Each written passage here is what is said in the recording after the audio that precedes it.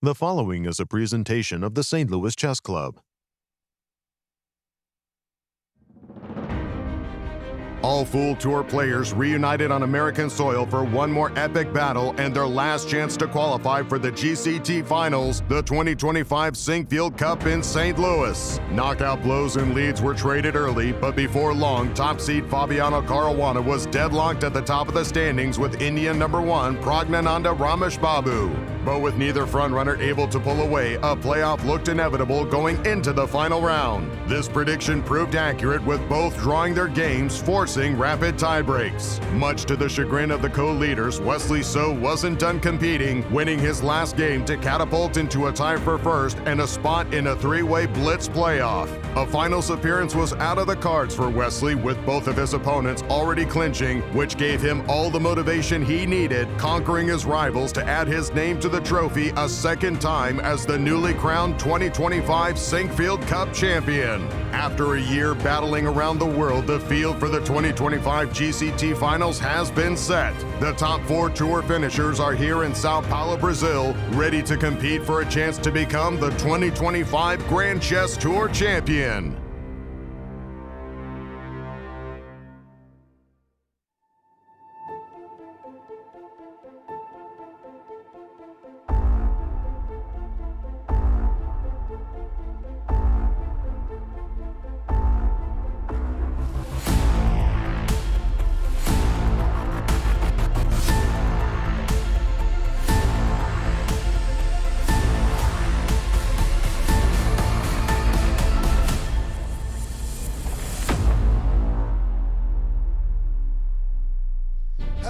Welcome to vibrant Sao Paulo, Brazil for the finals of the 2025 Grand Chess Tour. Well, the tour is now officially on its 5th continent, and it's the first finals since 2019. And we have 4 illustrious players who are going to do battle: Fabiano Caruana, Levon Aronian, Maxime Vachier-Lagrave, and Praggnanandhaa. And they'll be competing for $350,000 in prize money. Well, to call all the action, we're going to jump to the studio with Nazi, Yasser, and Cristian. In basketball, it's the Final Four. In soccer, it's the World Cup. And now for the 2025 Grand Chess Tour, the finals have come to Brazil, where 4 of the tour's top players will fight for the championship. Our coverage from Sao Paulo starts right now. Hello everyone and welcome to the Grand Chess Tour Finals. I'm your host Nazi Paikidze and I'm delighted to be here with my amazing co-hosts Yasser Seirawan and Cristian Chirila. I'm delighted to be here with you both. Cristian, Great to be back. It's wonderful, wonderful, wonderful. Hello everyone, welcome to the Grand Chess Tour. It's all come down to this. After a year of competition, we are in the finals, the playoffs. Who's gonna win? I mean, it's really a toss-up of these great champions. Tell us, Nasi, the roster of the players. Let's have a look. Yes, sir. These are the top 4 players who've made it to the finals. We have French number 2, Maxime Vachier-Lagrave, the top Americans, Fabiano Caruana and Levon Aronian, and the Indian superstar, Praggnanandhaa. The format's going to feature match play. Tell us about it. It is quite a complicated format. Okay. We have a 4-player knockout event with semifinal, final, and the 3rd place matches.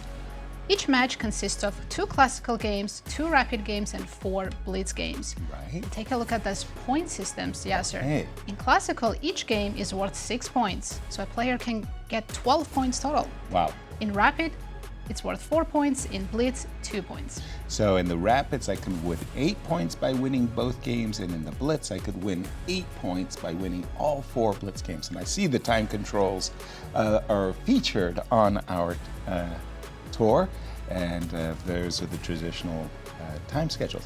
Tell us about the schedule. Right, today's day 1, players will be playing classical game 1. They'll be back tomorrow for classical game 2. And after that, we move on to the rapid and blitz portion. And if they're tied after that, we will see playoffs on Tuesday. On the same day? Wow. And Cristian, tell us how our champions got here. Well, first of all, I have to tell you how excited I am because we're bringing back the finals after 7 years of absence, it's been a while. since 2018. So let's take a look at the 4 finalists and how they got where they are. today. And we're going to start with this man right here, who's had an absolutely brilliant second part of the year. Poland, he started off slowly, 4th place. Romania tied for 6th, but then in St. Louis on home turf, take a look at those placements. First, at the St. Louis Rapid and Blitz, got the 13 GCT points, very, very crucial. And at the Sinkfield Cup following that, in 4th position, quite a good placement as well. The next one on the roster is the 4-time US champion Fabiano Caruana, who's always at the top at the Grand Chess Tour. In Romania, though, he started off slowly, only 7 points in that one. Croatia, even worse, only 3.5 GCT points, and he knew exactly what he needs to do in St. Louis on home turf as well. He needs to get some very, very good placements, and that's exactly what he did. At the St. Louis Rapid and Blitz, 2nd place, 10 GCT points, Sinkfield Cup, tied for 1st, and booked his tickets to Brazil. The 3rd player on our roster is Praggnanandhaa Ramesh Babu, and I have to say, he's had quite an amazing year so far, not only in the Grand Chess Tour, but in other events as well. In Poland, he got 3rd. He tied for 1st in Romania, and in fact, he won that playoff. In Croatia, 9th, quite a disappointing event, but then came back at the Sinkfield Cup, tied for 1st, and booked his tickets to Sao Paulo. And the last player on our roster, I have to say, he's the most consistent player in 2025 at the Grand Chess Tour. Take a look at that. Maxime Vachier-Lagrave, Poland, 2nd place. Romania, tied for 1st. St. Louis Rapid and Blitz, 3rd. And then a lot of things had to go wrong for him to not make it to the finals. He was as consistent as usual at the Sinkfield Cup, tied for 1st. And he's right now in Sao Paulo. Tied for 5th. Let's go to Brazil, in fact, with our 2 analysts on the ground, Anastasiya and Maurice. How's the weather there? Well, thank you so much, Cristian. The weather has been a little, they call spring weather, a little cloudy, but there's nobody who's feeling any kind of clouds over this parade, Anastasiya. Everyone's very excited about the start of this event. Absolutely, Maurice, and I'm also excited. I'm also excited to be here with you in Sao Paulo, in Brazil. It's a great pleasure for all chess fans here and all around the world to have Sao Paulo as the capital of chess for the moment. And you know, yesterday we had an exciting opening ceremony. So many chess fans showed up, and it didn't stop there. Today we had a fantastic side event for children. You know, more than 200 children came to play in the tournament organized by Federation and local organizers right next to the main playing hall for the players, for GCT players. So you can see all these kids and you can see the prizes, and you can feel all this excitement. And I know that actually more than 1 month before the event, every single ticket was sold out. And it means that all these kids will come to the playing hall today and will watch the players of GCT finals making their first moves on the board. I'm very excited about it. It's really wonderful, a sight to see. You should see how much of a buzz we have here. And you talk about Sao Paulo as a city for chess. Sao Paulo happens to be the largest city in the Southern Hemisphere. It is a buzz of economic activity. You certainly can go to parties. We won't talk about that, getting in trouble here. We also talk about the museums and, of course, the monuments. It literally has everything, and now it has, once again, a major chess event. So it is really an ideal place, and the sponsors are looking forward to building more events like this in Sao Paulo. Of course, we're all about the players. Only one player in the event, Fabiano Caruana, has ever won the Grand Chess Tour. So the rest of them are super hungry to make it to the top, especially one Maxime Vachier-Lagrave, who has come in second on the tour 5 of 9 times. You can best be sure that Maxime is really going to put it all. We see Fabi here. The playing hall is absolutely spectacular. Beautiful colors. The Americans playing each other. It's going to be a super exciting event, and we will be giving you all the action here from Sao Paulo as this tournament is set to begin. Guys, back to you in the studio. Thank you, Maurice and Anastasiya. Those junior players, boy, when I see those pictures, they're just fantastic. Tell us about the pairings. They're too cute, aren't they? Yeah. Let's have a look. Yes, sir. We start with the Praggnanandhaa playing against Maxime Vachier-Lagrave, and the second board will be Fabiano Caruana against Levon Aronian. Maurice mentioned it, but tell us again, what is the prize fund? There's a big prize fund for these finals. Total prize fund is $350,000. First place winner takes takes home 150,000. Second place, 100,000. Third place, 60,000, and fourth place, 40,000. Let me in, Coach. I'm ready to play. As we take a look at the playing hall, there's the stage of these two, and a very familiar face to make the opening moves. Come on, says Garry. Give me a good move. E4. E4. Come on, Frog. I think he's going with the D4. No, that's so Karpovia. Thank you, Garry Kasparov. I'm sure we'll have him on the show. Exactly. He takes a great deal of pride, of course, in these. As we get started for this opening, a quick look at what Fabi likes to play as white. Usually he plays E4 56% of the time, D4 23%, and other moves much less often, C4 12%, Knight F3 8%. Tell us about Prag's proclivity in the opening. He must be an E4 player as well. I think right? so too. I didn't realize it was That's my guess. Let's see. Yes. E4, best by test. best. Almost 58% for E4, and D4 and C4 equally split with 21.1%. Never plays Knight F3 pretty much. Who wouldn't have guessed that? E4. That's what we're talking. Yeah. Favorite move. I think we have a... And with the classical games being weighted so heavily, you know you want to win in classical. Yeah, oh, that's huge. So that's for why a you start with this like with 6 aggressive points. E4, and I do expect Pragg to do something very similar, but let's wait and see, because perhaps he will go with Kasparov's D4. I think the arbiter's making some announcements. I noticed a full house.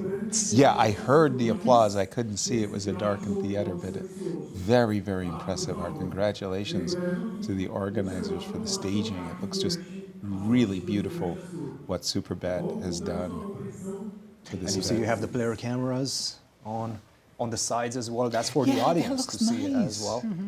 That really looks they nice. get up and close with the players, the people in the audience. Hey man, our technology Oh, yeah. just leaps Getting and better and better. bounds. It's evolving. Exactly. How long has it been since these two faced each other? Not long. Not long. I'm telling you, these guys, if you threw in the rapid and the blitz and, oh my goodness, seriously, I'm thinking upwards of 200 tournament games against Well, each I'm other. pretty sure they just met at the American Cup in a match setting. Yeah. Like this is what we're going to see in this one as well, match setting. I do think that they just met at the American Cup in a match setting. I With like- Levon, if I'm not mistaken, getting the best of Bobby. Yeah, I liked what Garry Kasparov said about his opponent, rival, Karpov, that he was his perpetual opponent. I think Fabi's feeling like he's facing a perpetual And opponent. we're off. We do have one E4 in Fabiano's game. As our pie chart just revealed. And he knew he was going to get a French because Levon has been playing a French like a religion these last few months. Yes, he It's played it definitely here in his, St. Louis. his favorite opening right now, yes, Yeah. by far. Knight A lot of C3. games in Sinkfield Cup and even Rapid and Blitz, it was all French games. And he won very well for Levon. Exactly.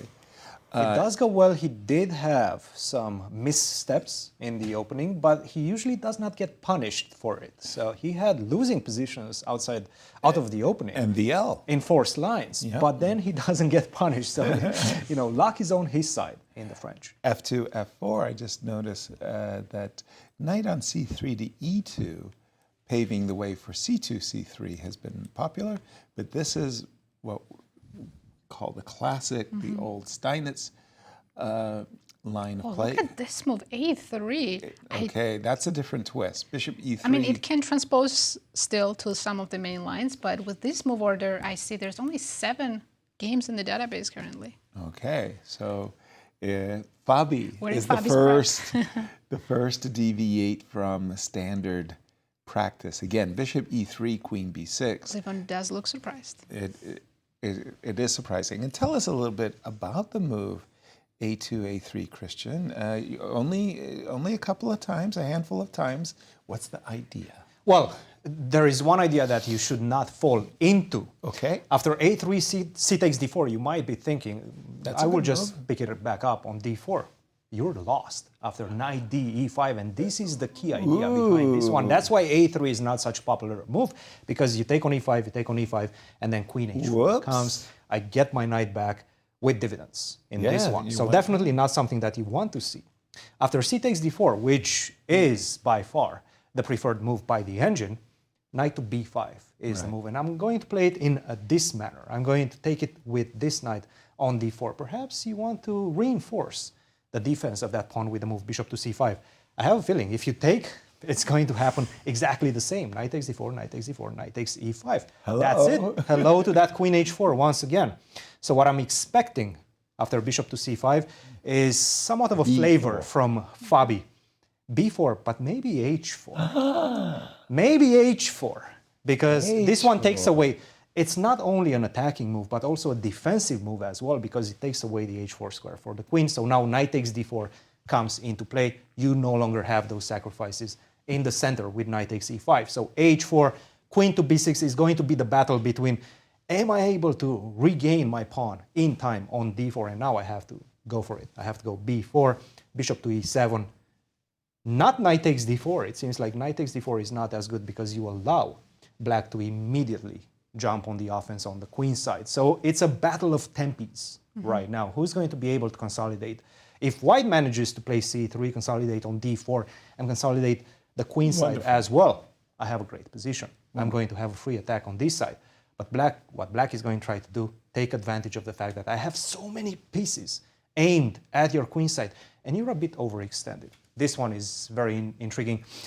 Look, Fabi has a lot of prep in his backpack. He's coming with a lot of prep to Brazil. And with his second as well, Gregory, he's there as well. So, well, we shall wait and see how Aronian fares in this one. You just gave us the computer-generated line. Some of that, yes. Yeah, but in H4 is, by the way, not the main move. Okay, please. B4 seems to be the one preferred by the engine.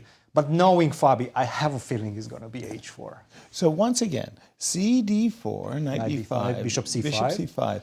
In case of b4, because I'm threatening knight d6 check. Now I go bishop e7. You no longer have these attacking ideas with h4, so you don't get your h4. You provoke me to play b4. That's the thing. I'm provoking you so that I can take advantage of that with the move a5, right? In this position, a5, in fact, is quite a good move. You don't want to go b5, because then I will have this extra square c5 to transfer my knight into the center with knight c5, knight e4, which gives me the better position. So, Christian, could we try Yasser's idea knight d6 check after bishop e7? Absolutely, absolutely.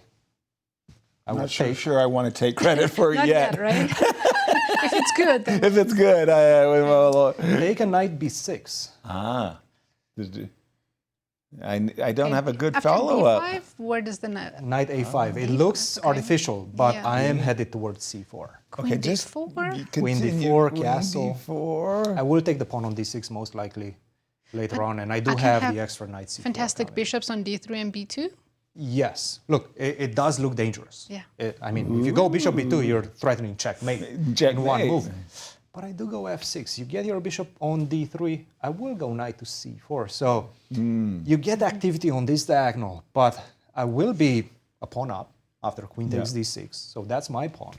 And then this knight on c4 does such a tremendous job of, well, pretty much keeping your pieces in check on the queen side. Lovely.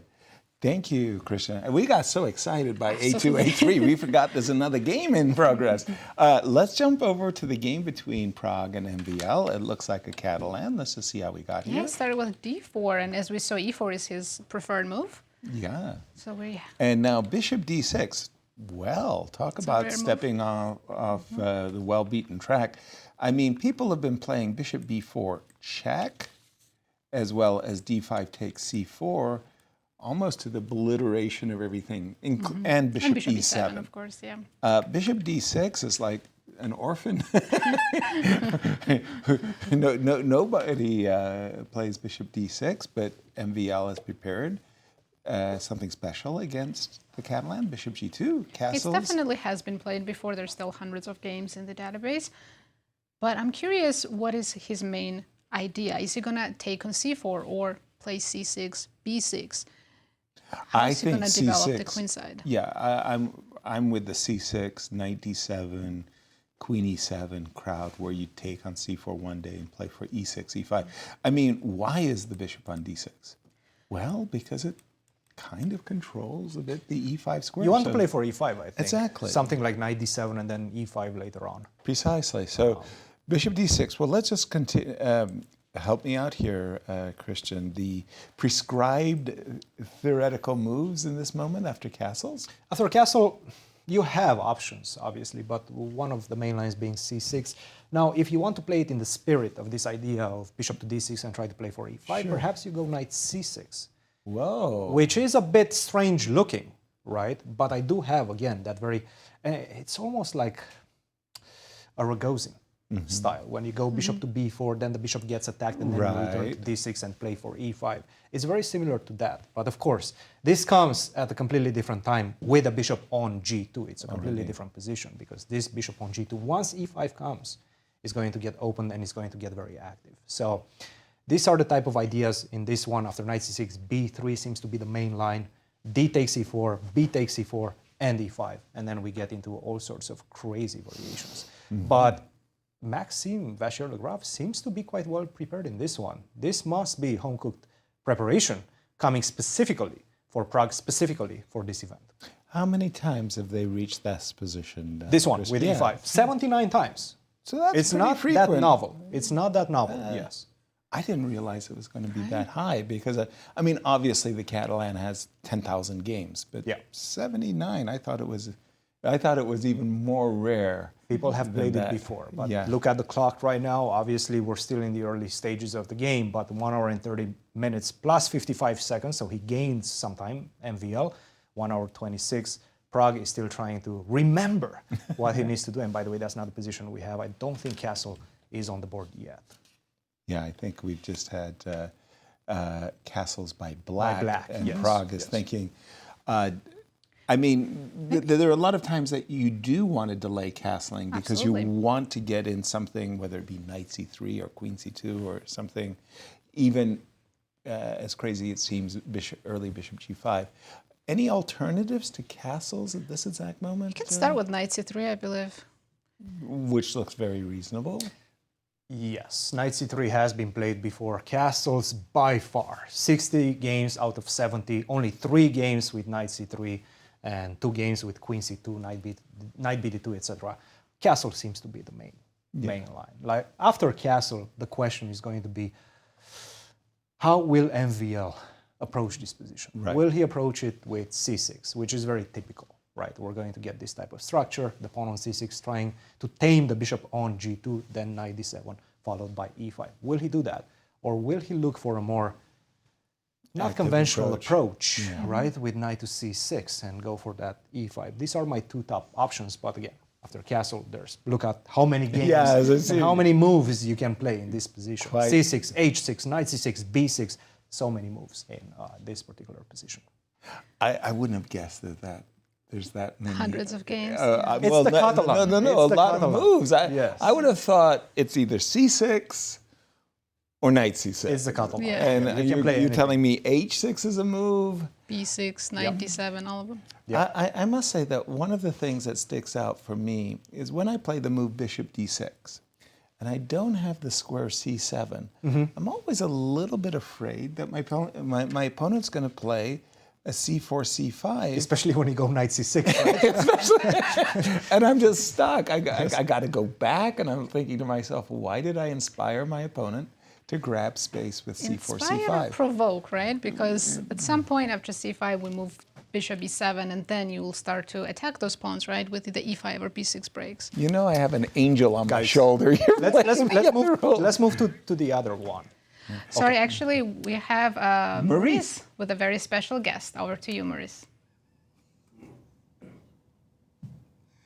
Well, of course, we have the brainchild, the original thinker here who has created all this wonderful events, the one and only Garry Kasparov. Garry, you must be extremely proud to see, first of all, 10 years of the Grand Chess Tour, all these continents, and now we're in South America, Sao Paulo.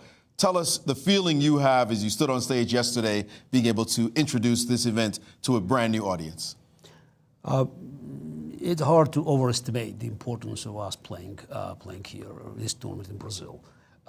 It's not just opening a new continent, because chess was not big in South America. So actually yesterday on stage I made a mistake. I said it happens. It's the first major chess event in the continent since Alecki Capablanca. Completely forgetting Petrosian Fischer in Buenos Aires. But again, it could be excused as Brazil, and it did happen in Argentina. So but it's very important that we expand the geography of the Grand Chess Tour. So to become truly global, you have to move around. So we started in North America, St. Louis, moved to Europe. Now it's Eastern Europe, and we may expand even further there. But having Brazil, having South America, I mean, that's definitely just, makes it a world class event. And I also think that Brazil has, phenomenal untapped potential. So this country is virtually non-existent in the world of chess. And it's way over 200 million people, a lot of money here in São Paulo. So there were few attempts to actually push chess into education. But it seems now that's a good moment. I think there's an interest. So I already can sense it. So there's a few talks. So I feel that Brazil could actually be a game changer for us in Latin America. But also it will add for the global chess prestige. We saw the fans here. We saw the kids here this morning. Hundreds of kids. It seems like there's a baseline already. Absolutely. Yeah, we had yesterday, last night, we had a full house. That's very important. And it's São Paulo. It's the financial, industrial capital of Brazil. So the fact that there is such an interest, and again, we definitely start from the scratch. I mean, it's not that we had a big infrastructure here. The country? If you look for the whole continent, I mean, there's not much happening. But Brazil is probably just close to the bottom. So with chess development, it's like sleeping giant. If we can untap this potential, it will have a phenomenal impact for chess, not only in this continent but globally. You see the great players here in the events. What are your feelings about these four? We've got 3 vets and 1 youngster coming out of Asia, which you guys went to India in Praggnanandhaa. It's I think many is surprised that there's only 1 youngster and three veterans. So actually we have 3 generations because Levon is it's a real veteran. Yes, and then you have 2 in the middle. Yes, you may say so. So though obviously by modern standards they're already veterans. Yes, MVL and Fabi, and then Prag. So and again the good thing is that it's this event.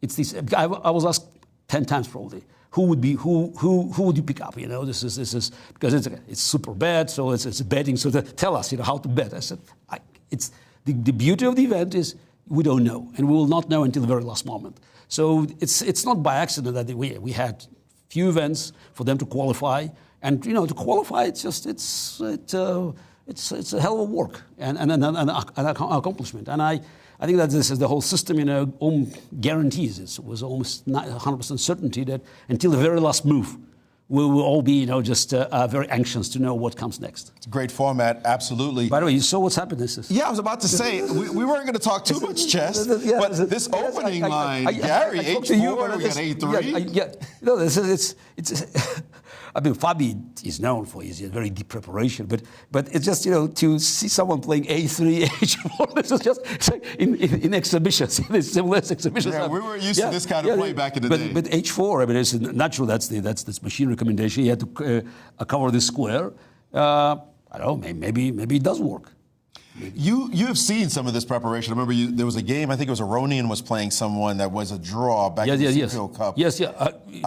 And they played this French. It was a French. No, actually it was Caruana. It was Fabi. Okay. It was Fabi. So they played this very long line. Very long line in French. And you said something like, I'm using a broken knife. No. This is actually it was one game with. It was another game. One was with Caruana actually, which is this line, not A3 Bishop A3, but then another one was he played not the MVL, but it was Aronian against somebody. We'll check exactly, absolutely. The facts there. Oh, this is with all this the sacrifices. Insane line. Absolutely insane line. Yes, and it's all Computer. How would you compare that kind of preparation when you see that now as somebody who's grounded in the Botvinnik school and classical chess? You watch what's happening these days. What they're playing just seems like outer space chess. I have to admit I have mixed feelings about it. On one side I'm sure Botvinnik would be delighted because this is such a deep preparation. They do all this work. On the other side, what about the beauty of being wrong? It's because I remember this. This is kind of very funny, and it's somehow a very disturbing effect when I checked my analysis. It's because we did tons of analysis, and it's in the 80s. You move the pieces, and the level of concentration during the analysis, even many hours, it's not the same as at the chessboard, and of course there were mistakes. But I still was very proud of this, especially the notebooks, myself or Nikitin is this. And then, this in the 90s when we had computers, I was gradually checking it. And I just realized it's like, I thought I had this is the Excalibur, the magic sword. In fact, it was a broken knife. It was truly shocking, so now it says it's coming as close as possible to having Excalibur. So because it's computer in many instances, guarantees that the analysis is near perfect. And then nothing is perfect because every time we have new generation of computers, we find something else. But I also think it's also shows, for instance, this game that it's not just about having a computer. Everybody has the same computer. Nearly the same computer, the same computing power at your elbow. But it's about creativity, because I'm doing so many lectures now, and my message is that it's not just about a computer. It's about how you can use it. So it's about your ability to actually get a maximum effect. And here again, this is A3, H4. So you have to think about it. Yeah, obviously you look at the screen, but it's about synergy. It's about how you can add this a little dose, a critical dose of human creativity into this into the machine calculation, and that's Fabi is well known for that, and I can bet you that Levon is surprised. A3, H4, so maybe it's some kind of an effect. Because now after Alpha Zero, many chess players they look at H4 moves with more appreciation. Garry, your insights are always invaluable, and we know you're a busy man. Thank you so much for everything you've done for chess, for your vision for the Grand Chess Tour, and we are deeply proud of everything you have done as an ambassador for the sport. Thank you. Thanks for joining us. Thank you, Boris. Guys, Garry Kasparov, back to you in the studio. Thank you, Maurice. Thank you, Garry. And I just echo the words of Garry there. When I started playing chess, H2, H4, Rook H3 was my cannon opening. I usually followed up with A4, not necessarily A3. So a slight improvement by Fabi on my H4, A4 ideas.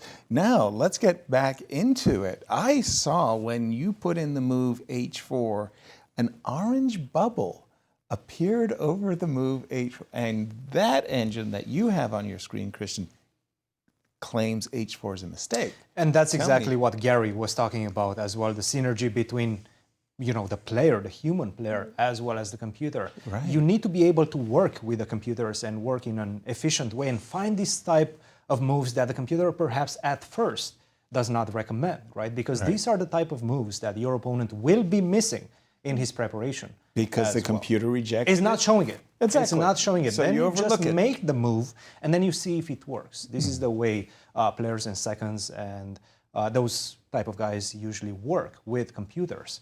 And the way you gauge the strength of this type of idea is how easy it is for your opponent to find a natural path towards equality. And I've been looking through the lines. There's no natural path in this position to get back into any sorts of decency. I mean, look at this.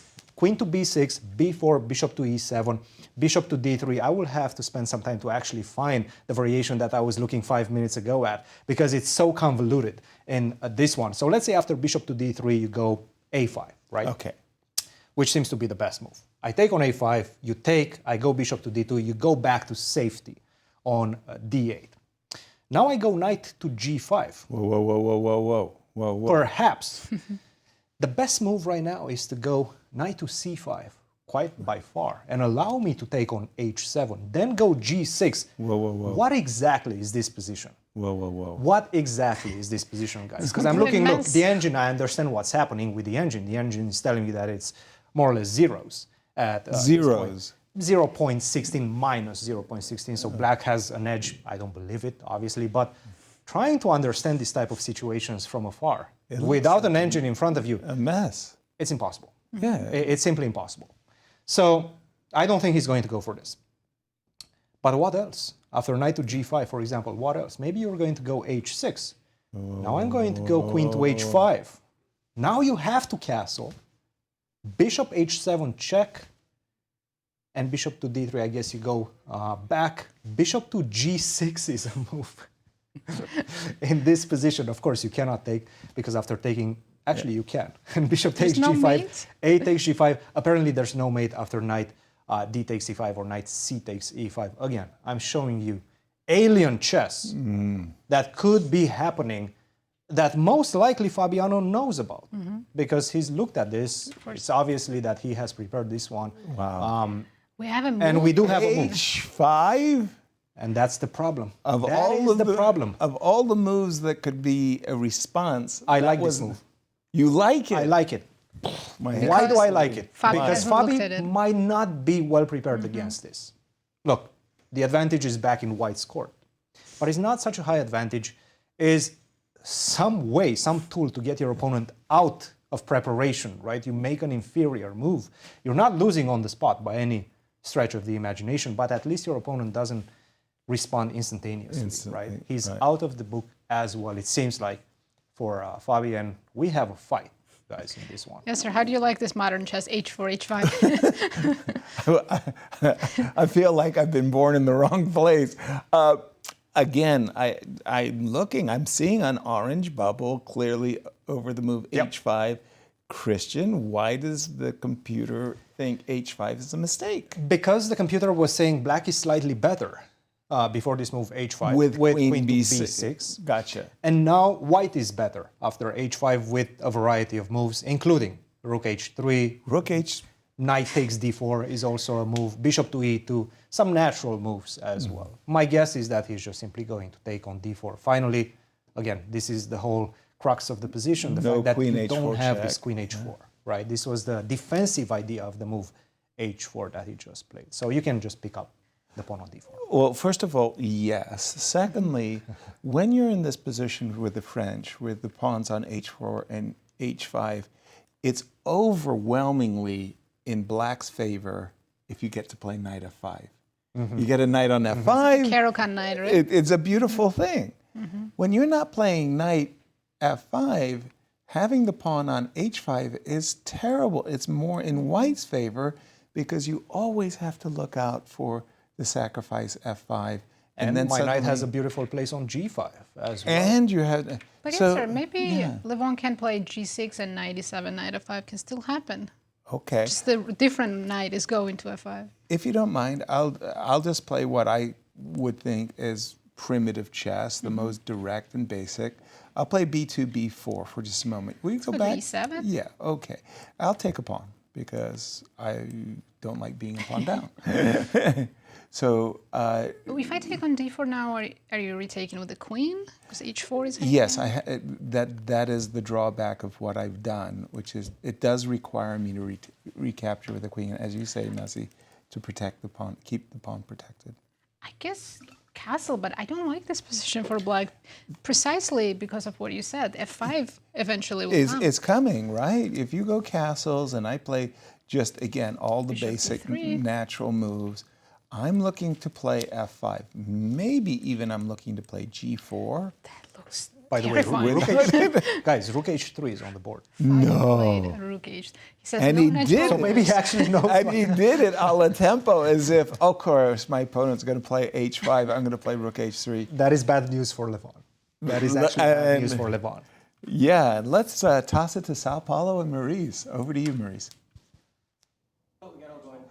Guys, I got to tell you guys, we had Garry in here. Garry was trying to leave or is about to leave when the move H5 landed on the board, and he stopped and then did one of these, like brought his head down to look real close as he has to get his eyes focused on this move H5. Like, what kind of move is this? And he said if it were back in the Botvinnik days, people play like this, they would get thrown out of the tournament, just disqualified, laughing, of course, making a joke. He said this kind of move, he just can't believe this century, as you mentioned, Yaz, it's like, how are they playing moves like this at this level? We are all shocked by, well, H4 was a bit stunning. H5 for sure is one of those things I could never explain to my students. I might BS a little bit and talk about, yeah, trying to guard some light squares on the king side, but moves like this, you got to just shake your head. Is this real? Are we seeing moves played at the very elite level? Sure, there's rationale behind it, but it's super hard to explain. Guys? Maurice, just follow up with what you said with the move Rook H3. Look what Fabi did. Well, Rook H3 landed. Yeah, I see Fabi, and Fabi played it very quickly at that. Well, I can understand H4, Rook H3. We've seen that in other openings as well. So I'm not totally stunned by that being the move. I'm surprised that he played it so quickly, however. Right. That is pretty shocking, because would you think that he had prepared the move H5 in advance? I mean, it's amazing. There's other moves to look at, and then he just went bing and played it right away. So it's either befuddling or it's extremely impressive, the way these guys are handling these kind of positions. Don't know what to say. Just got to tip your hat and wait for the rest. The drama will unfold. Thank you, Maurice. Yeah, H4, H5. I can imagine Garry stopping in his tracks and doing a what kind of thing. Rook H3. We're going to leave this one on pause. We're going to check in on the other game between Prague and MVL, as you heard from Cristian at the top of the show about how the players got here. It's been MVL who has been the most consistent of all of the qualifiers, and he surprised us with the move Bishop D6.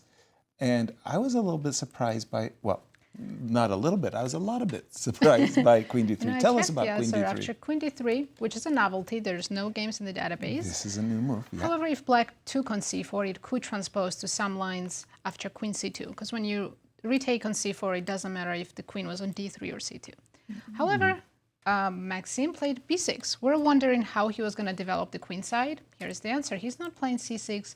He's still looking to play E5 in the future, I believe. So he wants to play, maybe Bishop A6 is something to consider as well. Well, especially because we put the move Queen D3, a novel approach by Prague for this particular position based on what you just told me. And then, indeed, I mean, suddenly you say, well, look, let me pin that pawn. I'll play Bishop A6. Can provoke B3. Yeah. And then C5, Rook C8 is also an idea. So let's say Bishop A6, and then you were, okay, give me the pawn. Yeah, so we're not guessing any moves. C takes D4. Prague already took on D5. Prague probably didn't like the look of the bishop coming to A6, so he took on CD5. And now, while ED5 is perfectly natural, when I see the bishop coming to A6, I kind of like something like this. Like, this would be a terrible, terrible thing for white to do. To walk into that, yes. Yeah, I mean, that would. This is where you're wearing a big red face right about now. After knight d5, I would be worried about knight g5. Knight g5, okay, very Catalan-like response. And there's a checkmate on h7 that probably provokes me to playing, I don't know, knight. And maybe now e4 was my idea. And that looks very, very strong. And I think because of this, MVL took with the pawn on d5. Exactly. You've got this very nasty little threat going on here. Okay, so that answers that question. E takes d5, and before we continue to look at this position, how do these two players match up with one another?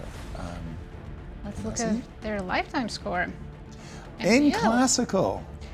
MVL has +1 and 5 draws. Prague is looking for his first win. I got the rapid screen, I got the blitz. I'm looking for more data, but 6 classical games. And I think we'll fill those in as the tournament goes on. I hate cliffhangers. All right, so there you see that actually it's MVL who has a pull. And they will get to play each other in classical, rapid, and blitz in this event in just next couple of days. They'll be changing colors for their match tomorrow. And I'm going to throw it back to you, Cristian. This specific position, all of these Catalans have a lot of things similar with one another. How does the engine evaluate the current position? Well, first of all, I have Yes. to tell you we're completely out of theory. Yeah, Queen D3 was the novel At this move. point, yes. And at this point, after e takes d5, it seems to be very close to equality still. Slightly better for white, of course, the typical opening advantage for white, but not much. Take knight to c3, my guess is that Very this is how normal. you're going to continue developing. Bishop to b7. The big question is going to be for black, will you play c5 or will you try to keep the pawn on c7? Probably you will at some point decide to go c5. That's going to change the structure of the position. So the question is, how does white prepare for that? Because you know what's coming. It seems knight b5 seems to be the best move in this one. Bishop e7, bishop f4, Very natural move. c6 or c5 directly, and still the position is very balanced. Again, we're out of theory, but the position remains extremely complex and balanced at the same time. So can we say Maxime has almost reached equality? Difficult to say. Difficult to say. I don't think he It's has. imbalanced, but that last position that you showed me, I was jumping to d6 To and d6, feeling yes. good. Yes, knight b5, bishop here, c6, knight to d6, which is, by the way, for whatever reason, not the best. And right now it's black who is to be favored.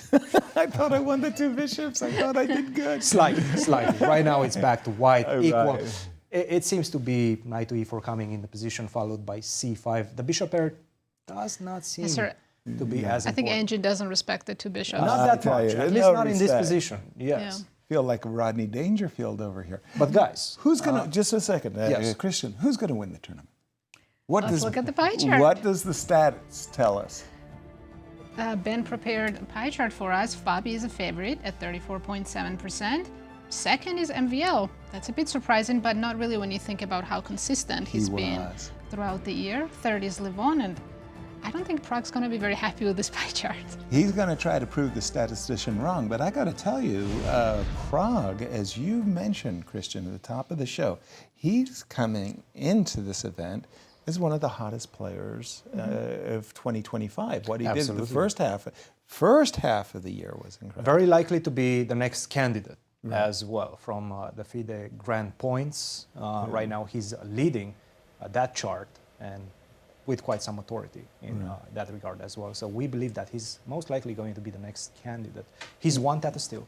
He's won in Romania. He's won a lot of classical events. Would you have guessed him as the lowest of the four competitors? It's surprising, yes. Yeah. It is very surprising, and I'm not 100% sure why that's the case, but I can probably guess it's because of his poor performance in Rapid and Blitz so far in the Grand Chess Tour. And that's why I'm a bit worried for Fabiano. I don't understand why his percentage is so high, because in Blitz he hasn't shown consistency at all throughout the event. He played a couple of Blitz events, the same with Rapid and Blitz. He did amazing in Rapid, very poorly in the Blitz. Blitz. And he played Croatia as well, which was probably his lowest ranking at the Grand Chess Tour so far. So he hasn't shown a lot of consistency in those other formats. In Classical, however, we see what he comes up with, and we know how overweight those Classical points are. Right. See, the way I had broken it down in my mind was Fabi was the favorite at 30%, and the other three competitors got 25% each. You know? So, in other words, that's 105% was going on in my mind. I thought it was much closer. I'm making Fabi a slight favorite, and the other. You know, if we split it up into who is favored in Classical, who's favored in Rapid and Blitz, it would be a completely different pie chart. True that.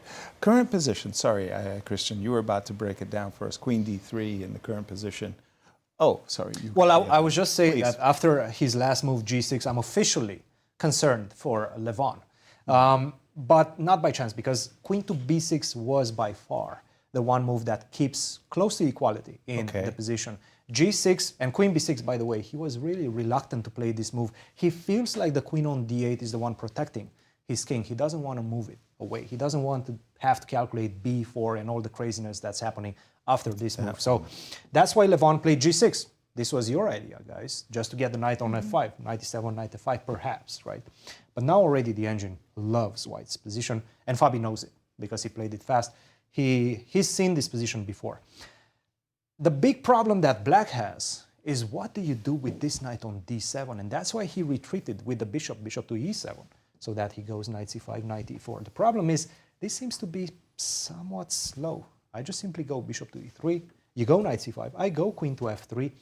What I have in this position is this move g4 whenever I want it, right? So the problem is you're going to castle. You know what's coming your way. Your g4 is going to come, and that's going to blast open your position. That's bad news for your king.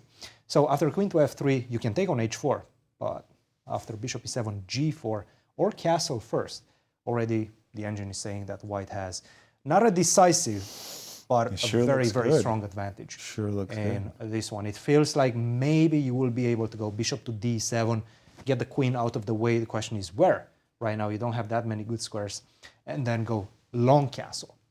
That's easier said than done, but this is definitely what I think Levon is going to be striving to achieve. Bishop to e7 is the move. Fabi is finally taking a thing. Small pause. And I mean, Cristian, you said it in the beginning. Levon has played this opening many times. Yes. And many times he gets in trouble, but then gets out of it. He doesn't get punished. He somehow does survive. Yesterday, they had a marvelous opening ceremony in Sao Paulo. We have a package to share from you of the activities last night. Let's take a look.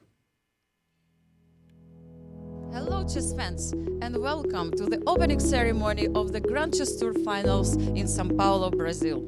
Here I am at the World Trade Center. Everything is ready for the start of the ceremony. All chess fans are here, all the finalists, and also legendary world champion Garry Kasparov.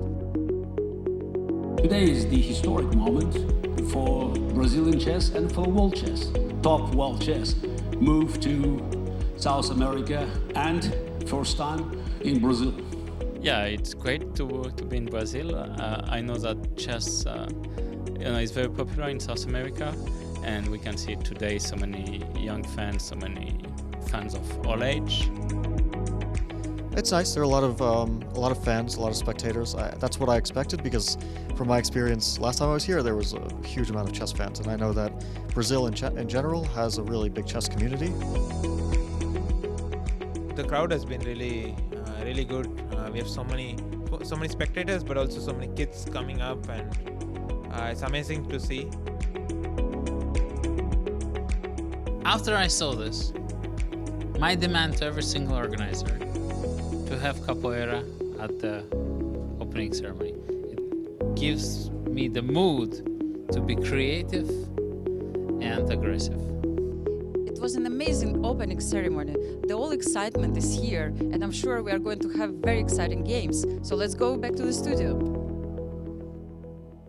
Thank you, Anastasiya. That was beautiful, and look how large the crowd is. As she said at the opening of the show, tickets were sold out a month in advance, and that's always surprised, nice. but also they're here for the classical game. Right. You know, for Rapid and Blitz, a lot of people show up because it's more fun to watch. Exactly. But no, we have full house for the classical game. The World Trade Center. I mean, every time I associate those words, 911. World Trade Center, Sao Paulo. Wow. Thank you to the audience. I mean, there was a period there when audiences weren't allowed. And I just thought, oh man, that just takes out so much of the fun in chess. Spectators are making the comeback. Pandemic's over. It's very nice to see. I think really they'll be back in St. Louis as well. I know, for our match of the Clash of the Legends coming up. As we take a look at the audience here. Cristian, we've got two very, very nice games on the board. All the pieces. What have you picked up there? Well, I just want to see other ways in which you can play this position. If you are worried, like me, that you're going to lose the bishop pair after this bishop b7, knight b5 idea that we've seen. Yes. With your knight that you were landing on d6, and the engine was saying, don't worry about it. You're perfectly fine. But what if you don't have the engine in front of you and you are worried? Why don't you start with c6? For example. Right. c6, then still bishop to b7 later on. You take a more slower approach in the position. How do you play as white? Do you go for e4? That seems the most natural. Works, one of the big considerations in this position. The problem is once you do this, take, most likely bishop to b7. This is going to be the battle between me landing a knight on d5, which is going to be a beautiful knight in the middle of the board. Me landing a knight on e5. I have the IQP as white. You do have somewhat of a threat against the king, but the bishop on g2 is not on d3, which might be a problem because you're trying to attack my king, right? With the bishop on d3, you would have an immediate checkmating threat, and you already see all of my pieces towards your king, aiming towards your king. With the bishop on g2, not so much, right? So I feel like this would be an easier path towards equality for black. For MVL, yes. Okay. Just starting with c6, do not worry about knight to b5 and getting the dark square bishop off the board. Just go c6 and play it slowly. Increase the strength in the center and the stability in the center as black, and say, you know what, if you want to do something, you have to strike in the center and change the character of the position. Well, for me, when I'm looking at Prag's moves, queen d3, it's clear he's bracing for the move e2, e4. So if we go just a few moves, and I wanted He did play knight c3. Yes. Yeah, and I wanted to ask you, Nazi. I mean, you're a big Catalan player. You love this bishop on g2 in ambush. You want to play e4, but you've just seen how Cristian has diffused it. Do you play the move knight h4? I was going to suggest knight h4. That's in your yes, that's in your bag of tricks, if you will. Absolutely, because when we play e4, if it doesn't really give you an advantage, I've been told that then it means it just equalizes very easily for black. You trade more pawns, and I don't like those type of positions. Right. Exactly. So let's keep the position more complicated. Play knight h4. With Right. the idea of knight f5, probably rook e8. Yeah, just that makes sense. We can still. Are now we? e4. Are we? Or Because if you take with the bishop at the end, it's a a double different attack, right? Right. That's a different. Just to show what the audience, what Nazi was saying, the double attack is gift me the pawn on c6, or your choice, gift me the pawn on h. Look at a crazy move here after bishop b4. Can I play bishop a6? Ooh. Okay, I'm a pawn grubber, so you have Take to on h7. check. Take king h8, queen a6. And I don't have any compensation, do I? okay, we're going to give ourselves a pause and throw it to Sao Paulo and Maurice.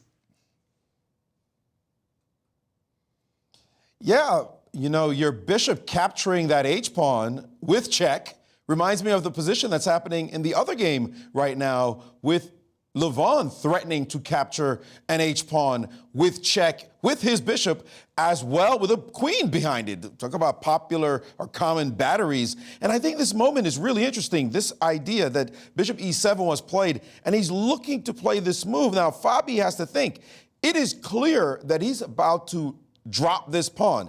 Is he losing it? Well, that's a different way of saying it. Or is he sacrificing it? Certainly, it is something that will be on his mind. I think the move g3, we'll all agree, is just ridiculous. Nobody wants to play g3 in this position to defend this pawn. It just doesn't seem like this is what you should be pressing pawns to do. A very natural move. The engine ignores the pawn and plays the move bishop to e3. And then after bishop takes on h4 with check, play g3. All right. Black can say, at least I stole a pawn for this horrible looking position. How should white play now? Well, what's interesting in this position is that white can simply play the move queen to f3 and castle, as Cristian pointed out. But Cristian also said this move, which what got my attention, was the move g4. We don't want to play chess like this, but apparently it is quite strong because after bishop check, the king can simply cruise on over to d2 saying, you got nothing. I'm not worried about any attacks on my king.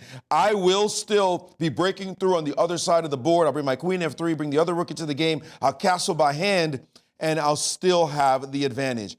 This kind of chess is clearly rich, enterprising, seems unnecessary from Fabiano's viewpoint. Why do I need to play like this when I can play the queen f3 line and then just castle in the position? We could go back to this position here, castle, and then play for g4. But it is still a pawn down. It is clear he will be a pawn down for now, but with all the positives in his position, you got that bishop sitting on c8 for black that cannot get in the game, and the other black pieces, as a matter of fact, that look like they're not going anywhere anytime soon. This would be a massive advantage for Fabi. But here you notice he is not playing a tempo as he was. He has finally pressed the pause button because this is a critical moment. He is giving up a pawn for the long haul. Guys? Thank you, Maurice. Respect the pawns. I like that. And I'll point out, this is the first time Fabiano has taken a long think. Right. He's definitely considering to sacrifice a pawn. Oh, I don't no think question. we'll see g3. No, I like the bishop e3. I like the king d2 walk as You well. like king d2? Yeah, I do. As a junior player, I love moving my king in the opening. I just wanted to say that, you know, I was looking at that audience in Sao Paulo, Brazil there, and I was reflecting on the fact that we're 10 years into the Grand Chess Tour, and the Grand Chess Tour is played all over the world. We have played in Africa, and I remember some of the pictures from Africa and the audiences that came to the games. Europe, of course. Asia, we had a tournament in India, and of course, America. And when I see these spectators, I just think to myself, yeah, that's, as a chess player, chess grandmaster, I just love it when the audience turns out. Little kids ask me for my autograph and stuff. I just think, okay, this is the best. It makes the whole atmosphere so exciting. And Agreed. And oh, wow. G3. Terminator's curse. Nobody wants to play like this, said I mean, we all agreed with Maurice when he said this. Yeah, exactly. I did, most certainly. G2, G3. With the inclusion of rook h3, Cristian, did that... Obviously, it moves that don't connect very well with each other. Right? Like, what just happened? But as Maurice just painted a very beautiful picture, it's not that easy to give that pawn on h4, right? Because you don't have immediate term compensation. You have long-term compensation by just simply having the pressure on that pawn on h5. And very often, after bishop to e3, bishop takes h4, you go bishop e7, now you go g4 once again, or you can start with queen f3. Again, it's not short-term compensation, it's long-term, because you're going to pressure that pawn on h5, and you're not getting it as fast as you would like to get it back, right? You go g4, black always has the option of just simply pushing h4, and then you have to corral the pawn on h4. So these are things that Fabiano is considering before the move g3. Now after move g3, he's still better, but his advantage, take a look how it's dipping around the equality mark. Knight to c5, and it does seem like finally black, and I do think we have a move, yes, knight to c5 is on the board. Yeah. He's definitely filling the position right now, Levon. He's happy that he played g3. I'm sure if we ask him, and Maurice will most likely ask him after the game, were you worried that Fabi might just go queen f3 castle and then go g4? I'm sure he's going to say yes. Yeah. Bishop to e3, bishop to d7 again. It was always the problem of that bishop. And it does seem like right now I'm gaining some speed. I will be able to go queen to c7 next and then long castle in this position. So let's say something like queen to f3, knight to e4. I can start with that move. Would you castle? Yeah, why probably. Not? Sure. Queen c7 is one way. You can also launch an immediate attack with b5. Whoa.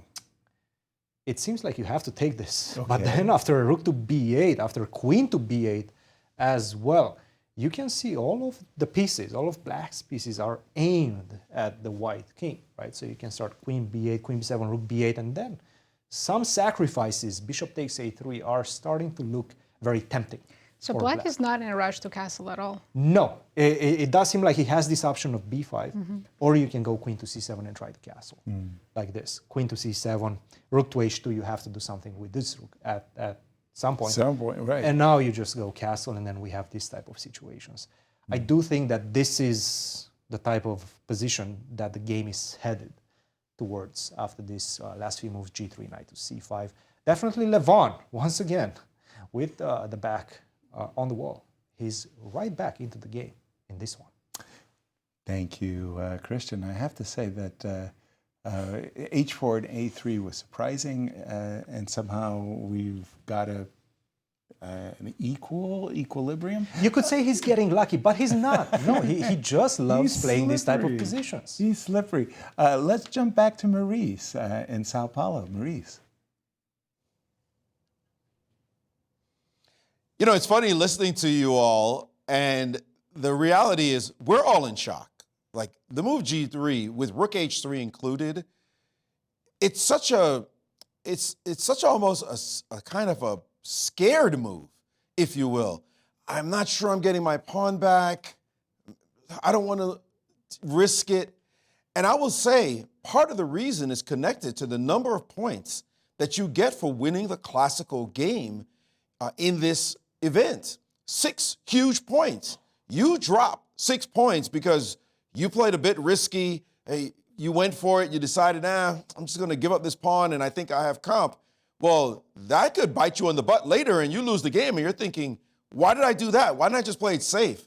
And I think that's what's going on here for Fabi. His mindset is, I don't need to really take this big chance, even though his opening itself looked like a big chance that he was taking. But he decided he's just going to have to pump the brakes. I don't want to really just give up this pawn. Let's not take a big chance and maybe lose this game with the white pieces, no less. And he would be behind the 8 ball trying to figure out exactly what to do in this whole match. So that's, I think, what made him play this move G3. It's easy for us to talk on the sidelines, of course. But, man, watching the chance he had to just go for it and just sack that pawn and get a great initiative, it is really sad to see now the setup of G3 and Rook H3. And I've got to tell you, as somebody who is the opposite of Yasser, who in my play day, I love to sack pawns for compensation, seeing this happen, it does make you feel a little bit sad that we're not going to see that game actually unfold. True that, Maurice. I mean, the mystery of chess and sacrifices, G2, G3, in conjunction, especially with Rook H3, that looks so confounding. And if you look at the position now, it makes you question, why or how did Rook Rook H3, did you capture something to provoke your Rook to go to H3? Wouldn't you rather have it on H2? In this particular setup, this particular pawn structure, White's trump, if you will, is the D4 square. And I'm sitting there saying, okay, where's my king going? Normally, I would put it on the king side, but I would want to do something right away to kind of, I want to say, discourage my opponent from playing knight e4. I'm not saying it's the best move. I'm just saying what I would aspire to achieve, let's just say. C3, queen here. The big question is, are you still castling longer, or are you going to attack your king? I'm probably not. I'm probably going to play king f2 to g2. And I'm actually thinking that, you know, if you put your knight on e4, maybe prematurely, please do. You're by no means obligated to do this. And I would I would love for you to go for, you know, give me the 2 minor pieces, because this is a position where the minor pieces, it's not a position for the rooks. The rooks don't have open files. I agree with you, but I'm a little bit scared of the h-pawn. Never mind. I'll put my king on h1. Yeah, black is left with a very bad white squared bishop, so because of that, I'm with you here. Exactly, and the minor pieces actually will have a massive role to play.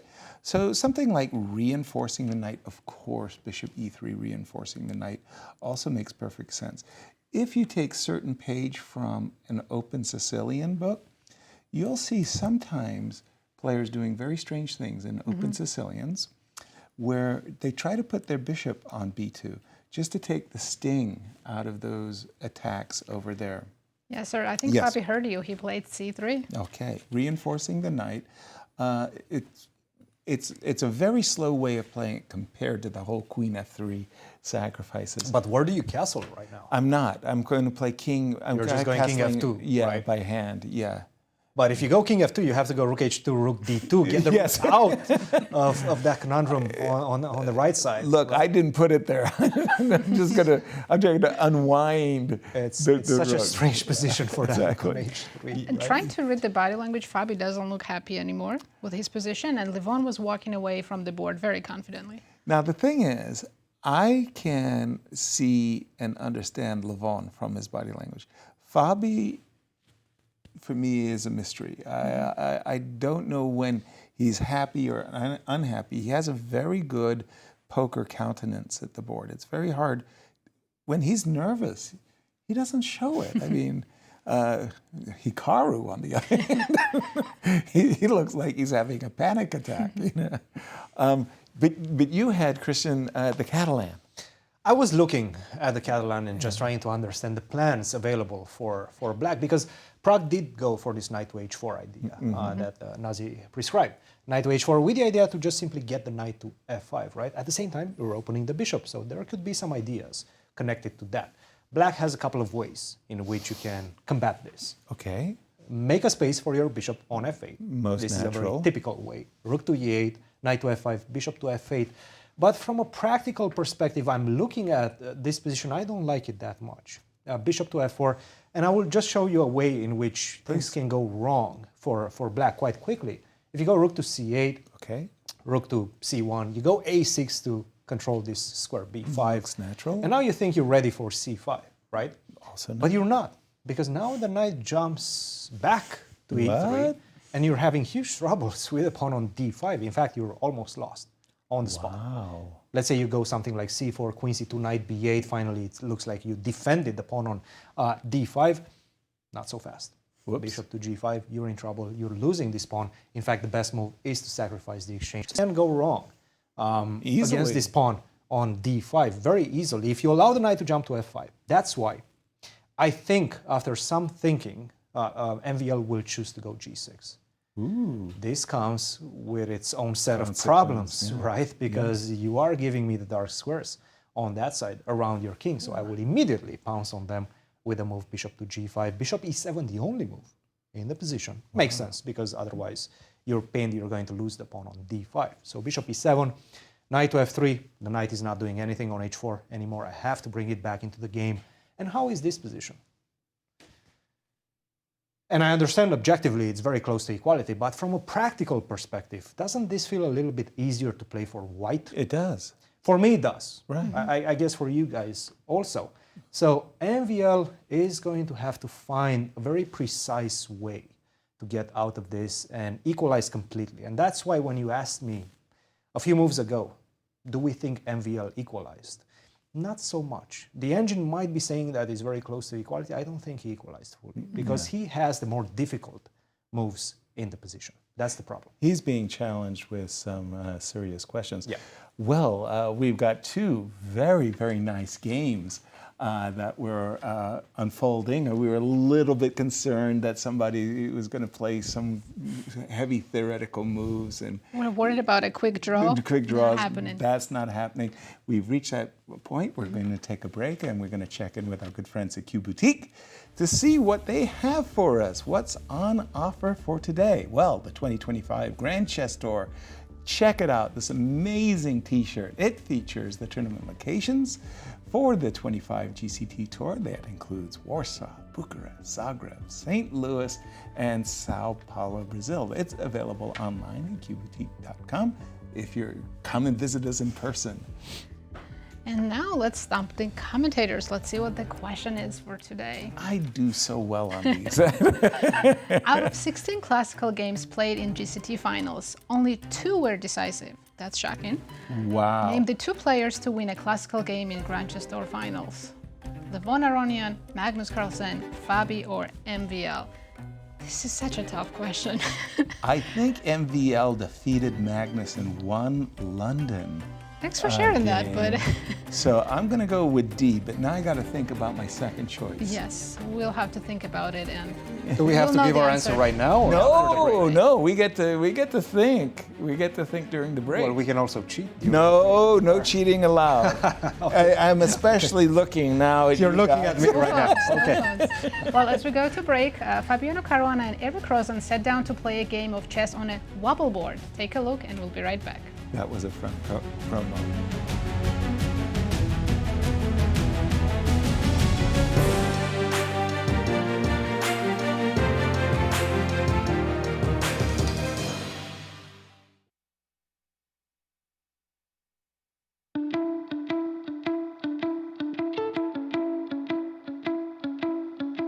Hello, chess friends. Hello, members of the Chess Club. I'm Yasser. I'm here at the World Chess Hall of Fame with 2 marvelous combatants, Fabiano and Eric, who are about to play on a chessboard from Q Boutique.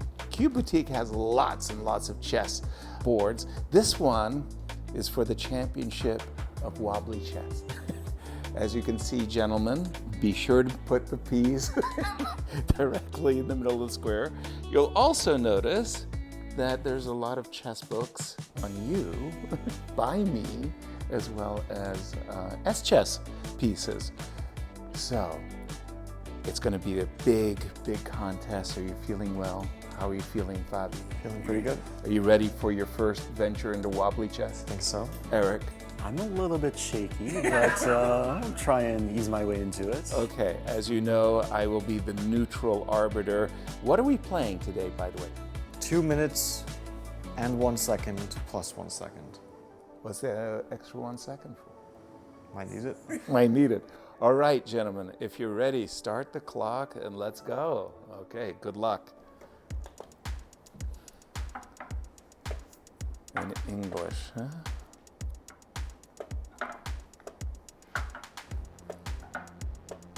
Seizing the center. What? I'm out of my prep. He's even had this position in the St. Louis Masters last year against Mark Hyman. The champion of gambits is being offered upon. Whoa. Call this one a gambit. Eric is definitely To attack a little bit. in an aggressive mode. Hyper aggressive.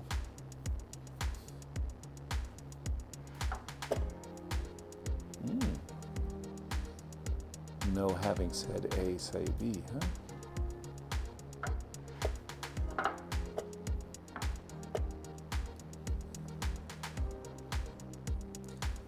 My position already feels wobbly.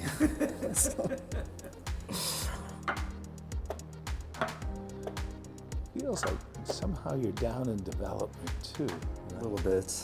Yeah. Okay, but counterattack. It's all right. It's all right.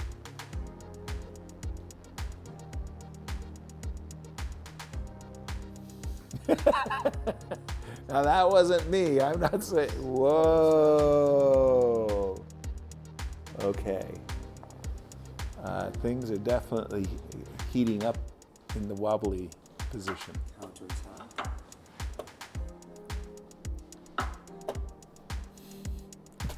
All sorts of tactics. Wobbly, I'm ready for. I'm not ready for the spin.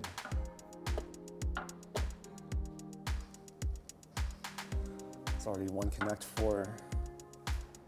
A real threat at last.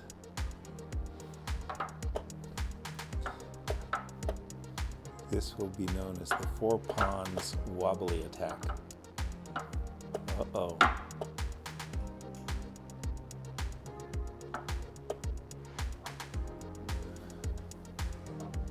What's very interesting is there's a kind of a feature on the bottom of the set that makes a distinct sound when the pieces are landing on the board.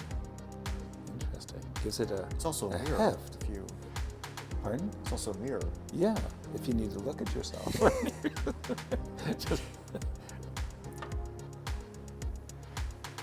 It's so tempting to sacrifice.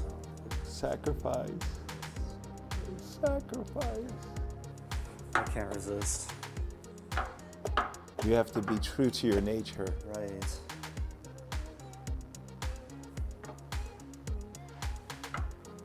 Nope. Whoa, that queen is having a hard time. So it's yours.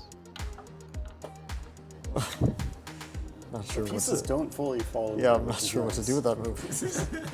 Difficult. Difficult to adjust after a move like that. I mean, the queen is not even recovering. Shadoob. You got it. Ooh, Eric is in full battle mode. I feel like I'm in trouble though. Oh, It's blocking your diagonal. or you sacrifice too much.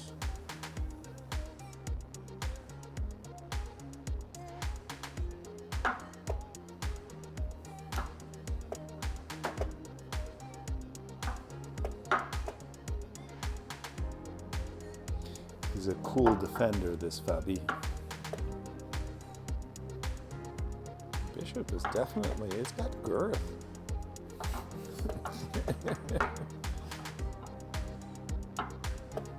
Good at you pawn grub. I'm proud.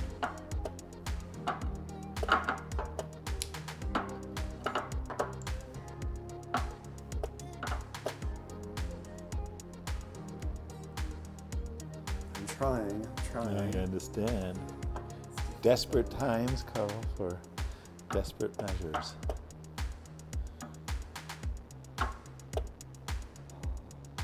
Wow. That was quite the move. No. Oh no. Oh no, my king. Nicely done, gentlemen. And there you have it, the first game of the Wobbly Championship.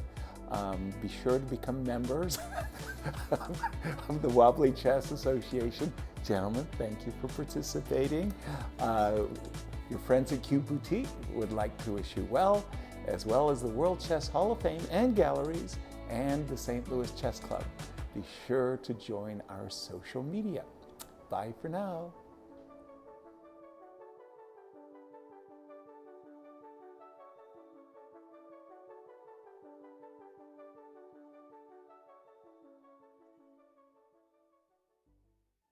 The Grand Chess Tour Finals are back, and this time the stage is set in Sao Paulo, Brazil. The top 4 players face off in rapid, blitz, and classical showdowns, each move pushing them closer to a share of $350,000 and the ultimate crown.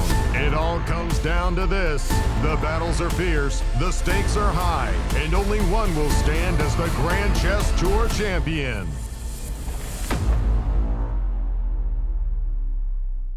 Two legendary world champions, Garry Kasparov and Vachier-Lagrave Anand, will do battle once again in Clutch Chess, The Legends, a special exhibition match celebrating their incredible legacies. Kasparov, a chess icon who held the title for 15 consecutive years, and Anand, a 5-time world champion, will compete in an epic Chess 960 match with $144,000 in prizes on the line. Catch this unique moment in chess history live from the new state-of-the-art facility at the St. Louis Chess Club. It's an unforgettable event you won't want to miss. Clutch Chess Champion Showdown.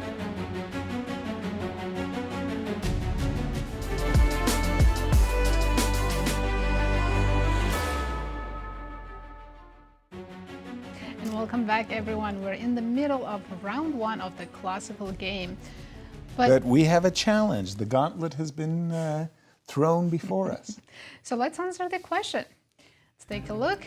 The question was that out of 16 classical games played in GCT finals, only 2 were decisive. Who were the players who won the games? You go first. Ladies first. MVL was one of them, and I'm going to pick Magnus as the second player. I'm torn between Magnus and Fabi, but I'm going to do the same. You're my co-host. I can't go against you. Magnus and MVL. I'll go MVL and Levon. All right. And the answer is, drum roll. It could be Fabi. It was 2019. Nicely done, Nazi. You laid the ground. Wrong when you pick Magnus. Yeah. We all picked MVL though. Yeah, I knew. I remember. I confused, and MVL confused me. I remember him winning against Magnus. Well, that would make sense because if he won, then Magnus has to equalize the score. Exactly. So he won again in class. Okay, yeah, that makes sense. Yeah, You see, you guys use logic. Gets you every time. I'm catching up. Yeah. Where are we? Where would you like to take us? Well, let's jump into Fabi's game against Levon. We do have a move. Okay, I'm going to refresh my board. Bishop d3. So both of them After bishop to d7. So c2, c3, one of those little petite moves that you get in that just says, okay, I'm reinforcing the knight. I want you to make a commitment. Are you going to castle kingside? Are you going to do something? Are you going to play for b5? Nope, I'm just going to play bishop to d7. Now this one is a bit of a surprise. Bishop to d3. Because I remember you were playing bishop d3 after knight had moved to e4. Exactly. So you don't want to allow the trade. I wasn't eager to allow it. And of course, it's easy for me to say that I want to play the move bishop e3 and rook h2 included. I always thought that bishop to d3 was a move I might want it on g2, whereas I'm almost for sure know that I want my bishop on e3. you know. So it was more a flexible move to play bishop e3. I thought so. But bishop d3 is a very committal move. And if you don't take it, by the way, if you don't, I like being on this diagonal. I might just drop back Eyeing and the say, g6 pawn, right? Exactly. I might just drop it back and say, well, you'll never get a chance to capture the bishop, and the knight will have to jump to e4. Well, Levon did take it already. Which makes perfect sense. Munch, munch. And followed up with queen b6. Again, very logical decision-making by Now we have Levon. somewhat of a normal French position. With the rook on h3 is still not ideal, but Exactly. now we can recognize some patterns at least. Yeah. Here I feel, again, that this knight it's about this knight on d4 as being, let's say, the dominant piece at the moment. Like, it does curtail the bishop, right? You can't play bishop to b5. The one thing I'd be a little bit worried about is bishop c5. Maybe you will take on d4. We'll get into bishops of opposite color. So I would see the following move as the most ambitious, b2, b4. So that would, you know, cut out bishop c5. Of course, I simply want to play bishop. You are allowing a5, though, with That's threat right. to take on b4. Okay. Now comes a very interesting moment. We just pause for a moment here, because if I do play the move b5, and you do play bishop c5, and I do play the move a4. So let me just... Ooh, now your bishop is looking much better than Exactly. it was before. We're in a bishops of opposite color position, but that's got to be the most awful looking bishop on d7 you've ever had. So you might want to play a4, artificially isolating the pawn, if you will, on b5. These get to be very, very intriguing positions. If I don't like them, I probably don't. I might play a move It's like very rook. interesting, Yasser, but Fabi Yes. has chosen a different move. He went with rook h2. Welcome in bishop c5. Okay, and let's just take a quick gander at this before we ask Cristian to weigh in with his contribution. Bishop e3. If we do this, yes? And Queen b5. yes. And let me just say, you have control of the dark squares. But I'm not unhappy. I've got control of the light squares too, right? I mean, anything you can do, I can do better kind of thing. I don't think black is worse here at all. Feels okay. Unless something like f5 shakes the ramparts, I'm feeling okay. Weigh in on our discussion after rook h2. Oh, Fabi's done with this game. Huh? Fabi's done with this game. Like he didn't get anything. He just wants to make a draw right now. Really? Yes. And I saw a sign of frustration. He grabbed his head in his palms, and he was not happy with how this game transpired in the last few moves. He understands that g3 was just the wrong decision. It was. And Levon completely equalized right now. Okay. Rook to h2, this is basically a signal that you're allowing bishop to c5, taking on d4, and we're going to go into that opposite color bishop endgame. The only way to try for something in the position would have been to go a4. It seems like a4 or b3. b3 doesn't make any sense from a practical perspective. No. Taking some space on this side does make some space. Also, you're taking away some sense. You're also taking away the b5 square from the bishop. Still, it's taking a lot of risks if you do play this move, because after rook to c8, a5, queen to d8, you were overextended a little bit, right? Really? And it could backfire. Also, I would be enthusiastic. I'd be like, I have the extra idea of just simply Okay, changing the queens with queen to a6. I'm not saying it's the best move in the position, but it's a possibility, and then we will have the two bishops. The control of the light squares that black has is quite significant in this position. And if I manage to go bishop to c5, bishop takes d4, get the bishop on b5, absolutely no problems in this position. Fabiano played rook h2. Again, I don't think he's hoping for an advantage anymore at this point, and it was responded with a5. a4, most likely bishop to c5. Again, these are the type of situations we're going to see. Nobody has an advantage in this position. I think he's going to peter out into a draw. The French defense lives another day. Yep, Thank you. it does indeed. Cristian. I mean, Levon has been incredibly successful since he took it up. I just want to say that his whole career, Levon has answered e4 with e5. And he was probably one of the greatest king-pawn opening practitioners on the black side, whether he was playing his marshals or his various Rui But Lopez's. E6, the French defense, are very popular amongst Armenian players. Absolutely. Levon was one of the players who wasn't playing it. I still remember Vaganyan and Simbad Laputian, as well as our very own Varuzhin Akobian. I mean, they blazed new trails, and now Levon is doing the same, and he's doing it very successfully. We're going to turn our attention to the game of Prague and MVL. What's happening there, Nasi? We did have G6. Yes, we left it here at knight h4, and after G6. Then came bishop e7. I mean, talk about seizing the defensive. Just covering all of his key squares So is MVL. Cristian showed us some lines after c5. I got really worried about that d5 pawn. With good reason. We were looking at the knight somehow jumping to e3, and d5 became really tender. So maybe for Maxime to equalize here, he needs to make knight e4 jump work and the trades, right? Right. Maybe start with rook e8? Yes, that's a move that we joked about Vladimir Kramnik, that Vladimir is a great player, absolutely great player, but oftentimes it seemed like he had built up his position to his maximum, and then he didn't know what to do.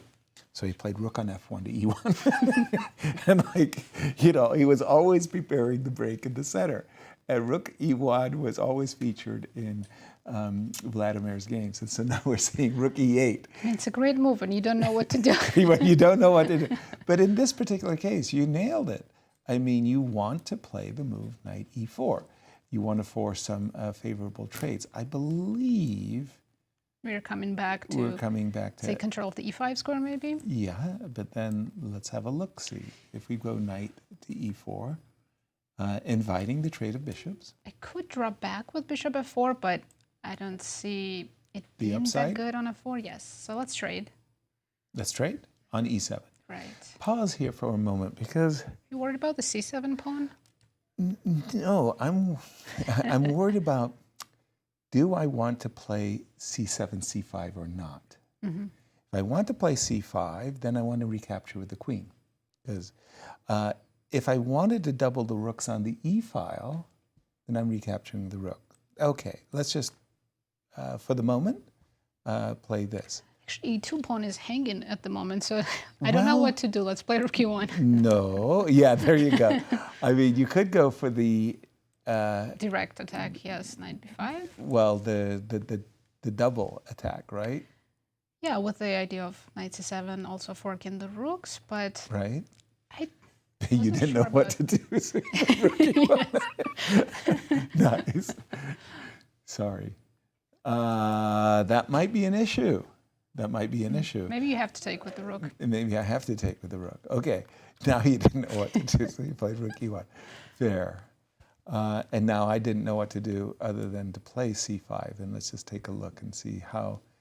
the one bad news about the queen being on d3, there's no... I don't see harmony yet in white pieces, right? Yet, for the moment. I mean, you just have to keep asking questions. For example, you just want to ask black a question. How would you like to recapture? Do you take... With the knight on d7. Okay, knight on d7. And let's say, okay, the queen did whatever duties it had to do on d3. Now I'm dreaming. Finally, we can put the knight on d4. And then the bishop on g2 starts to harmonize. It's still a long fight ahead between both long players. Positional fight, yes. I can imagine it being equilibrium, but the isolated queen pawn means that there's something still here for white to hope for an advantage. Cristian, jump in on the current position. We've been looking at rook e8. I think you guys touched on the most important moves in the position. Yes, and the idea is that, of course, you want to break this somewhat of a pin on the h4, d8 diagonal with the move knight to e4. This is the way you want to do it. You can start with rook to e8 to prepare that. Rook to e8, knight to f3 is one of the main moves. Rook f d1. One thing that you should probably not do very early on is to play c5. Because if you do play c5, now I can take. If you take with the b pawn and try to create this pawn structure, then I can go e3. It does feel like this is the type of position that favors white. It does keep some chances of a victory for black as well, because it's a very dynamic position. But in general, I like this type of positions, especially when the bishop is on g2, already setting up this pin on the long diagonal. I like this one for white. So after rook d1, rook e8, rook d1, c5, if you start with c5, take with the knight, then I can tuck the queen to b1, and I still have this pressure, very annoying pressure. Again, from a practical perspective, it is pressure. From an objective perspective, perhaps black is ready to equalize, but it's not easy to play this type of position with black with the clock ticking down. So I think MVL has to be a bit more careful. So rook to e8, rook to d1. Now perhaps you can start with knight to e4. Knight to e4, bishop takes e7, queen to e7. I do have to bring the knight back at some point in the game with the move knight to f3. But then knight f6 jumps, and I have full control over the center. Again, it's the battle between my square on e4 and, of course, your knight that could potentially land on e5. But maybe I can undermine that with a move c5. Of course, you cannot take because you lose the knight on e5. So this is the type of battle that we're seeing. And by the way, beautiful construction between the knights, right? Four knights very close to the center. It's a nice looking position. It seems like with best moves, MVL will be able to equalize. And perhaps he's seen this position. He's trained this type of positions. He's played it with his seconds as well. So he, I'm sure, knows exactly the piece placement that is optimal in this one. Thank you, Cristian. And for those of you who are joining us late, let's bring you up to date. Shame on you for joining us so late. We're watching these playouts here. Let's take a look at the brackets. In the semifinal, we'll have two matches, Praggnanandhaa against Maxime Vachier-Lagrave, Fabiano Caruana against Levon Aronian. The two winners, of course, move to the finals, but in our Grand Chess Tour, the top three get invitations for the next year. It's very important to play that third place match. Exactly. It's actually quite sad that one of these players will not qualify for will next not be year's. guaranteed Yes. if they get in the top 10. And then we have a very heavily weighted scoring system that favors the longer games. Nazi. Right, for classical game wins, they get 6 points. So in a 2-game classical match, they can get 12 points. Rapid games are 4 points per win, 2 points for... I actually didn't mention the draw, so I'll get to that. 2 points for the draws. And in blitz, if you win, you get 2 points. Now, for a draw, in classical, you get 3 points. Right. In rapid, 2, and in blitz, 1. And again, just to emphasize the point, if you win both of your rapid games, you're going to get 8 points for having done that. If you draw both of your rapid games, you're going to get 4 points. And of course, today they're playing the first classical game, and tomorrow they'll switch colors and do it all again as we see a beautiful stage. I mean, don't you just feel great walking out on a stage that is, I mean, I used to play in baseball. So, you know, let me be very clear about this. It might be a little bit awkward for the players when they look up to see the game, also see their big face. Yeah, right? Like, wow, you know, like, dang, they're larger than life, right? But it's great for the audience. It totally is. It is great. Just a quick story. I once played in a shopping mall. Really? Yeah, just literally on the hallways of the shopping mall, and it was the Washington State Championship. And we were playing, and two little old ladies walked by, and they just stopped and stared at us for a few minutes. And one whispered loudly to the other, "What are they doing?" "They're playing chess," came the answer. "Chess? What's chess?" Her friend said, "Oh, it's just like checkers, only different." They proceeded to walk away. We all had to stop the clocks. We all stopped laughing. He just stopped the clocks and said, "Okay, we're going to get a 10-minute break." It's just like checkers, only it's different. That answered it all. That's wonderful. And then Garry Kasparov showed up. Okay, we have rook e8, by the way. We got one right. Yay for us. Yeah. We guessed one move so far today. Yes, so far. It's been tricky because the games very unusually took unusual turns. And you know, this game, both players are playing it very slowly. I just realized they've only played 12 moves, and they're both below 1 hour. It's the nature of the position, right? Yeah. It's very high consequence. If you take the wrong path, right? If you make the wrong plan in the position, then you're just going to end up in trouble, especially as black. Yeah. As white, you have some flexibility. As black, you're the one with the decisions right now. Do you play c5? Do you wait to play c5? Do you start with a6? Do you go knight e4? Which path are you going to choose? That's the question. Yeah, very difficult answers. The funny thing is, whether we play knight to f3 or not, in some ways the knight feels a little bit like a problem child. You know, it's like maybe we don't get to go to e5 right away. Sometimes in Englishes, I've had such positions where I've chosen a very different path. I've played bishop to h3 with the idea knight to g2 and knight to f4. But in those cases, I'm playing in English. I'm trying to get knight to d5, you know. Also, I've played bishop h3 to annoy the rook on c8. Yes, especially. Yeah, especially that. So let's say if we take the path that Cristian offered, which was rook d1, rook c8, exactly, you nailed it right away. Once I see the rook on c8, now I'm even more attracted to the move bishop h3. Okay. Well.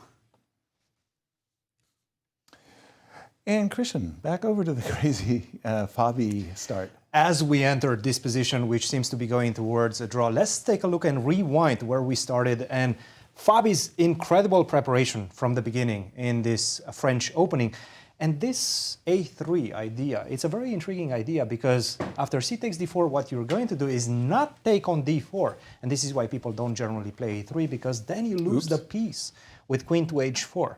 And Levon, of course, understood that. But after c takes d4, knight b5 came in the position, bishop to c5, the same problem. You take on d4, you run into that queen to h4 idea. But now Fabiano, and this was his preparation. Take a look at this move. h4, taking away the square for the queen, but also launching an attack on this side. And at this point, Levon was in huge practical danger, but he did play the move, which surprised a little bit Fabiano. h5, question mark. Fabiano was prepared for this one with rook to h3, g6, knight takes d4, and Fabi is the one with a huge advantage just before this move, g3. What he had to do was give up the pawn on h4 with queen to f3, bishop takes h4, and then just simply play for the initiative on this side. There's no castling for black. I'm going to castle on this side as white. This one is just looking good for Fabiano. Fabiano had a very not close but almost decisive advantage in this one from a practical perspective. He did not go for this one. He played g3, and at this point Levon just simply equalized after the move knight to c5. And from the current position, Cristian? This is just equal right now. Well, excuse me to differ. If I could play bishop a3 takes e7. Oh, yes. in one move. Yes, yes. How about no? How about no? You go bishop a3, I will take on d4. And this Which, by the way, it does seem like maybe you have a slight advantage, but after rook to c6, where's the advantage? Because is a5 a little bit weak? Not really. Rook c1. No. Rook c1. I want to play rook c2, of course. I don't think you're in time. So I take bishop c6. You go rook c2, I go king d7, I defend the bishop on c6, and I'm just in time to go b6. Exactly. And yes, you are. That's it. That's it. Wow. You did it very exactly. At tempo. Yeah. And one more look, bishop c5, knight c2. Just before we get into that, bishop takes a3 seems to be fine as well. What? Yes, yes. I would have thought that this is almost... It's ugly. It definitely is ugly, but it doesn't seem... Perhaps you don't have a break. Like, where's your break? Do you go g4? It's not that easy to make. So I go king e7. King d2. King d2. No, I go rook c8. In all chess books, this position would have been written as... And white wins. Absolutely. And white wins. Yes. Yeah. Yes. And with correct play, white wins. Yeah. Right. Rook a1. Rook a1, okay. And yes, I'm going to play rook g1, g4. Triple zeros, by the way. Triple zeros. With any move, pretty much. I guess I'm just simply getting my rook on c7. That gives me enough pressure down the c file. And again, you don't have enough to break the position on this side. Let's go. So rook g1, I would say. No, or g4 right away. Either way. Oh, you want to go g4 first? Yeah. I want to force you to decide what to do. Rook g1. Rook c7? Take it. Sorry, not rook c7. Yeah. I know what you're talking about. Rook a7, yes. Take you it. take. Yeah. Let's say I go rook c7, even though it's not the best move. Rook h3. Now you got h5. Now you got h5. You see? And actually, with correct play. Now, this is actually good. But I just simply go rook to h8. This seems to be the idea. Like, once you break with g4, I go rook to h8. Again, we're a bit far in a position that's never going to happen. I agree. Because Levon is not going to take on a3. And h5 in this position? What am I missing? I just take. Rook It's limited material, it seems like. You take, I take, G8 you at the take. end. Now I just go rook to G8. But this is, I feel like, the best I got. I broke open the position to the best of my ability. I didn't have too many other That's the best you can breaks. get. That's the best you can get. And it's not enough. Wow. That's the problem. It's not enough. But again, Wow. guaranteed, We're not going he this will direction. not take on A3. Right. He will not allow this good knight versus bad bishop. That's what I've been situation. thinking Yeah. from the start that we got into this. I mean, modern chess. I mean, Everything is I knew. triple zeros. I know. Wow, thank you, Cristian. That's You learned something makes me today. think. Yes, sir. No, every day. I mean, Peter Svidler comes in and goes and shows you how you're supposed to win, and you go, "Yeah, I saw that." I mean, Prague. He came in. Remember, Prague had an interview with us, and we said to Prague, "Well, we expected you to play this." Peter, show him what you thought, and Peter did it, and Prague looked at it and said, "Well, after seeing what he just showed us, That's never going to happen. so That's the simple." problem. Yeah. I thought this was a big advantage. I Me too. didn't see it Me triple too. zeros. I would really never didn't. take on A3. I would think that this is a To position. First of all, avoid. it is a position for two results. Right. Like black is never winning that one. You make one wrong move, you get the tempo behind as black, and you lose. Because I go H5, I break everything open, and I invade with the rooks. Right. So you lose. You have to be careful. And you're just simply never accepting this position. No, agreed. Thank you, Cristian. Back to our game between Prague and MVL. Do we have more moves, Nazi? No, I think since rook e8, Prague has been There's thinking. been a pause. Long Clock times between these two players, It's by the way. they're both around 50 minutes. 50 minutes. Okay, so they've been pretty much keeping pace. By the way, we talked about MVL's consistency in the tour, and definitely he's performed well in all of his 4 tournaments that he competed. Each tour participant has to play 4 of the tournaments. And just to remind everybody what a consistent performer he was, Yeah, his worst finish was the fifth, sharing fifth. and he said, so long as he was 9th, he was qualifying. qualifying, yes. So he was doing that on a cruise mode. Absolutely. He started with 2nd place in Poland. He tied for 1st in Romania, and in the playoffs, it was Prague who won the event.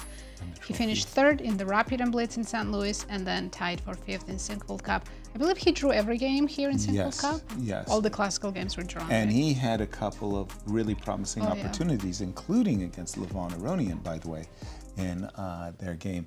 But what I wanted to say is not just his consistency in his results, but the fact that he's very good at clock management. Yes. That's a skill, by the way.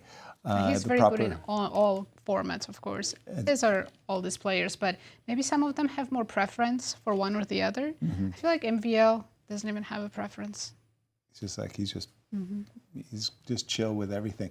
Rook e8, and in my mind, he is really looking forward to the opportunity of playing knight to e4.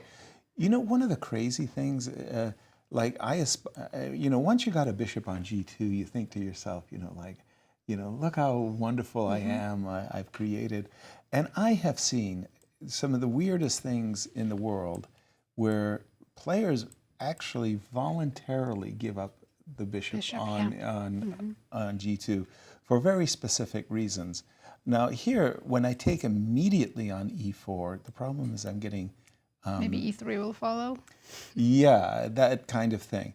So essentially what I want to do is I want to play a bad move, queen here, and I want you to play some bad moves for just a moment, if you don't mind, and work with me on this one. But it's like this bishop e4, Right. a very, very surprising way of trying to capture a piece, and then quickly Knight bring goes the to knight G2. back to g2.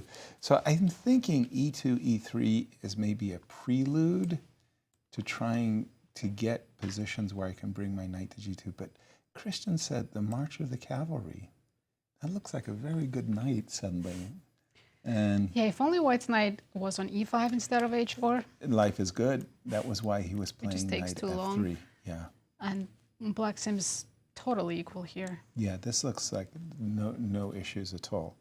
So if I'm in Prague shoes and I'm thinking to myself, okay, I really want to press my opponent, How? How can I? Without taking a big risk yourself. Right, because as we've been saying, the point system is so great. 6 points for a win in the classic. You want to play. You think it encourages you to take a risk because you want to get those 6 points. But it's actually But you can't discouraging risk to because lose. you could lose the match. And then in a the single opponent game. gets 6 points. Right. Good luck catching up. Yeah, really good luck catching up. So, okay, knight has to come back to f3 because Cristian did give us a reason I think here, we right? take, right, on c5? Is that the line? Well, he was tucking the queen into b1. I don't. That was c5 before getting knight on e4. Sorry, immediately. Yes, all the way before knight e4. So With the rook knight on to- e4 is actually quite good to go c5. But if you try to hurry like this, then I take. And if you take, now I tuck the queen on b1. That was it. And now we're like eyeballing this pawn. We're eyeballing the knight. And And now you don't have have knight e4 as easily, right? Because knight e4, I think you just take on e7. You cannot take with the queen because you lose the pawn on d5. And if you take with the rook? Yeah. looks wrong, right? Feels Yes, wrong. maybe we can feels wrong. trade everything and Well, we've got somehow, our rooks look better. even if we to put the begin knight f3, knight d4, it should be better, right? Yeah. Agreed. Yeah. Just, yeah. Pragg started with immediately knight f3, no rook d1. Maybe he wants to keep the bishops. After knight d4, maybe he wants to play bishop f4. Okay, that's a fair. I mean, you are, after all, eyeballing the pawn. c5. Also very, very natural. You attack the pawn, and he does want to recapture on c5 with the tempo against the queen. And do you think the black bishop now should transfer to g7 or stay on e7? Yes. I definitely think that the move bishop f8 is just to kind of open the rook, and if bishop g7 is the lure. One thing I get a little bit antsy about, is this pressure on the e file. So I very, very quickly think to myself, oh, I should be playing e2, e3. And then I get really worried. I forgot. Maybe I should have traded the bishops. That happens in Catalan quite often. The Don't bishop I gets know it? Don't I know it? That oftentimes the moves G7, G5 catches you by surprise. It's kind of a blind spot. Yeah, exactly. You got a bishop on f4, chilling, everything's good. They go g5, and you have no good retreat square, and you're like, why did I wake up this morning? Because of that, I've seen h4 a lot of times. When bishop's on f4 in the Catalan, you can also play h4 to just forget about the g5 tricks. I agree completely. Okay, knight e4, just very good. Rook c8, maybe bishop even h8. immediately c5. Maybe even immediately c5. It feels like MVL is okay. I'm going to go back to the game of Fabi. Again, for those of you who are joining us late, a very different approach in a French defense by Fabi. We were regaled by his decision to play h4 and a3. It seemed like he was coming out of the opening with an advantage, and Levon has now neutralized, got a very equal We position. expect to get opposite color bishops very soon. Yeah, this move, bishop c5. I'm sure that Levon thought, I'm just going to avoid the good knight versus bad bishop scenario. I'm going to plant my rook on c8, c6, I beg your pardon, and I'm going to equalize. And if we told him, but why didn't you allow that? He would say, don't you know you have no understanding? And then we would tell him, it's still equal. Yeah, rook c6. Bishop e3 played, Bishop actually. e3, okay. So actually, it was a funny moment because I wanted to ask Cristian. I don't think I got in the chance to ask him, which was, I want to play that bishop, good bishop. So I was actually thinking about knight c2 in order to play bishop a3 and or bishop e3. We do have actually bishop e3. Maybe Fabiano wants to go knight c2 on the next move. Maybe. But now that we know, he does not give him an advantage. We're not afraid. Yes. Yeah. Maybe just bishop c6 and king b7. That's a good setup. I wanted to ask you, we want our king in the center? Do we want to play? I forgot you can still castle. Yes, exactly. And I wanted to ask, should we be thinking castles? Like, are we afraid that there will be a break? Yeah, I don't see a reason why we would put the king on g8. Okay. So, I think first things first. I do think we need to defend that bishop on c5. So okay. let's just simply go b6. Right? Natural move. Whenever you go knight c2, in fact, I'm not going to take on e3. I'm just going to leave the bishop there. Well, yeah, we'll leave the... And just go king e7. King Yep. e7, then rook to c8, and just get out like that. You know, it's the funny thing. White had a rook on h3. Mm-hmm. We played the move g3, and everybody just cringed. Now we have a rook on a6, and you played b6, and everybody said, "Yep, that's the best move. No problem." And we're going to play rook a7 to c7. It doesn't feel as wrong to play b6. The hypocrisy of our commentators is unbelievable. The position is so different, right? This is an endgame, a slow endgame in which basically we're playing for small strategic quirks in the position. Right. That one was a dynamic position. Yes. You had to understand that you had to go for castle and go for the mate. Give up the pawn. Maurice showed us how he would give up the pawn and he would go for the kill. Unfortunately, Fabiano didn't go for it. And he's going to regret his decision to play g3. Because the game is so balanced. And because he got what he wanted out of the opening. And he did, yeah. I mean, this was his preparation. Yeah. This is an idea that you prepare for months ahead, and you hope that you're going to get it. And then you get it and you spoil it. Right. So early on with g3, he's going to be angry at himself. You know, we talk about the pluses and minuses of grandmasters, their preparation and everything. That's got to be one of the great minuses of a preparation. You worked really, really hard for the U.S. Championship. You spent a week on a particular opening. You got it. You went bang, bang, bang, bang. Your opponent answered everything perfectly and made a draw, and you kind of feel like, oh dear, that was like one week of work, and it's out the door because everybody now said, oh, Nazi's been concentrating on this. So this is how she wanted to handle that line of the Catalan.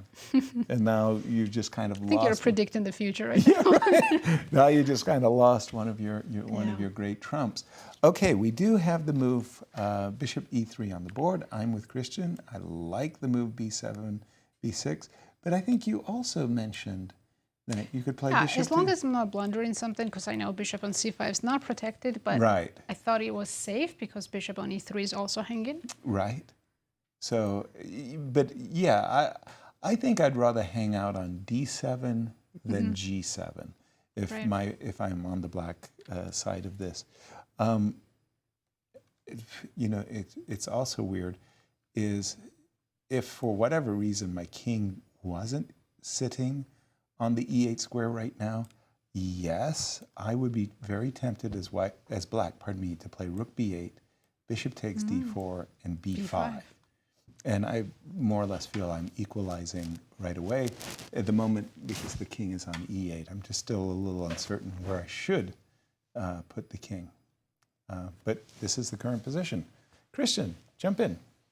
With which one would you like me to jump in? Because, again, that one seems to be quite dry. It does. That endgame. I don't think either of the players will be able to find any sort of extra chances in this one. Right. As long as Levon perhaps should be a bit more careful. Don't take on e3, don't exchange like that. Put the pawn on b6, defend the bishop on c5, and that should be enough. Yeah. That's it. Good enough. Let's take a look at what's happening in this one between Praggnanandhaa and MVL. Knight to f3 was played. Knight to e4 was the response from MVL. And what most likely will be the deciding factor as this game progresses, and it's going to stay tense. It does seem like this one is going to stay tense for a while, especially after c5 will be established in the position. It's going to be the clock management, right? Because I think, Nazi, you mentioned, they played very few moves in a lot of time. Right now, 40 minutes for Prague, MVL with 47 minutes, and only 13 moves at this point in time. Take a look at the clock.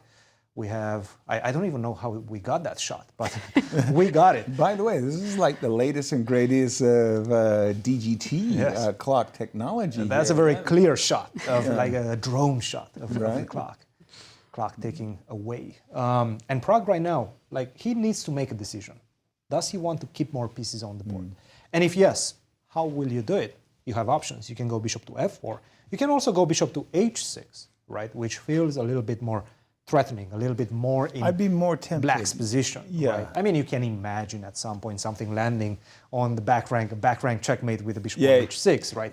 Not going to happen, but still you can imagine those type of But I things. can also imagine that bishop getting lost after g5. You can also imagine that. Yes, yes, very good point. You know, I got an Very good angel point. over here. Like a g5 and then a rook coming to e6 Yeah. and suddenly the bishop on h6 is lost. We spoke about it. yeah. Absolutely, absolutely. You can definitely. So this is the big decision that he has to make. Or you can take on e7. To be honest, if you take on e7, it doesn't feel like Black is going to have too many issues after that. Bishop e7, queen takes e7. My position, it feels a bit more airy right now, right? I have c5 coming, rook to d8 or rook to c8. You need to keep the bishops on the board because Black is lacking some space right now. So I do think that bishop f4 or bishop h6 are going to be his choice.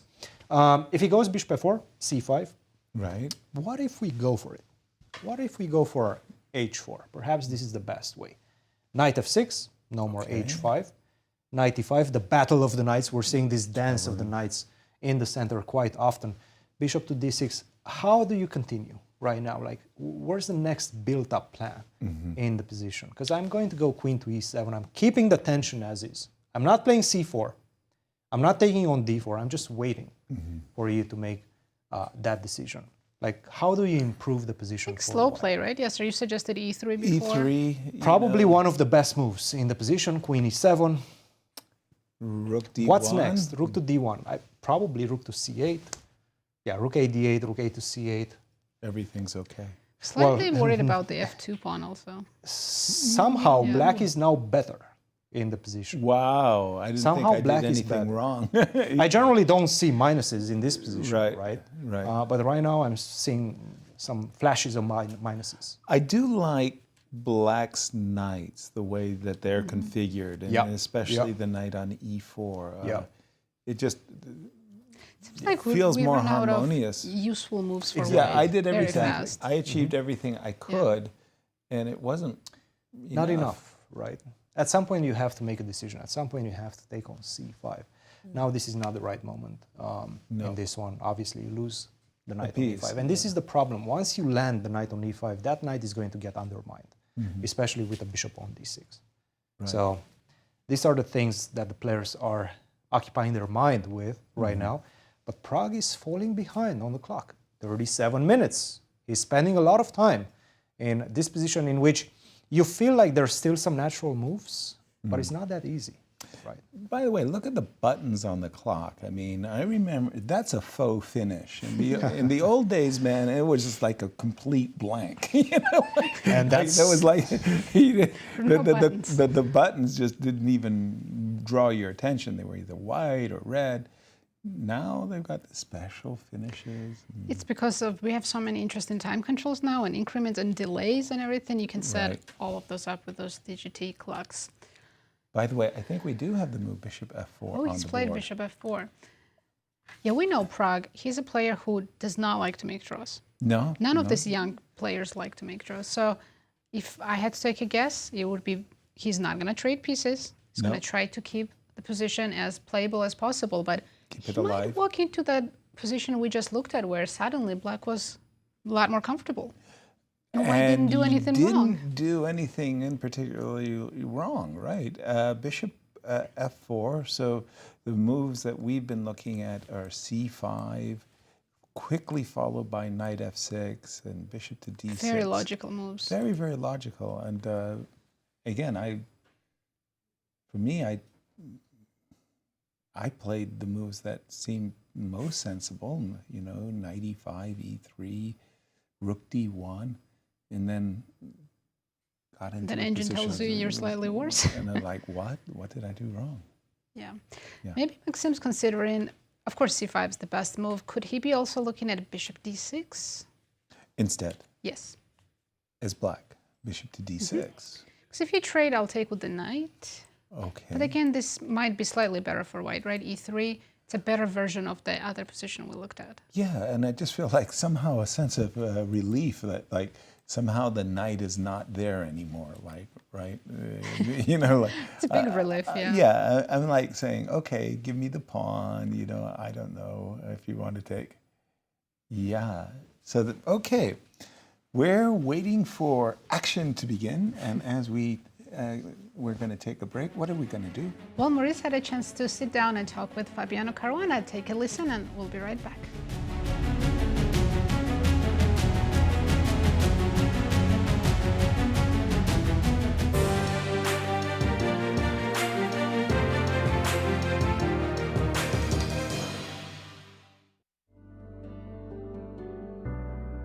Fabi, welcome to Sao Paulo. We're here in Brazil, the fifth continent of the Grand Chess Tour. How does it feel to be here in another Grand Chess Tour finals? Yeah, it feels good. I'm really happy that I'm able to be a part of it because it wasn't clear at some point that I would actually make it to the Final Four.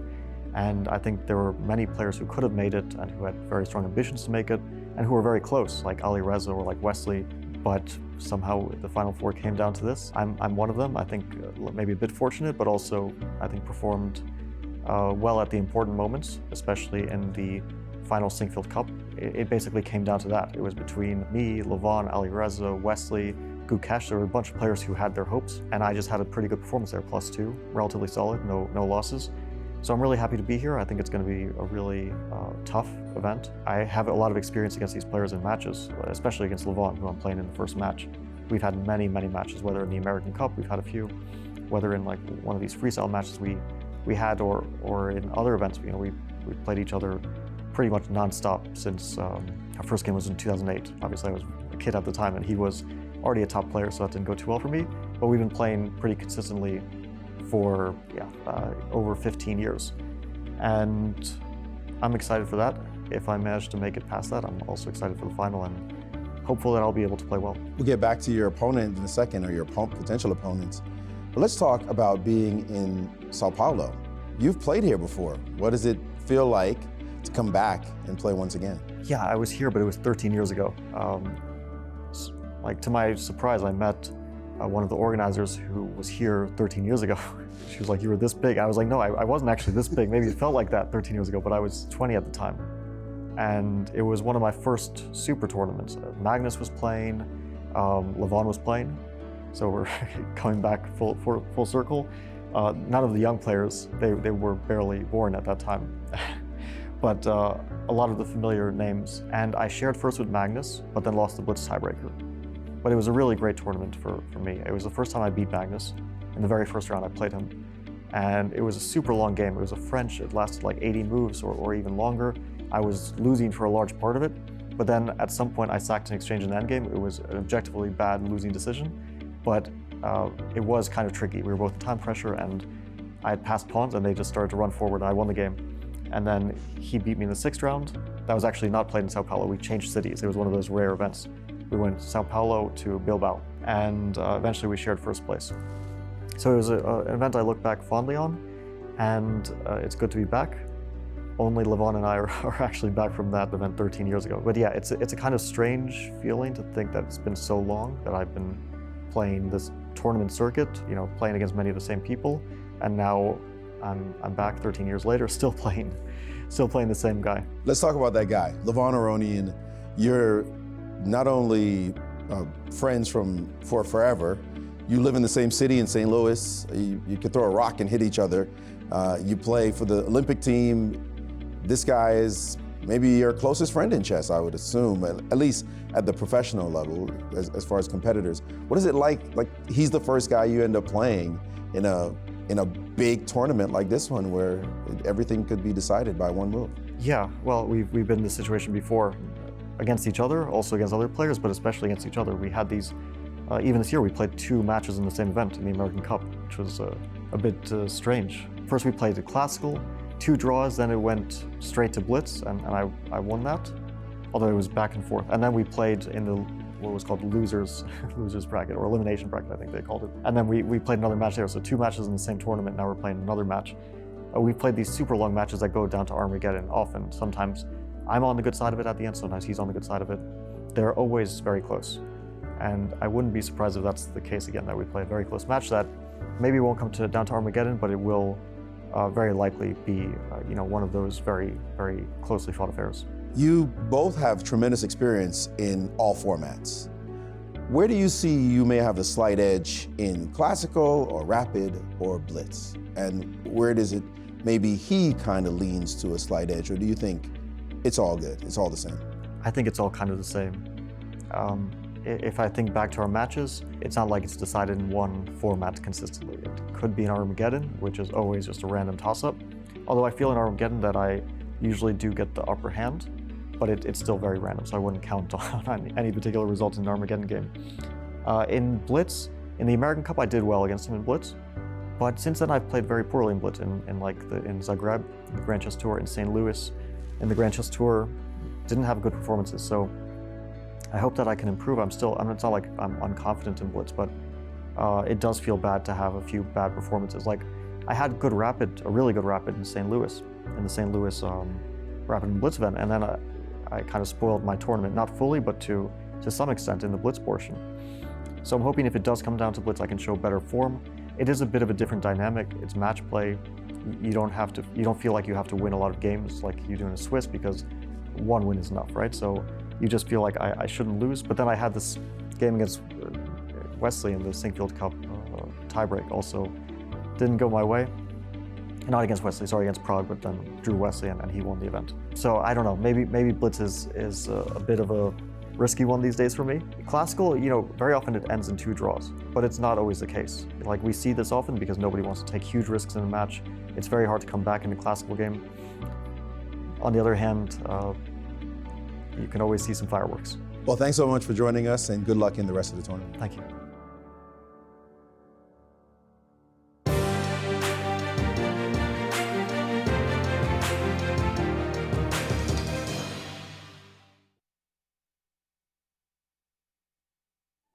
The Grand Chess Tour Finals are back, and this time the stage is set in Sao Paulo, Brazil. The top 4 players face off in rapid, blitz, and classical showdowns, each move pushing them closer to a share of $350,000 and the ultimate crown.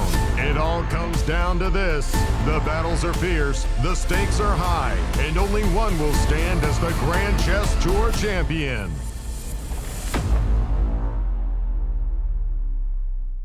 Two legendary world champions, Garry Kasparov and Vachier-Lagrave Anand, will do battle once again in Clutch Chess, The Legends, a special exhibition match celebrating their incredible legacies. Kasparov, a chess icon who held the title for 15 consecutive years, and Anand, a 5-time world champion, will compete in an epic Chess 960 match with $144,000 in prizes on the line. Catch this unique moment in chess history live from the new state-of-the-art facility at the St. Louis Chess Club. It's an unforgettable event you won't want to miss.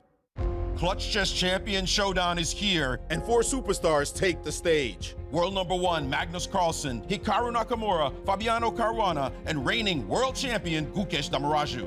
With more than $400,000 on the line, daily win bonuses, escalating point values, and the one-of-a-kind Champions Jackpot, every game could change everything.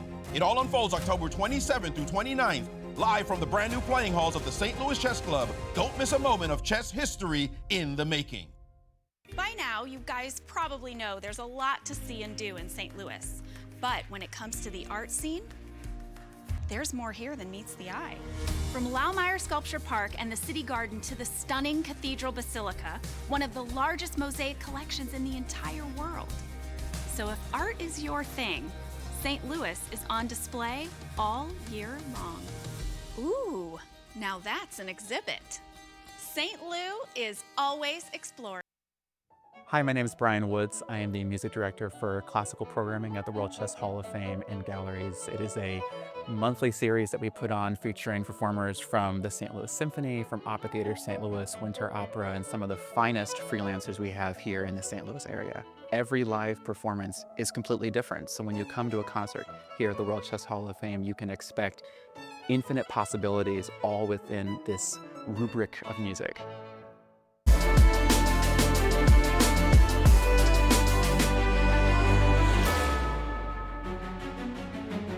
Welcome back, everyone, to the Grand Chess Tour Finals. We're in the middle of round 1. Yeah. The classical games are going on, but let's take a look at our players. Absolutely.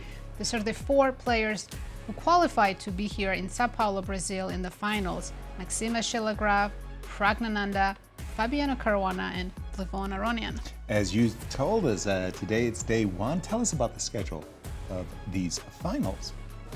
The first 2 days they will play the classical games. Right. After that, they will move on to rapid and blitz matches that are played on the same day. Okay. If they're tied after that, we'll see playoffs on Tuesday.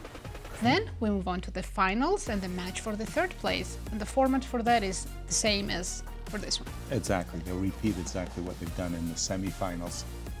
And the magnificent playing hall that the players are in, I mean, it just looks beautiful. And I've got to say, thanks to Anastasiya, it's a full house. It is, I just realized that that's Queen and the King, not Queen and the Rook, because I was sure that was a rook next to the Grantchester sign. Do you see that top?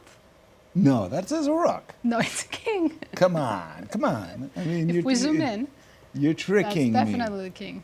Okay, I definitely see the queen. I was curious why they chose Queen and the Rook. That was kind of random. But you think it's a king? That's but a lame-looking we should king. Jump into the game of Fabi and Levon. They have repeated their moves twice. And they might be headed to a draw. Okay, you had asked a salient question a moment ago. After the move b3, bishop to c5, in case of bishop a3, Levon had definitely prepared to capture the knight. Therefore, Fabi played the move bishop e3. The bishop dropped back, and that was a bit of a mystery for us. Basically, can we go knight b5 here? Knight b5. Keep playing? And sure, it's still equal, but... It's a fair question. Knight b5.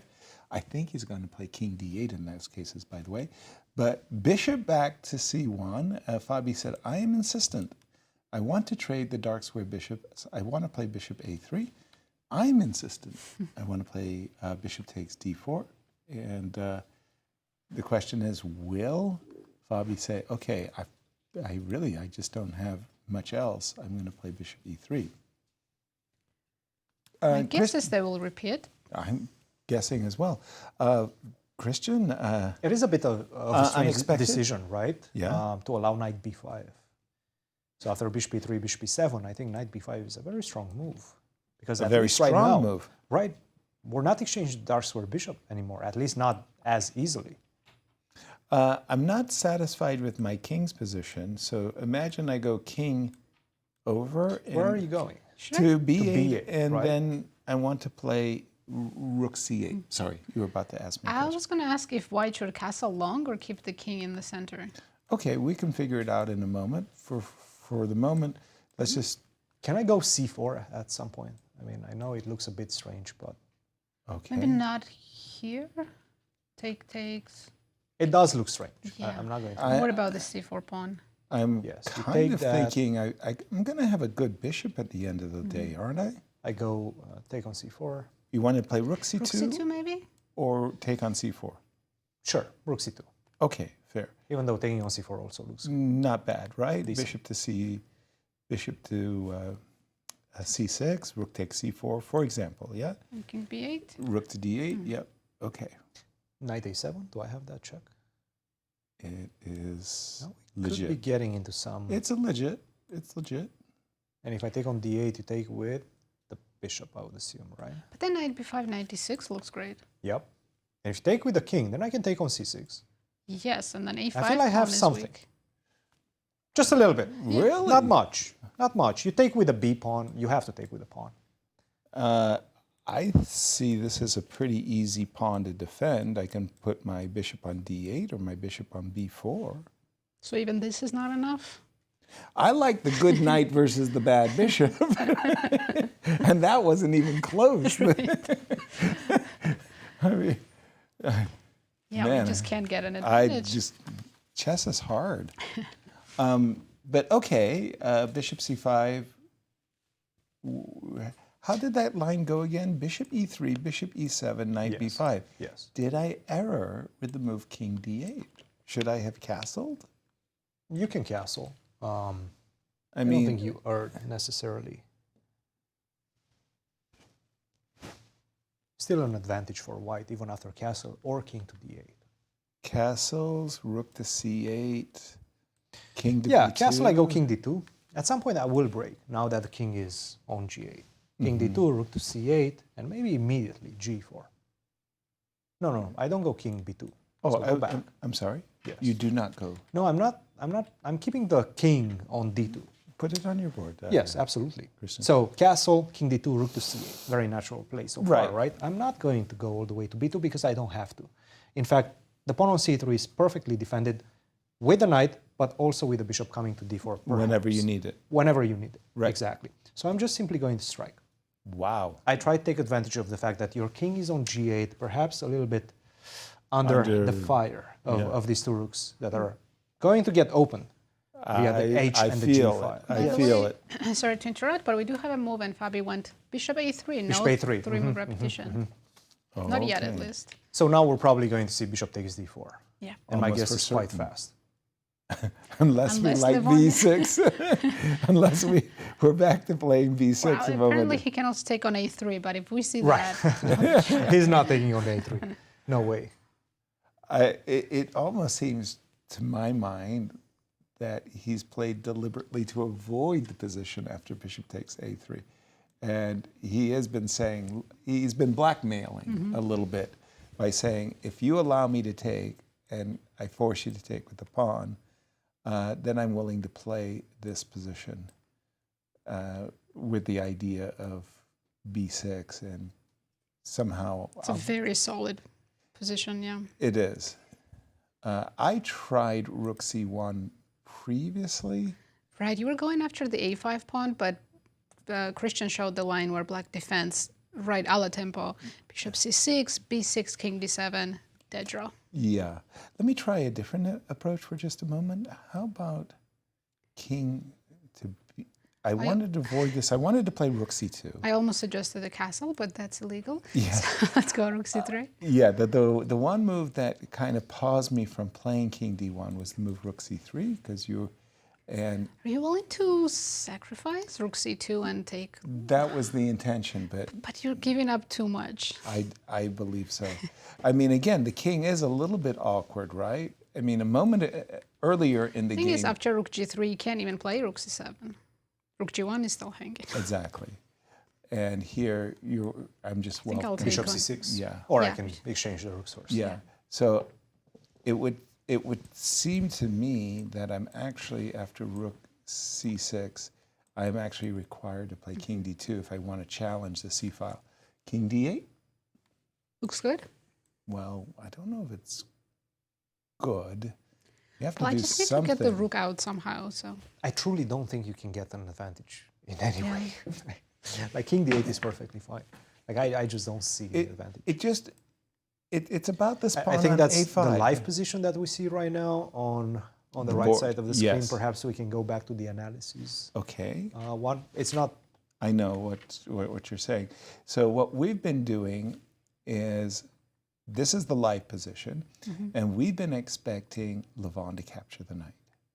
Captures and quickly seize control of the open c-file with his rook, which, by the way, is doing nothing on a6. And we've been looking at king to d2, and because we can't castle, it's illegal, Nazi, you can't do it. You have to play king d8. I was going to play rook here. That's fine. King b8. King c8, sorry. And we're going to pause our analysis because we want to throw it to Sao Paulo and Maurice. Over to you, Maurice. Thanks, Yaz. Well, I'm fascinated by the complexity of chess. Well, tell us something you don't know. But the idea that we have a position in one board that's deep into an endgame. So many pieces traded off between Fabi and Aronian. And yet they're only on move 23. And the other board, they're only on move 16. 7 moves separate them. And yet no pieces whatsoever have been traded off. Just a pair of pawns in that game. I mean, literally only 7 moves separating them. And yet this is what we have. And in this position here, we see that Pragg has played this retreating move, a very sophisticated looking retreating move, queen from d3 to B1, clearing the queen out of the way so that some pressure can occur along the D file and possibly an exchange happen on the C5 square. Now, this one is got so much tension in it. We don't expect anyone to make any drastic mistakes. We expect to see some trade happen at some point. But I remember my coach, Gregory Kaidanov, who was the one who coached me at the time when I first got the GM title, he would say, maintain the tension. Maintain the tension. It meant be patient. Don't trade off pieces unnecessarily. And it's something I preach to my students. Don't just trade because you see a trade on the board. Make sure that it's a really good idea. Either it's forced or it's fantastic or just forget about it. And this is something you see the players doing right now. They are simply refusing to trade. The tension is building move by move. And particularly if you look at the clock, Pragg is about to hit under 30 seconds. Remember I said he's only played 16 moves, under 30 minutes, excuse me. He's only played 16 moves, which leaves 24 moves in this complex position to make time control. It may not seem like much right now, but man, something serious is going to take place in this game unless they start trading everything off. And remember, if you don't make good trades, you could end up on the bad end of a chess position. So this one is not like the other one that's settled down and maybe more or less equal. This one may be equal, but not all equals, equal positions are equal, if you will. So this is a lot of excitement going on here, guys. I can't wait to see what transpires. Guys? You're right, Maurice. One game, they're just kind of vacuuming the pieces off the board. The other, so complex. The players are keeping all the pieces on the board. A quick question for you, Nazi, here. And I notice that Levon is taking some time over this next very intriguing decision. Imagine that Levon, for whatever reasons, does play the move b6. And imagine that I play the move knight b5. So I am dreaming of somehow, occupying or threatening to occupy the d6 square. If you take, I'm not saying you should. Yeah, he took on d4. Yeah. He did. Yes. And you drop back. That's scary. We get a position where suddenly. Rook a2. Correct. Whoop. Game over. And suddenly, you have messed up. Mm-hmm. You're dropping the pawn on a5. And to avoid that calamity, if you will, indeed, Levon made the move we had always expected from the start. Munch. And rook c6 on the board. Right. I just want to emphasize this point. I know it's as basic can be, but whenever you see open files, and in this position the only open file is the C file, you occupy it. And the rooks just love open files just as much as the bishops love open diagonals, and occupy it as quickly as possible. And I think that was a crucial move in leading, I want to say, to a very balanced position. If the moment Black untangles his king and rook situation, and I'm thinking by basically moving the king towards the queen side, he'll have equalized. Yeah, absolutely. Dead equality, 000 is probably by 5 different moves. Yeah, but that other line where I put my king in harm's way and allowed g4, Cristian was about to checkmate my king. I called the timeout on that. I agree. No, I don't want to do that. I am expecting king d2 now. I would probably play as Black king d8, and I was about. Is there a way to try for something? I mean, maybe instead of king d2, just go. Okay. Rook b2 maybe? It's interesting. If Fabio wanted to try for something, why not play knight b5 line? That looked a lot more promising. He should have done that. Yes, because this really does. The problem I was having was rook c3. Rook c3. And now let's say I go. King f. Can I give you that pawn and say, let's go legal. for b4. Let's just go for b4. Wow. I don't know what's happening. It's probably bad, but let's be greedy. Take, now I go king f2. King f2, right? Yes. Should we go for another pawn? That's fine. Rook King g4. g2. We're Wow. going to pick up the entire king side. I'll take on a5. Okay, because what Cristian is saying is that you kind of snared, if you will, the Black king for the moment. Now, how We go bishop kind of c6, yeah. he wants e6, right? Yes. Yeah, That's a but how problem. dangerous is it? A bit scary. A little bit scary. He played king d2, by the way. And then bishop goes to d6. I'm not loving that. And again, just Let's say rook b1 first. rook to b1 And then bishop first. d6 should win some material for white. Yes. And it's a good thing because we just like cleaned up. But I took some pawns as well. Yes, you did. You It's did. actually equal pawns right now. That's crazy. Sorry, he did play king d2 because he was afraid of this rook c3 idea, so he just chilled. And that's why I said perhaps like an hour ago that Fabi's pretty much done with this game. After he played g3 and then c3, and then he was showing signs of frustration Right. with his body language. He's not even looking to calculate too much right now. He just wants to make a draw. You know, I'm Thinking- hearing that in this position, apparently Var. f5 is a good move. Var That suggesting didn't even f5. come to mind. I was thinking that What if I'm I leaving the take? king side alone. But Var is saying if you play f5 and to against completely en shut things passant, down. Right. king here, give me the pawn. I'll keep and the if pawn you alive. Bishop and if you e7. if you try to maintain it, whoop, this see, is and- the counter. You're going rook c3 next move after rook a2 or something. Yeah, well, Wow. In that case, I understand f5 That- and it completely shuts everything down on the king side. well, the idea is to solve the issue King f7 very quickly. Yeah. exactly, so that you can bring your rook over to c8 before white goes rook c1 and rook to c. It is very concrete and it works, but is it necessary at all? It's not. No, Not it's right. not necessary.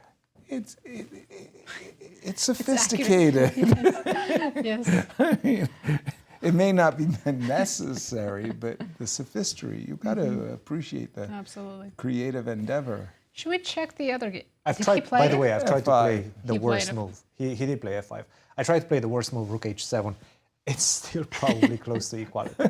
White is getting some chances, Right.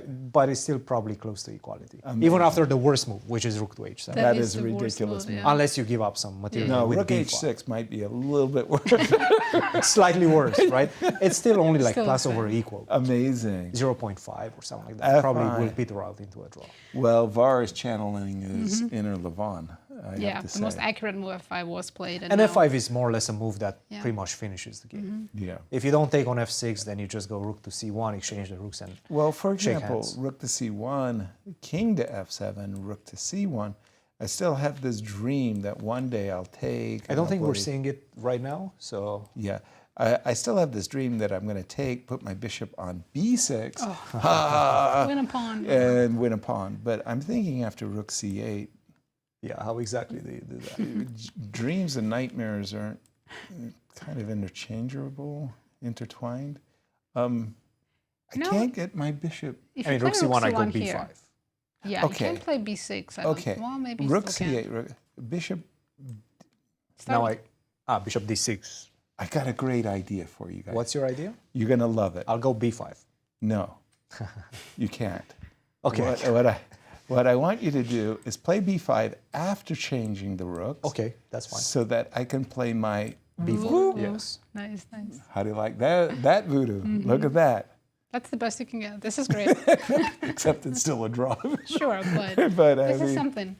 yeah. What's the easiest to make a draw in this game? Is my question. So do I take on b4? I'm trying to give you some chances. Okay, I'll take on b4. Look at that, pass pawn. I bet Pass you didn't pawn. see I go that. bishop c8. Bishop c8. Yes. I bet you Let's go didn't with the see. king. Right. So If black king doesn't come to king c6 e8, on king time, b3, king d7, king b4, king c6. I'm in time. it's still a draw, yeah. Wow. I'm still in time. I needed you to play rook h7. That looks. You know, I think we should. That looks like checkers. It does. Only It's chess is slightly different. Checkers and chess are We'll basically let them the same. find a way to force a draw here. Let's Right. go to the other game because some interesting things are happening. Let's do it. Finally, first piece has been traded in the other game. No. And Prague blinked. After the move, bishop He is to. down to 23 minutes with 23 moves to go. Okay. So maybe it's time to start simplifying a bit. Right. Well, was that the move we were expecting NBL to play? In my mind, we were playing knight f6 so often, it seemed But we also mentioned that maybe bishop will be better on this diagonal, so Okay. I don't see why it's not a good So move. Pragg is asking a salient question. There's some tension along this diagonal, so that, for example, if you take with the pawn, I'll play knight to d2. Let's take c takes d. Okay, and Knight e4. I want to ambush this bishop on b7. I want to take and take on b7. Maybe rook c1. Okay, fair. I probably... Oh, you're taking with the bishop. Yeah, let me try this. Okay, which bishop should I trade? Well, the thing is I wanted to keep my rook vis-a-vis the d file, right? I wanted to play either e3 or knight takes f6 check, depending on how. Now you could take on e4 if you like, but then I feel like I've won something. I think I might have to. All right. Takes and knight c5, let's say. Right, and I've gotten you to give up your precious. You do have the bishop here, but my minor pieces are great. Yeah, but as a Catalan, you can't argue both sides of the coin. You're a Catalan player. No, yeah, you know I'll you're take not going to get too much in Especially the if we manage to put the bishop on b2, I'm very happy. Yeah, that would be almost a dream tarash, if you will. Yeah, black needs to play this very passively to end up being worse. I don't think this is what MVL had in mind when he went bishop f6. I think it's possible he's going to play rook e4. Let's have a look. Rook takes e4. The desirable knight e5 has a problem, right? Knight e5 Simply doesn't snare the rook. The rook is, first of all, e2 is hanging. Secondly, d4 is hanging. What you could do is start with e3. Okay. Now you scared me. After showing my bravery, I'll immediately take it all I'm back. also scared of g5, so I'm going to include h4 here after rook e8. Oh, yeah, no, I understand what you're saying, but now you provoke me to making a thought. Could I play g5? Is it legal? I know it's legal. I don't know if it's good. That's a different... So knight takes g5. Let's have a look. Munch, munch. Bishop takes e4. Munch, munch. Take on... How many pawns am I taking? Yeah, the knight on d7 is not great. No, it's not. Munch, munch. Take on f4. Now, I mean, the one thing you know with the big fear, right? The big fear is somehow I managed to get something going on the light squares. I got to take with the g-pawn, yes. Yeah. Now, I feel like I want to keep pieces on the board somehow. This is a bit hard to evaluate because are you hanging? Oh, I see. I give up nothing. King h1. Ah, but guess what? There's f2 hanging and there's knight f6. I'm starting to get worried. Yeah, I think I'm going to get mated here. Yeah, I'm starting to get None of this, worried. unfortunately, will happen because... He did take with a pawn. He has invited the move knight d2. And should Cristian we really quick go to the other one? Is it about to finish? I think is we're it about to handshake. finish? Yes, okay. very soon. So perhaps we can see that and then we'll come back to the only remaining game, which will be this one. Oh my, Levon has gotten the dream position with his pawn on b6 and a5 and his king very, very close to the defense of his pawn. I think we're going to see a handshake here very shortly. You're absolutely right. And I think Fabi, rightly so, doesn't look very happy. Right. I'm stunned by the move bishop c8. As a French defense player, I dream of bishop a6. You know, yes, having a good bishop for a change, right? Even for a move. Even for a move. You know, like it's absolutely on a vacant diagonal, but at least you could say... You know what time it is? Time for a draw? Time for Chris Bird. Join the show. There he is. There he is. And Chris says, well done, gentlemen. And another draw in the history of these two players, their head-to-head in classical chess is just enormous. And they both get 3 points. They get 3 points. And I'm generally not saying that a draw should feel like a loss or would feel like a loss. But if you're Fabiano right now, you got exactly what you wanted out of the missed opening. opportunity. You know you are much better. This stings a lot, because tomorrow you will have to defend with black pieces, of course. Again, 6 points up for grabs. So you've lost your white, which was extremely, extremely important. They have mics on. Maybe we can understand their analysis. It's a good whispering. They're whispering, yeah. We have to pump up the volume on that one. I'm sure they're discussing the pawn sacrifice.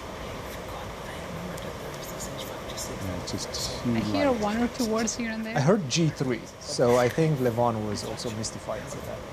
Yeah. How is your lip reading abilities? You're not the Jason Bourne character in real life. I've been trained in that. Special agent. But I'm sure well-fought game, actually, yes. strangely enough. But as... It's a great opening. Yeah, as Cristian was mentioning, it kind of stings a little. How much time and effort do you think Fabi put into this novelty? More like his second, right? Right. How much time his second put into this. Right. Then I'm sure 20 hours, 40 hours. After he showed it to Fabi, they discussed it and analyzed it for hours and hours. Right. And then it actually happens. Occurs at the board. The second was probably so happy. Right. It's such a missed opportunity, yeah. And then he backed away from a crucial sacrifice. For those of you who are joining us late, it was a very unusual approach to the opening, the move A2, A3. Fabi had prepared a very deep idea, H2, H4, stopping Queen H4. On a good day, not only is it defensive in the sense we want to take on D4, but also we may play for H5. Then after H5, Rook H3. Very quickly, all of this occurred, and we got ourselves really, really excited about the possibility that right here, right now, White was going to play the move Queen F3, sacrificing the H4 pawn with what looks to be an enormously promising attack for Fabi. You play castles and G4, let's go. And the computers were going wild. They were saying White really has great compensation. Because it takes for Black so much time to finish developing queenside and castling long. Exactly. The engine was giving White +1, even though White is down a pawn. Exactly. Ducking the challenge, Fabi played the move G2, G3. Levon neutralized the position, and very effectively, I might add. And that missed opportunity. Now we'll all analyze H4 and say, what had Fabi prepared otherwise? Fascinating game. Quickly after knight c5, Levon equalized without any issues. Exactly. He just he traded and eventually got into a position where there were an endgame where White couldn't use his knight on d4 advantageously. We're going to go back to the remaining game, which is between Prague and MVL, and so far the players have followed our analysis, Nazi, and you played Rook C1 against me, and MVL. Thinking, I was worried about. Well, you're worried not about taking on e4, right? There's so many tactics. Well, first of all, the bishop is hanging. Right. There's also knight d6 ideas. So definitely. That's why I wanted to avoid it all and trade it on c1. Exactly. And then on e4. Now here, of course, I wanted to keep my rook on the d file because I wanted to take on f6 and then win this pawn. So I can't recapture with the queen. That might be desirable in certain situations, not in this one.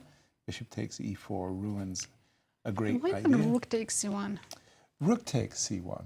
Because yes, we are not putting pressure on d4, but there's something about the c7 square that's quite attractive. True.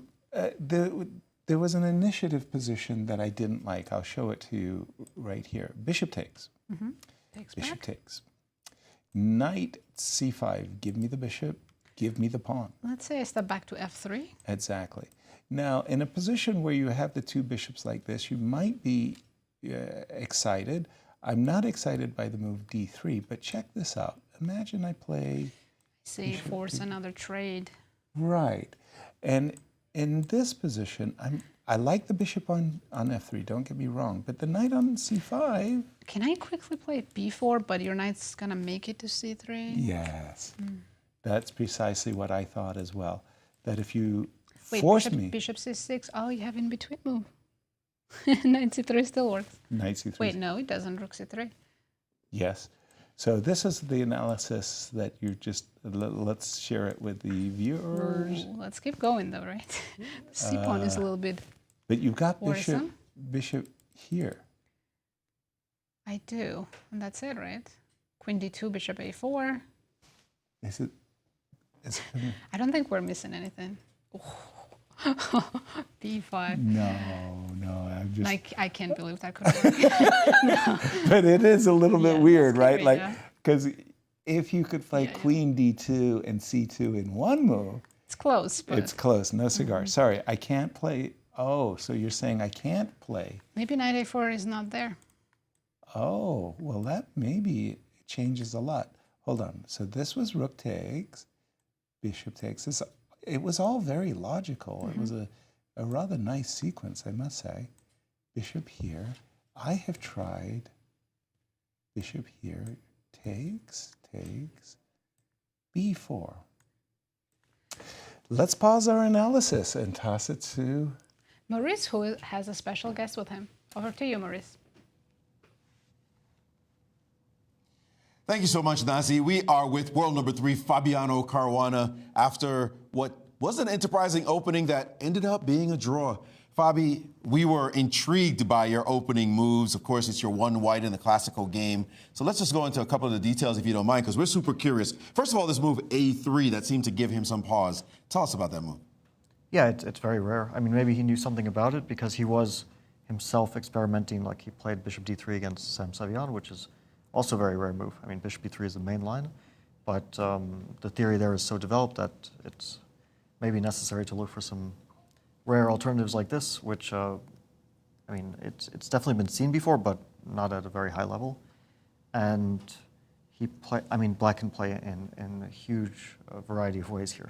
Black can basically make any move and it's okay. You can play bishop b7, you can play queen b6. All the moves are more or less okay, but he played in a very critical way. And yeah, the engine shows that you can play queen b6. I mean, the point of h4 is just that, here white loses a pawn with this tactic. So h4 renews the idea of knight bd4. And this is very critical as well. This is a very, very complicated position. Is this something you had looked at, I'm assuming? Yeah, I knew something, but of course there's so many possibilities that it's difficult to keep everything in your head. I mean, Black can also castle and then kind of invite an attack here with g4, and it's also some mess. I mean, probably won't play this line again, so it can something like this was, or this I think was quite fun. You're calling this fun? Like, what is this? No, this is actually one of the engine's lines. Is this one? So there are some kind of fun lines, but logically, Black will not castle here because it's very scary to allow bishop takes h7 threats, and okay, you can play h6, but you don't really want to do this. So Levon played a natural move. I think felt h5 was natural. When Garry saw this move, he was standing next to me. He had to go closer to the pad to see the move h5 land on the board. He was like, "What is this?" He actually said that if it was back in the day, by Vinnick's day, they would have kicked the players out of the tournament. That's how strongly he felt about h5. Well, objectively, h5, I knew the move exists, and it's just as fine as any other move. I mean, wow. Okay. When you actually feed it to a strong engine, whether Black plays queen b6 or castle or h5 or f6, it's all about the same evaluation.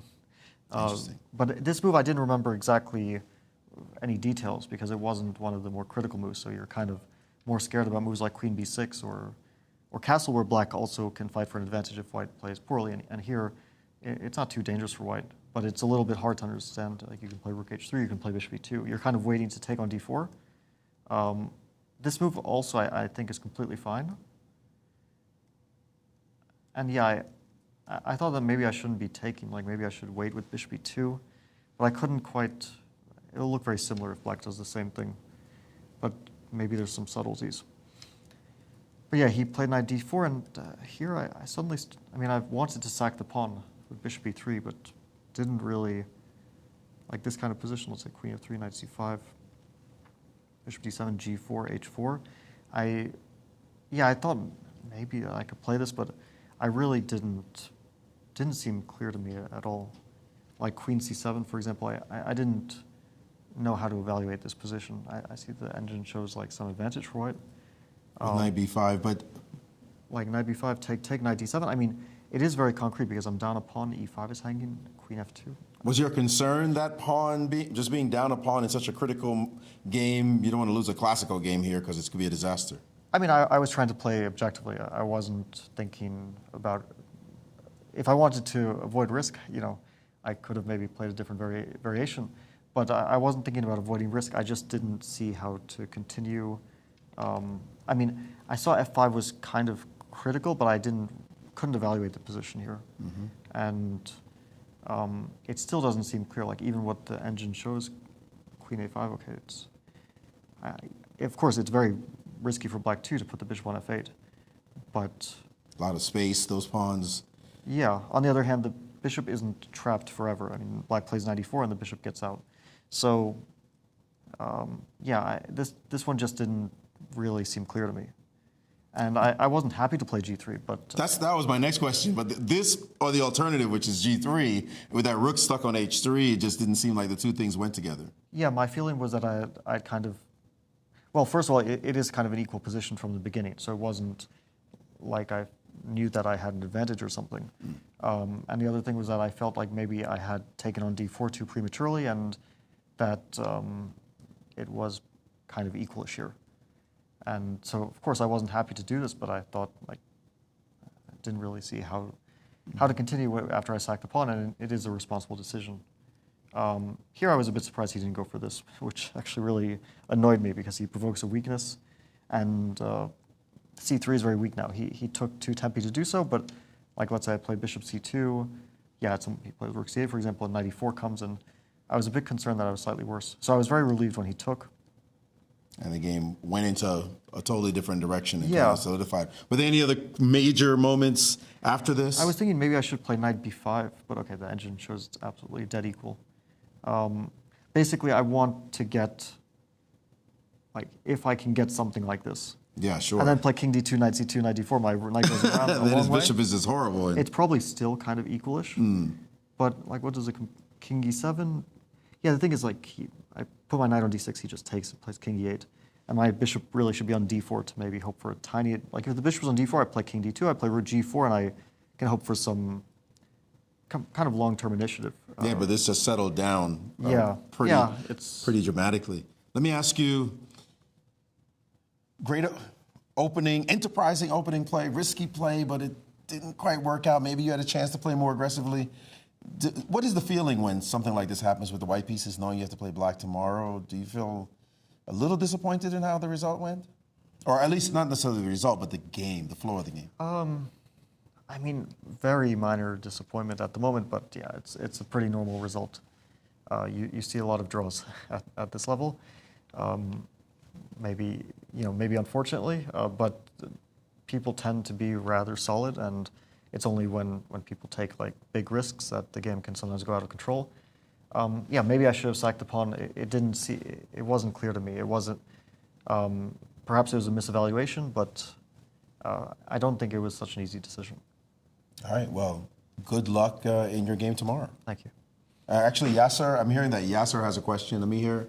Yeah, Maurice, if you could ask Fabi, Nazi and I have been discussing whether 6 points for a win inspires playing too risky, or is 6 points too much? Because if you lose the game, you could lose the match. Got it. Yasser's asking, they were discussing the point value of 6.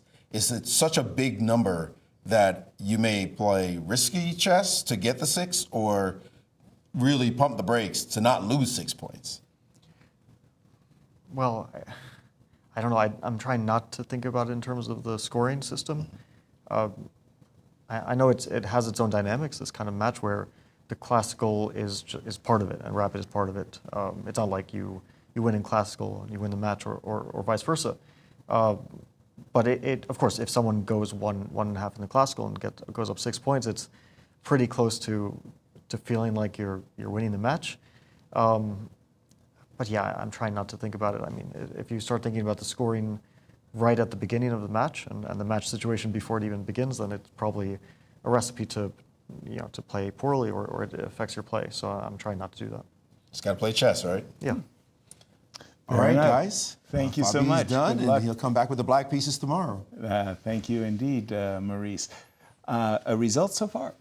One game. Right, we have one game that finished. It was a draw between Fabiano Caruana and Levon Aronian, and they both get 3 points. That's a very visual, colorful graphic, isn't it? I'm It's blaming highlighted in Charlie yellow.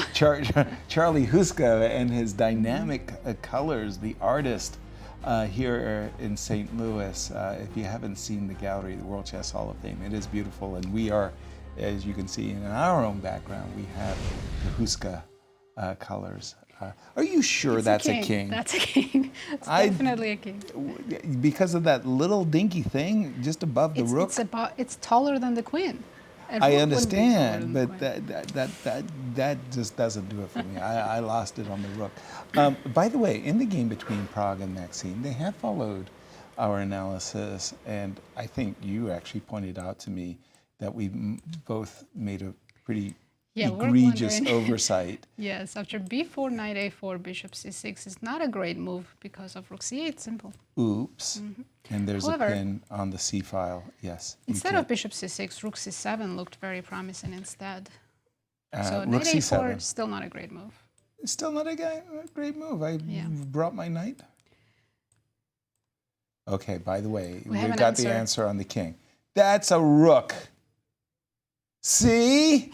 And that's the trophy. That's a trophy. That's a trophy. Yes. So this is where they're hiding their trophy, so that nobody steals it. I like it. Where's my prize? Yeah, we're going to narrow down on the.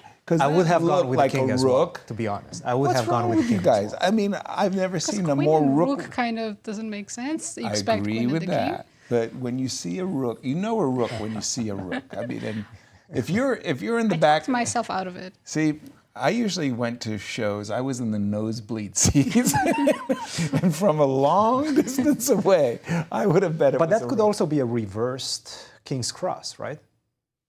That's what I thought. Exactly. When you look at it from that perspective, Yes. it could be a king's cross. I thought it was just kind of flipped. Yeah. Yes.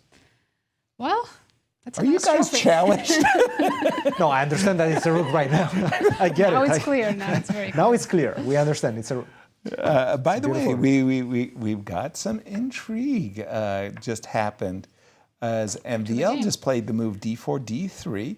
And I was just about to say that if you don't play that move, d4, d3, you might start getting worse. But if you do play it, you're most likely going to be a pawn down. So I'm going to go rook d1. Rook to d1. Yes. And am I playing bishop to d4 and trying to play a pawn down? I want you to take with a pawn. I don't think so. Well, the thing is, after bishop to d4, are you sure you're not losing after b4, perhaps? I may be losing. But we're going to pause our analysis as we... Maurice is with Levon Aronian. Over to you guys. Let's do it. Thanks so much, guys. We are with Levon Aronian after his making a draw with the black pieces against Fabiano Caruana. Levon, let's dig just in a couple of moments in this game because Fabi really went into it in depth. The move a3, he said he'd been searching for something to do different against you.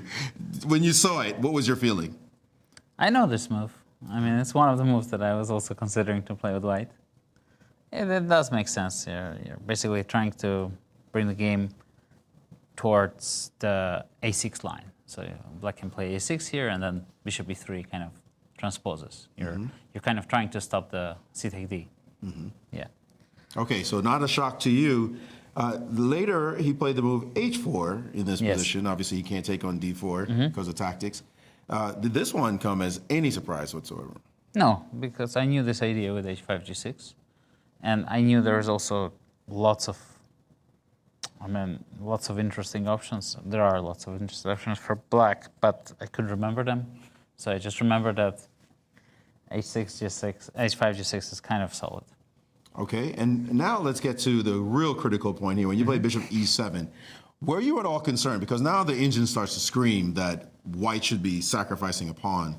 And Fabi played this move g3, which we all thought this is just hyper solid. You're going to be okay. Were you concerned that he might sacrifice his pawn and play much more aggressively against you? I was actually not going to take it. I thought bishop e3, knight c5, queen f3, bishop e7, castle, rook c8. I was thinking this is kind of playable for black. It looks kind of solid. And I play with queen c7, knight a4, this type of... So if you didn't think he should, if you weren't planning to take this pawn, then were you shocked when he did actually defend the pawn?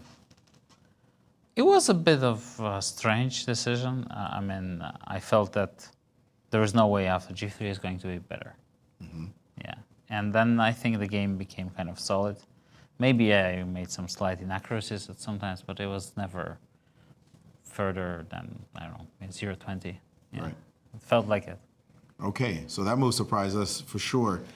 A question that they had in the studio about 6 points. It's a lot of points when you're playing a match and you lose a classical game at 6 points. Does that factor into your thinking at all as to how you approach any individual classical game?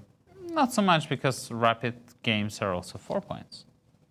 So, you know, it's not a big deal if you lose classical, because you just win one blitz and one rapid and you're back. Yeah, but of course, I mean, it would be nice to be 6 points ahead. Even it sounds good. You'll have white tomorrow. Do you expect to maybe go all in to try to grab those 6 points? We'll see how it goes. Of course, I'm going to try my best. We know you're here with your wonderful family. I saw your lovely wife and your daughter and the rest of your family members. Go enjoy them. See you tomorrow. Thank you. Guys? Thank you, Maurice. As we've got a game going on, I'm intrigued by this pawn sacrifice that MVL. Sorry, I know the interview was exciting, but this move, a5, really, I'm warming up to black's position. Really? Because the engine is warming up towards white's position. I saw it went up just a bit. Tell me why. So a5, so the idea, what I think MVL wants to do is play a positional pawn sacrifice. I think he's thinking in his mind, he's going to plant his bishop on d4. He wants to play queen to f6, and he wants to go g5. So he wants to harass both the f2 and the b2 pawn. Now, you're telling me the engine, we know the engine just not by much. Not yeah, by much. but he wants to play b4. To take on d3. No, not even to take on d3. b4. So a5 was designed to prevent you from playing. But just b4 right away, yeah? Yeah. So obviously I played a5 Take with back. a purpose. Take. Yeah, bishop d4. Bishop to d4. The thing is, right now, the knight on c5 is just so stable there. So you play e3, you try to say, okay, I'm going to corral that pawn on d3 somehow by forcing the knight to move away. That's not happening anymore. Knight on c5 stays, defends the pawn on d3. That pawn on d3 is going to be a major force for my I would be frightened as white to allow this is bad. Yes. This guy to live.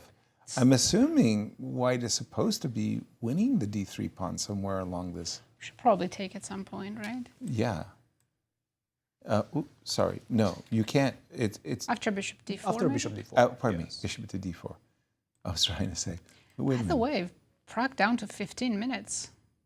And MVL down to 18 minutes. We might see that time trouble that Maurice was mentioning. We certainly will, yes. It's not an easy position, right, to understand. Okay, with the engine, it's very easy, right? It does say it's equal. But how do you assess it in the heat of the battle? Okay, let's leave b4 in the woods for just a moment. If you do the most conventional move under the sun and you take, I'm assuming we're playing bishop d4. How does the engine assess? Equal. Equal, why? Slightly better for white, but not by much. I mean, it's going up 0.2 and then it goes down. What are the main moves for king g2? h4. h4? Yes. And I think you can start with h4 first, but let's take on d3, bishop to d4, and now h4. Right. Okay, and queen f6? Queen f6. very decent move. Right. King G2. I have to be careful, right? Because if I go H5 first, I think G5 just loses. I'm dreaming of this. This is your idea, Of right? course. The bishop on F3 doesn't have a defender. Oops. You lose that. Right. So you start defending with King G2 first. I see. Knight E6, what do you do? Everything looks good. Well, I guess my question is, who do you think is risking more in this position? Again, the engine is saying very slightly better for white, but from the get-go, feel like this I've position, risked who's risking more, white or black is the question. I don't think I'm risking anything that much with Either black. side. With black, okay. Because I That's an could have interesting- taken on B2 after King G2. That was my question. Can you show us why black cannot take on B2? Because I saw it wasn't the top 3 choices. It Bishop wasn't. B2. It wasn't. Really? That would be like. Bishop G5. And Now I you're have in to- trouble. I'm in Queen G7? trouble. Yes. Queen. Queen G7, and now I go Bishop E3. The thing is, you don't move the bishop. You're basically pinned with the pawn on A5 because you lose the pawn on B6. Oh, Bishop G5 is And a now nice D4 is subtlety. fine. Right. Take the queen off the defense of the pawn on B6 and then go bishop to E3. Now I'm starting to look at D4. Gotcha. That's my threat. You move the bishop, you lose the pawn on B6. So it's just a bad situation for black. But again, something that you could fall into. Easily. You see that pawn on B2 just hanging around, ready to be captured. You might as well take it, and then you understand Bishop G5 and you're losing. So Right. I might disagree with you, Yasser. Please. I think black is the one risking in this position. Because he sacrificed Because the pawn. you're sacrificing the pawn For the initiative. You're going to have to prove it. You're going to Right. have to prove your compensation for the sacrificed pawn. Do you agree with that? That it's black's the one taking the risk here, Nazi? After E takes D in those lines, yes, because you are down a pawn. And how long can you maintain the active bishop, active knight, and the compensation? And that's why perhaps what he has to do, H4, Queen F6, King G2, just stay put. Keep the knight on E6. Where do you go? Bishop D2, let's say, right? Okay. Now I can actually take. So you have to go bishop to C1. Now I just go H5. And I'm asking, okay, how do you improve your position as white? Yeah, the rook. You got the extra pawn. You have the light squares. You can improve the bishop, let's say, with bishop to E4, even though F2 you have to be careful about that. Yeah. So what's next is my Right. question. I do think we have a move, by the way. E takes D. Yep, we're headed straight into that variation. Let's take a look at the players right now. MVL decided to go bishop to D4, so he's looking at this plan with Queen F6, increasing the pressure on the long diagonal. By the way, shout out to our production team there in Brazil. I love this perspectives of the players at the board. Yeah, having the Good to two see. separate cameras. I know. for It's each. so very, very, very, very nice. Thank you to Spectrum Studios for making such a beautiful presentation. And again, I just got to say the stage itself, the setting, so much excitement going on there in Sao Paulo's. Very We're in our colorful. first game of the classics. And you were going to say it too. And that rook is hosting the trophy for the eventual tournament Grand Chess It's there Tour to champion. motivate the players, so they know what they're playing for. I see. It's a beautiful stand. I wanted to say about the time, the clock times. They're getting where it's a Especially little bit Prague. uncomfortable. Yeah, he's down to 11 minutes and 40 seconds. Okay. And the position is not that simple. Well, precisely. I mean, that's the problem is the You can complexity. even force trades to simplify the position, right? Because you can end up in a worse endgame. Yeah. By the way, he played King G2 without the move H4 included, which does give MVL the additional option of starting with the move G5? G5. Like, for example, G5, Bishop C1.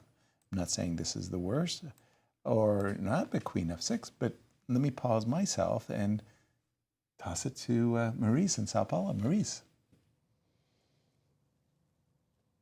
Yes, you're thinking along the lines that I'm thinking as well. Complicate this game just as you're approaching time pressure with only 11 minutes left. Will you be able to calculate everything? Of course, you don't want to take enormous risks. If you're black, you're down a pawn at the moment. What's interesting for me is we were talking about back on move 16. If we could go back to this, where no trades except for a pair of pawns had occurred on the board. We were comparing it to move 23 in the other game, where a ton of trades had ensued and we were very much in an endgame. If we now go to move 23 in our game, we jump ahead to this moment. I mean, look at the difference between the two games. I mean, this is just a bonfire on the chessboard at the moment. And now an extra pawn for white. The imbalances occurring after the move king to g2. And MVL, this is such a golden opportunity. He's up 5.5 minutes on the clock, ticking down. He doesn't want to make any errors here. This is feeling like a big mistake is coming at some point, guys. I just don't like the time management of the players, particularly white in this situation. The queen sitting on b1, very passive. A move like bishop c1, queen on b1, bishop on c1, rook on d1. Are we playing chess 960 here? Like, it just seems like anything could happen in this position. And I don't know that you could calculate everything as we're looking at it. You see MVL, look how alert his eyes are. He likes situations like this. He's very tricky, very resourceful. Maybe I should go back to tricky as the real word for him. I think the danger here is with Praggnanandhaa. I don't think MVL minds being down a pawn at all as a Najdorf player, as a Grunfeld player, by the way. This is looking like a Grunfeld, if you will. Okay, there's no pawn on d3 usually, but that bishop that he loves so much in the Grunfeld and his queen sitting on the diagonal, some possibilities. This one is wild. This is going to come down to some kind of mistake as far as I can guess, guys. This is exciting stuff. Thank you, Maurice. I have to concur that for MVL in particular, he's made a career on the black side of the Grunfeld, on the black side of the Najdorf. You play those openings, or pardon me, those defenses, you're used to double-edged situations where you've sacrificed. I make a joke with Peter Svidler that as a Grunfeld player, he's not happy unless he's a pawn down. And this is the type of compensation that Grunfeld players love to play. I mean, there's an initiative, and white probably should play h2, h4, and just make sure to keep everything under control. The queen is still on b1. This is not a happy not a happy piece for sure. Rook on d1. And it's not easy to get the queen out of there either. Exactly. There's some b4 lines we were looking at earlier where queen went to b4. It was at least something, some improvement. Exactly. So queen f6. Cristian, if you don't mind, I thought the move king g2 was a wobbly move because it invited black to play the move g5. Should MVL have played g5, or did he choose properly? He chose properly, objectively, yes. From a practical perspective, I do like g5 as well. g5, bishop to c1, and then queen to f6, maybe even rook to e5, playing on the dark squares. This is what's happening right now. I'm setting up my pieces on the f file. I'm trying to force you to move the bishop from f3, right? So that I can invade and get that pawn on f2. He played queen f6. He's threatening g5, g4, Big move right? has to be played right now. I feel h4 is quite critical. If Pragg plays the move h4, I think he's going to be the one in pole position to get the advantage in the later stages of the time travel that's coming. If he doesn't play h4, then what do you do? One thing you should not do is play b3 and try to save that pawn, because now you're in trouble. g5, you have to go bishop to e3. If you go bishop to c1, guess what? The problem we've been talking about, right? I'm forcing you to move the bishop, queen takes f2, and you're in trouble. So this is the position. Don't try to save this pawn on b2, perhaps with bishop c1. Maybe this is the other move that he's considering, bishop to c1. If you play h4, and once you make this decision, you sort of need to understand that you can just simply give up that pawn on b2. And in fact, you're much better if he takes that pawn on b2 after the move of bishop to g5. The thing is, you also have d4, which gives you an advantage. As well. In this position. Yes, d4, because if you take, again, bishop to g5, this queen is overloaded, right? It's defending too many pieces in the position. The pawn on b6, the bishop on d4 as well. This looks a bit strange. Queen e5, maybe? Queen e5, I can probably just take on b6. I'm feeling the initiative for black, though. Queen b5 seems to be best right now. That's difficult to play. Very difficult. Yeah. And by the way, I can go bishop f4 as well, but queen to b5 is the move that gives you the advantage. I'm starting to have some ideas, right? Bishop f6, the rook on e8 is the target piece. We do have a move. Do we see a pawn on C2. h4? Nope. He played Queen C2. Queen c2. Apologies. Okay. Queen okay. C2. Defending F2. That changes. Stopping G5, G4. But now I can take on b2, right? Because B6 is no longer hanging, right? So that changes everything because now I can once again reestablish the material balance. I take the pawn, and after bishop G5. No, just Queen E5. I like Queen E5. That is a Queen very, e5. very I think his sensible idea move. is rook to d2. He's and saying rook it's to a double e2. attack because I also go rook to e2. And you forced me to go Yeah, all the here way we back lose, to so- D8. Yes. Oh, we're not losing. It does look a bit strange because rook d2, maybe I can just simply take your bishop on g5, right? Yeah. How is that? How is that position? Knight versus bishop. But my in this d-pawn, position? No, after rook D2. rook d2, Oh, I'm sorry. Here, you can on take D4. my bishop. I'd like to do that. Thank you. Let's see. Is he going to take? We're just about to see a move. Let's refresh your board, Yasser. Yep. Before he makes a move. He's done it. He took it. Give MVL a gold card for the Pawn Grubbers Association. Bishop You were g5 is saying a he took strange risk. move. You were saying you took a risk to sacrifice the pawn, but it's paid dividends. It has. Again, bishop g5 is a very strange move. Perhaps what he's saying is that, you know what, after bishop g5, it's sort of obvious to see that if you take on g5, queen takes b2, is white who has the initiative now. Because d4 is coming, I'm playing against your weakness on b6. I have all the trumps in the position, right? Agreed. And white king is super safe. And after queen e5, bishop g5, queen e5, in the worst case, you can just repeat the position. True. You can go bishop f4 back. True. Even if you don't see rook to d2 with the idea rook to e2, maybe you can just He's repeat played the it. Bishop G5 is on the board. Yep. But I see no reason why queen e5 shouldn't. I mean, if I could reset the position with the bishop on d4, I'm feeling like I haven't risked anything. I won my pawn. No, in Prague, he's not going to do the remove repetition here, so he might try the rook d2, rook e2 idea. But where is that leading? I didn't even see why white should feel.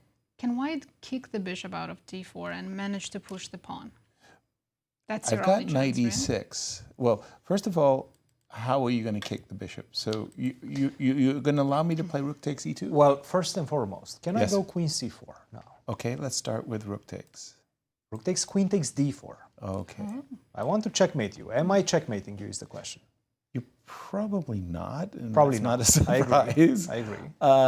But okay, let's just say I You have knight e6, which is a very annoying move. You have queen to e5 as well. So it does seem like you have enough resources to defend this one. Fair. So if you have to take with the bishop, and I don't think you want to do this, after queen e5, not only did you not dislodge the bishop, Double attack as well. you're getting a little bit in somewhat trouble. Yeah, I guess we should take on e8 first to keep the bishop on f3. Okay, so once again, how did we do this? We went here, here, here, here, here, rook e2, queen b8. Take on e8 first. Queen And takes. then try queen c4, but you still have queen e5. Queen e5 makes a lot of sense.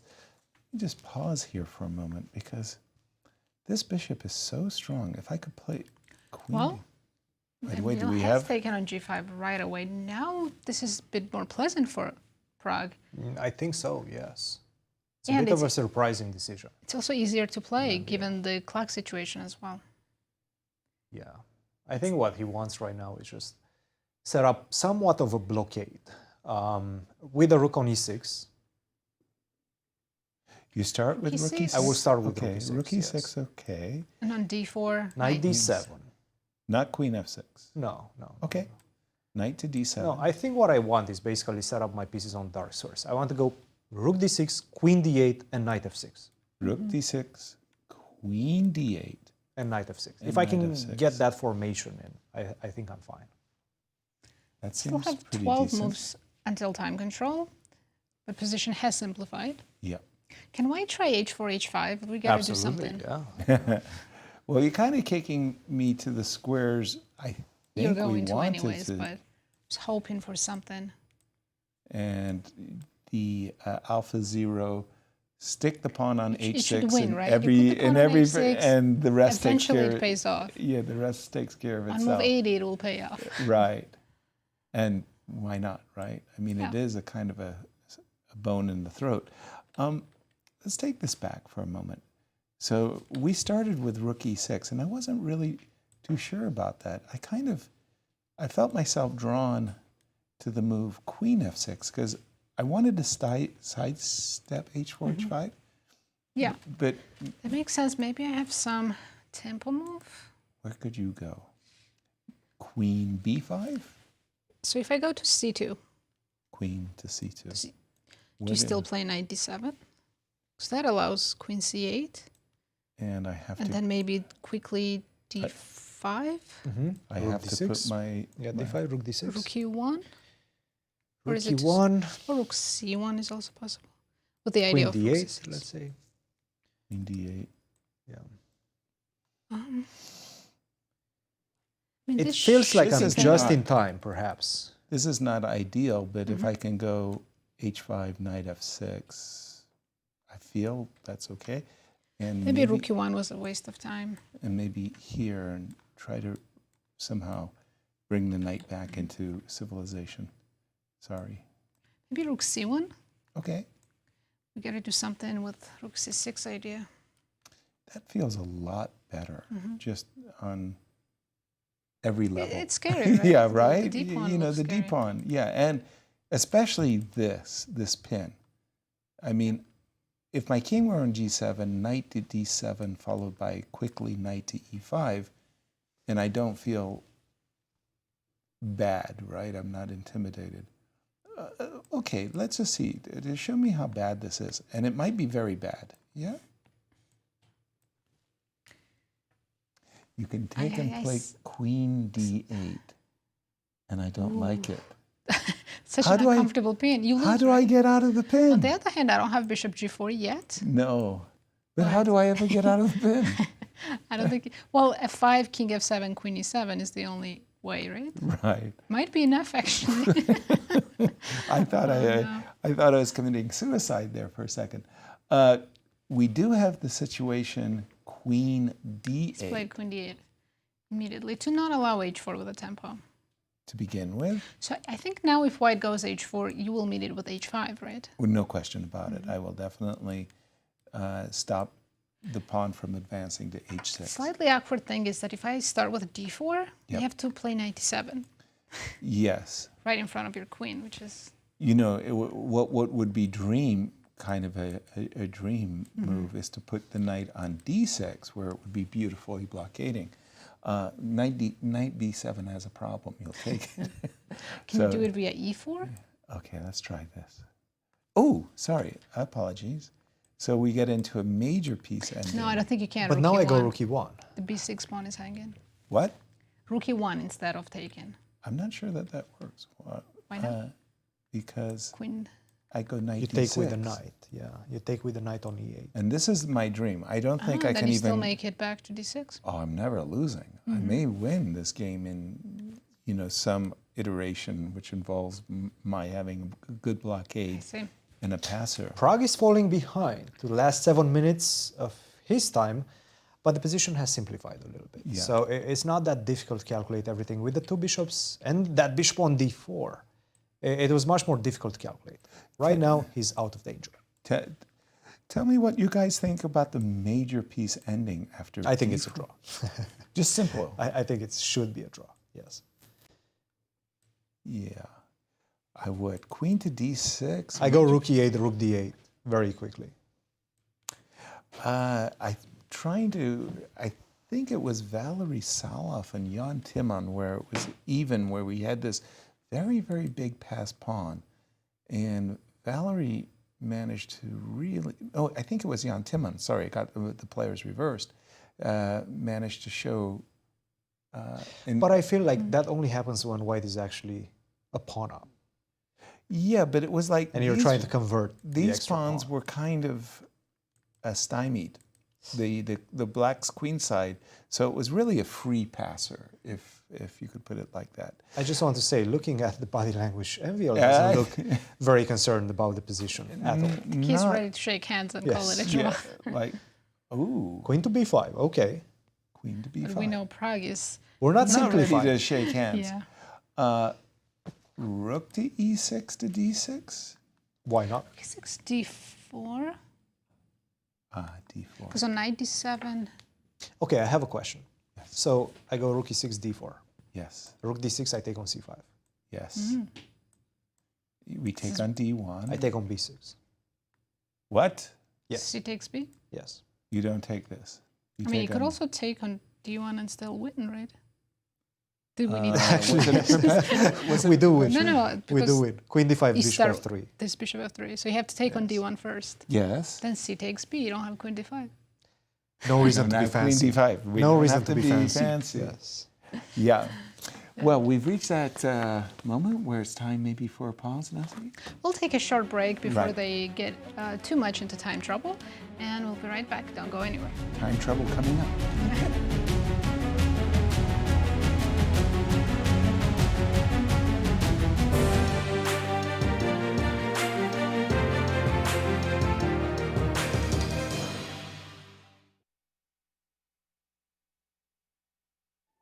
The Grand Chess Tour Finals are back, and this time the stage is set in Sao Paulo, Brazil. The top 4 players face off in rapid, blitz, and classical showdowns, each move pushing them closer to a share of $350,000 and the ultimate crown. It all comes down to this. The battles are fierce, the stakes are high, and only one will stand as the Grand Chess Tour champion.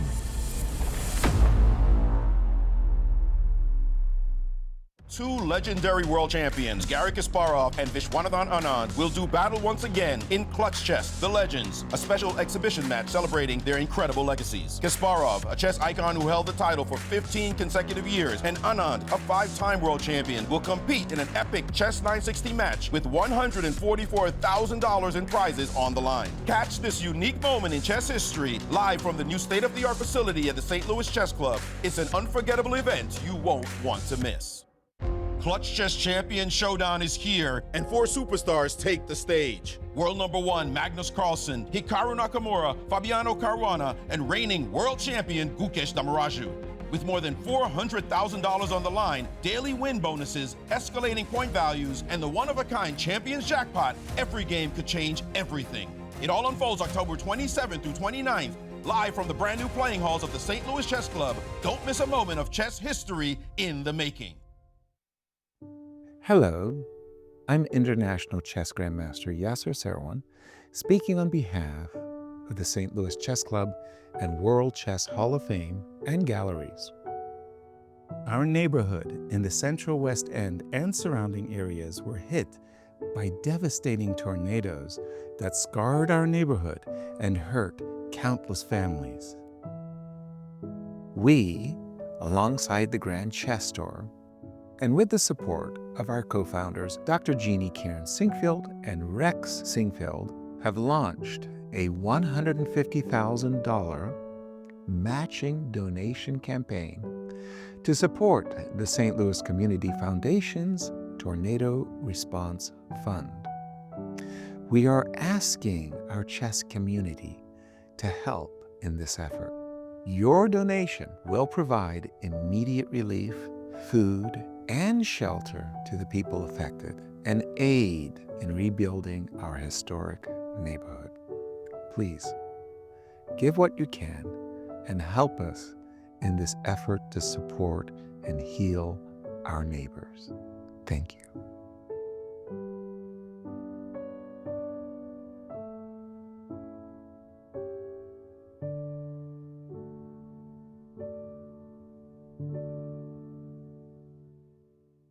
By now, you guys probably know there's a lot to see and do in St. Louis. But when it comes to the art scene, there's more here than meets the eye. From Laumeier Sculpture Park and the City Garden to the stunning Cathedral Basilica, one of the largest mosaic collections in the entire world. So if art is your thing, St. Louis is on display all year long. Ooh, Now that's an exhibit. St. Lou is always exploring. Hi, my name is Brian Woods. I am the music director for classical programming at the World Chess Hall of Fame and Galleries. It is a monthly series that we put on featuring performers from the St. Louis Symphony, from Opera Theater St. Louis, Winter Opera, and some of the finest freelancers we have here in the St. Louis area. Every live performance is completely different. So when you come to a concert here at the World Chess Hall of Fame, you can expect infinite possibilities all within this rubric of music. We're the Manos! Welcome to our show! Go, go, go!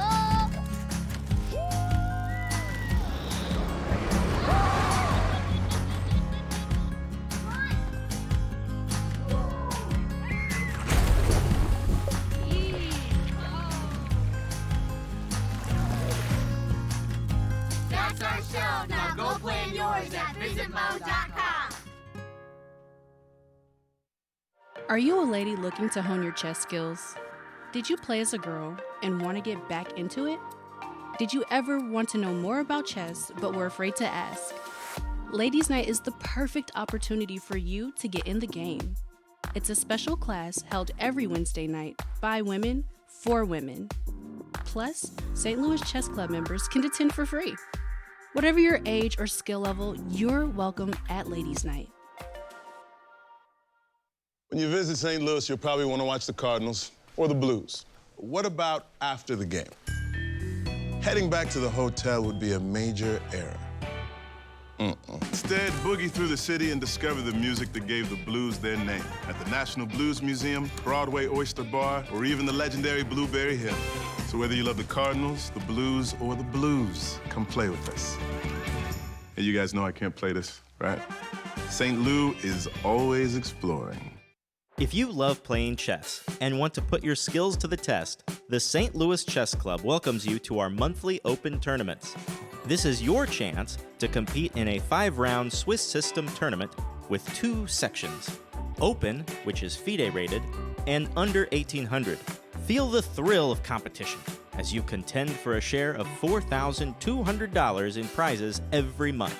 To learn more and to register, please visit stlouischessclub.org. Hey everybody, what's up? This is Brian Owens, Music Director and Creative Resident for the World Chess Hall of Fame, and I just want to invite you to come out to just a great musical experience. The culture here at World Chess Hall of Fame around our music series has been growing. Audiences can expect an array of genre, everything from pop and soul to R&B and country, and I really love that because it's just indicative of the creative and cultural excellence that we have here at the World Chess Hall of Fame.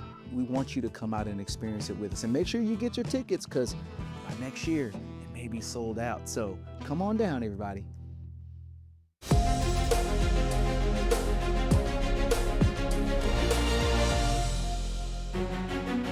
Welcome back, everyone, to the Grand Chess Tour Finals.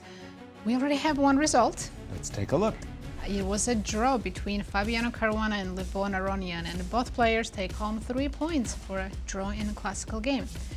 The other game's still going on, and let's jump right back to it because Prague is down to 3 minutes for the next 9 moves. Big moment after the move h2, h4, properly answered, I would say, after h5. And we had focused, I think, our attention solely on the moves d4, knight d7, and let's go from there. I think white has just small edge. Prague played the move queen c4, and I was trying to understand in my mind why he did that. Cristian? Jump in. I mean, you got a good answer? Because no, I don't.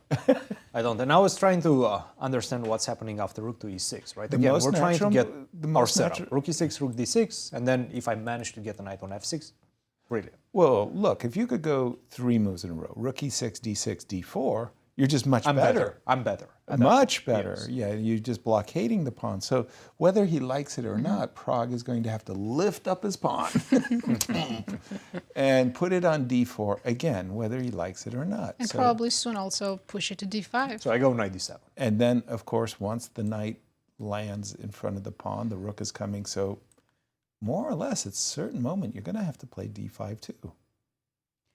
And then I like that setup with the rook on d6, knight on f6. Yep. Agreed. I don't think you can break that.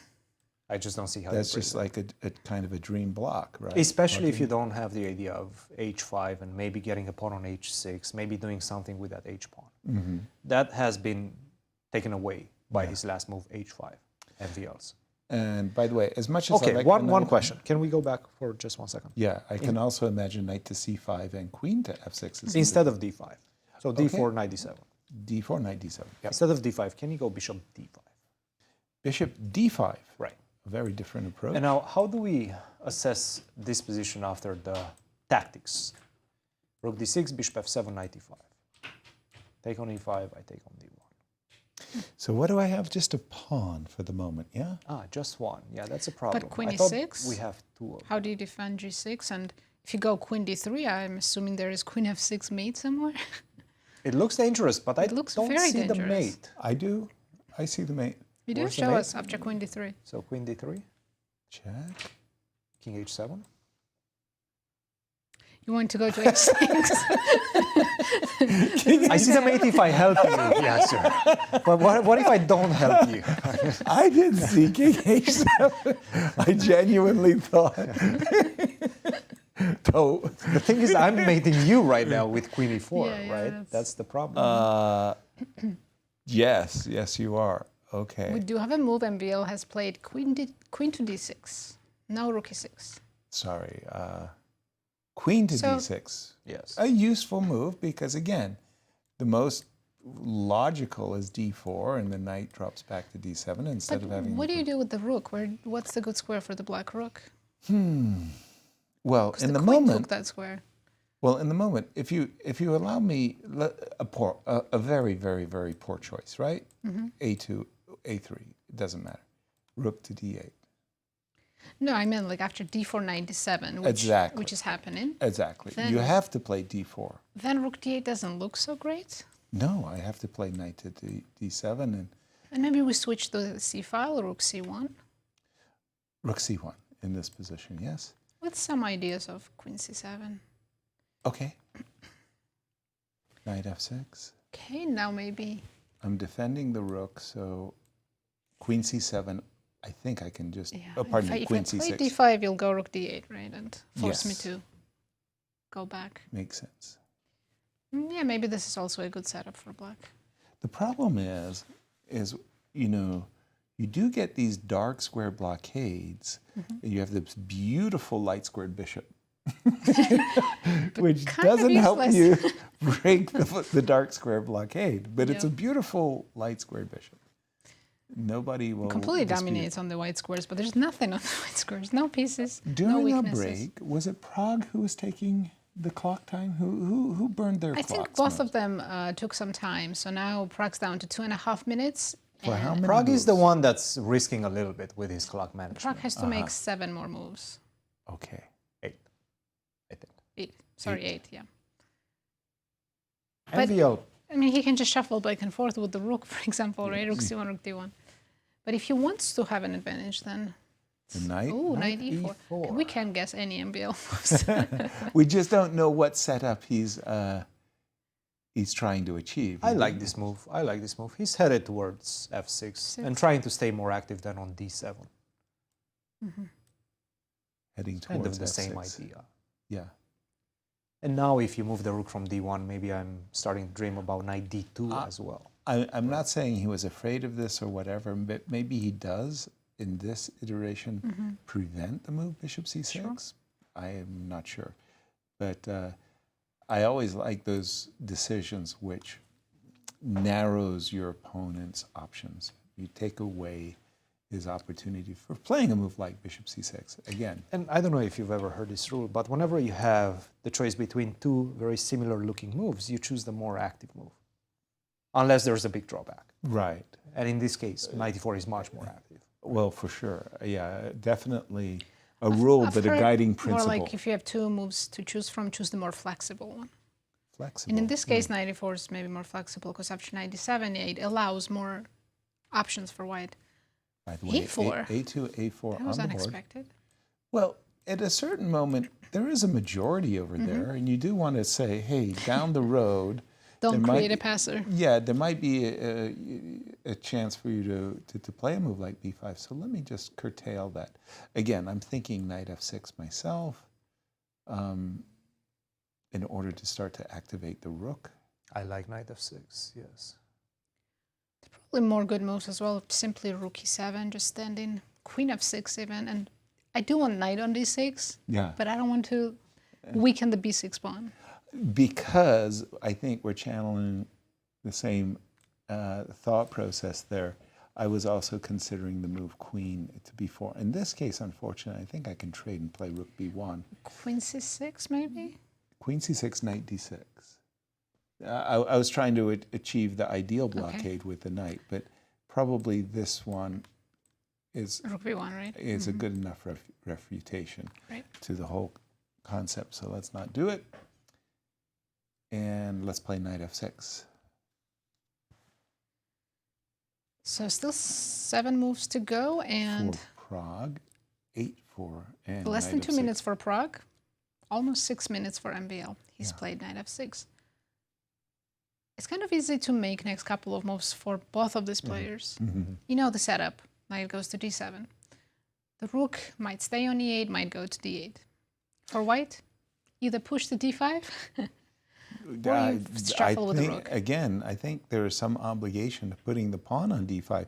So if we go, just for argument's sake. Question, if you were playing d5, should we include bishop c6 and then play d5?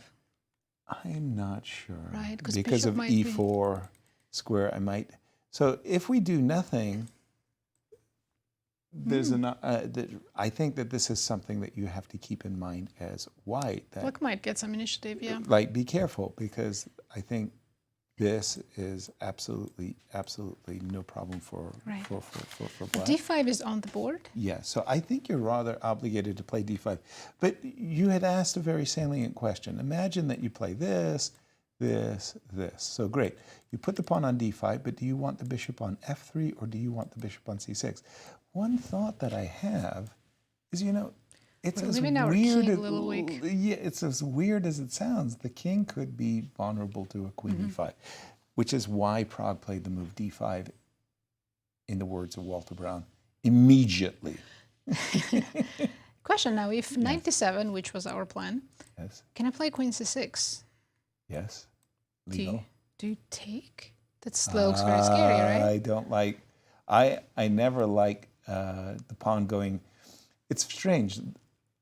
I can live with the pawn on d5. Living with the pawn on c6 is it's a no. It's a no-no. Living with the pawn on b7, that's just death. So I hate that pawn that going down that diagonal. But I think you can take and play knight c5.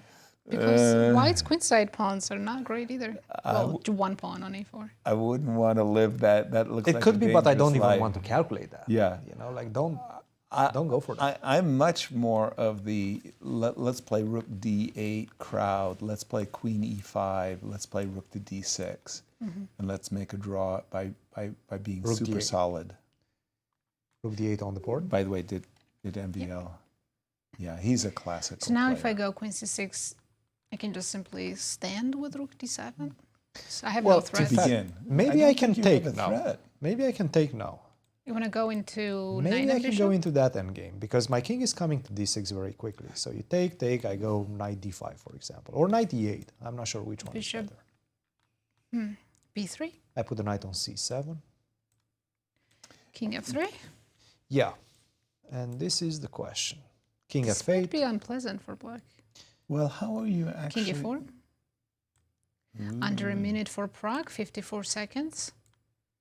I was wondering. The question is, it could be unpleasant for white also if I get to d6 quickly.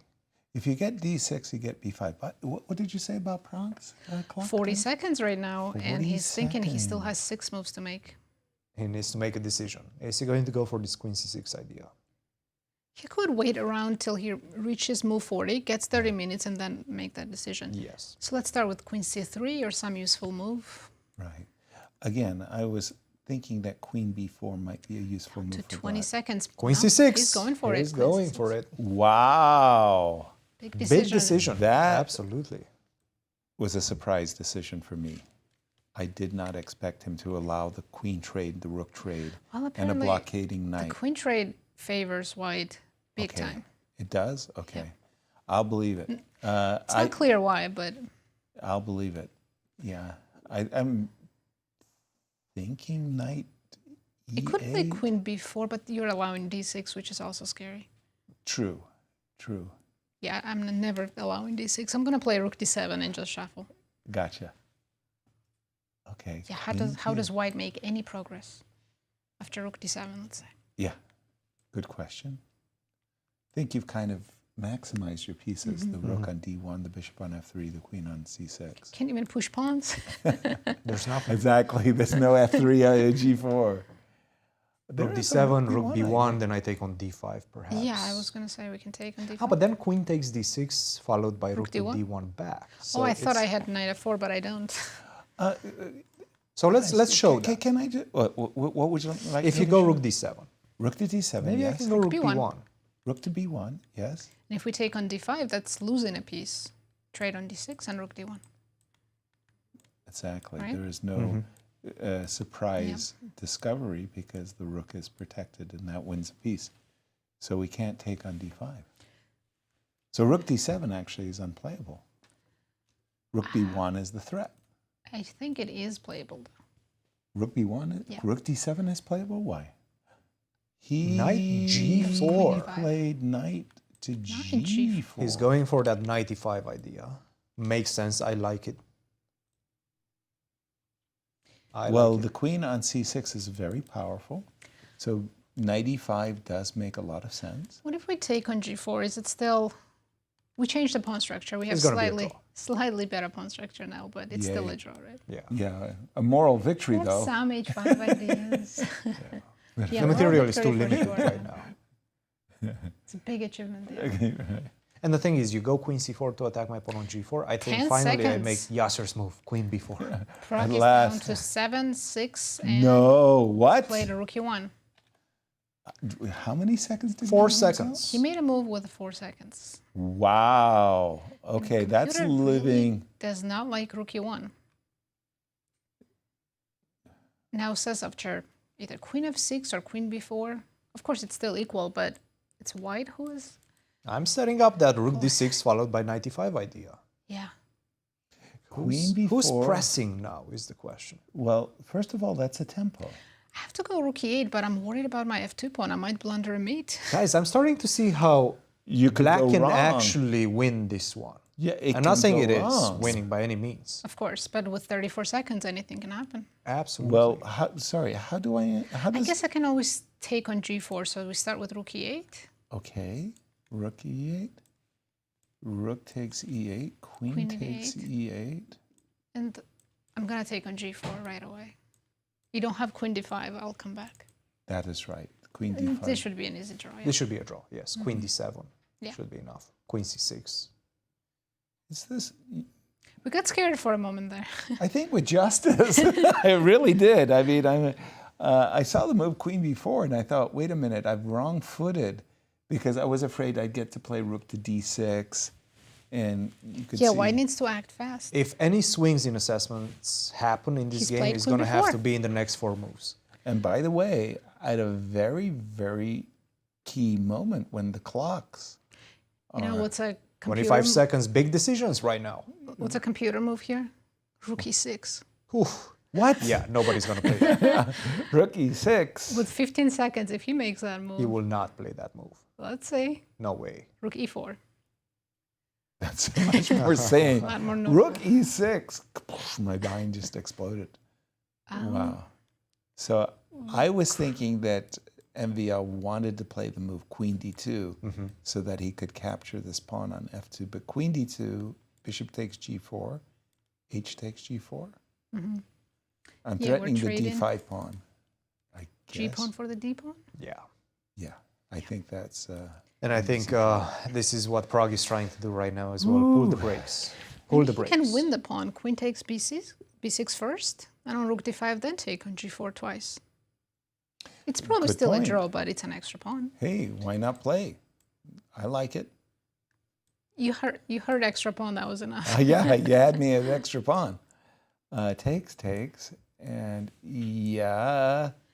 it's likely a draw. Black is very active, I'm not sure about that. I mean, Queen D4 and we'll play that. 10 9, seconds. 8. He's definitely considering Queen B6. He better do it right away.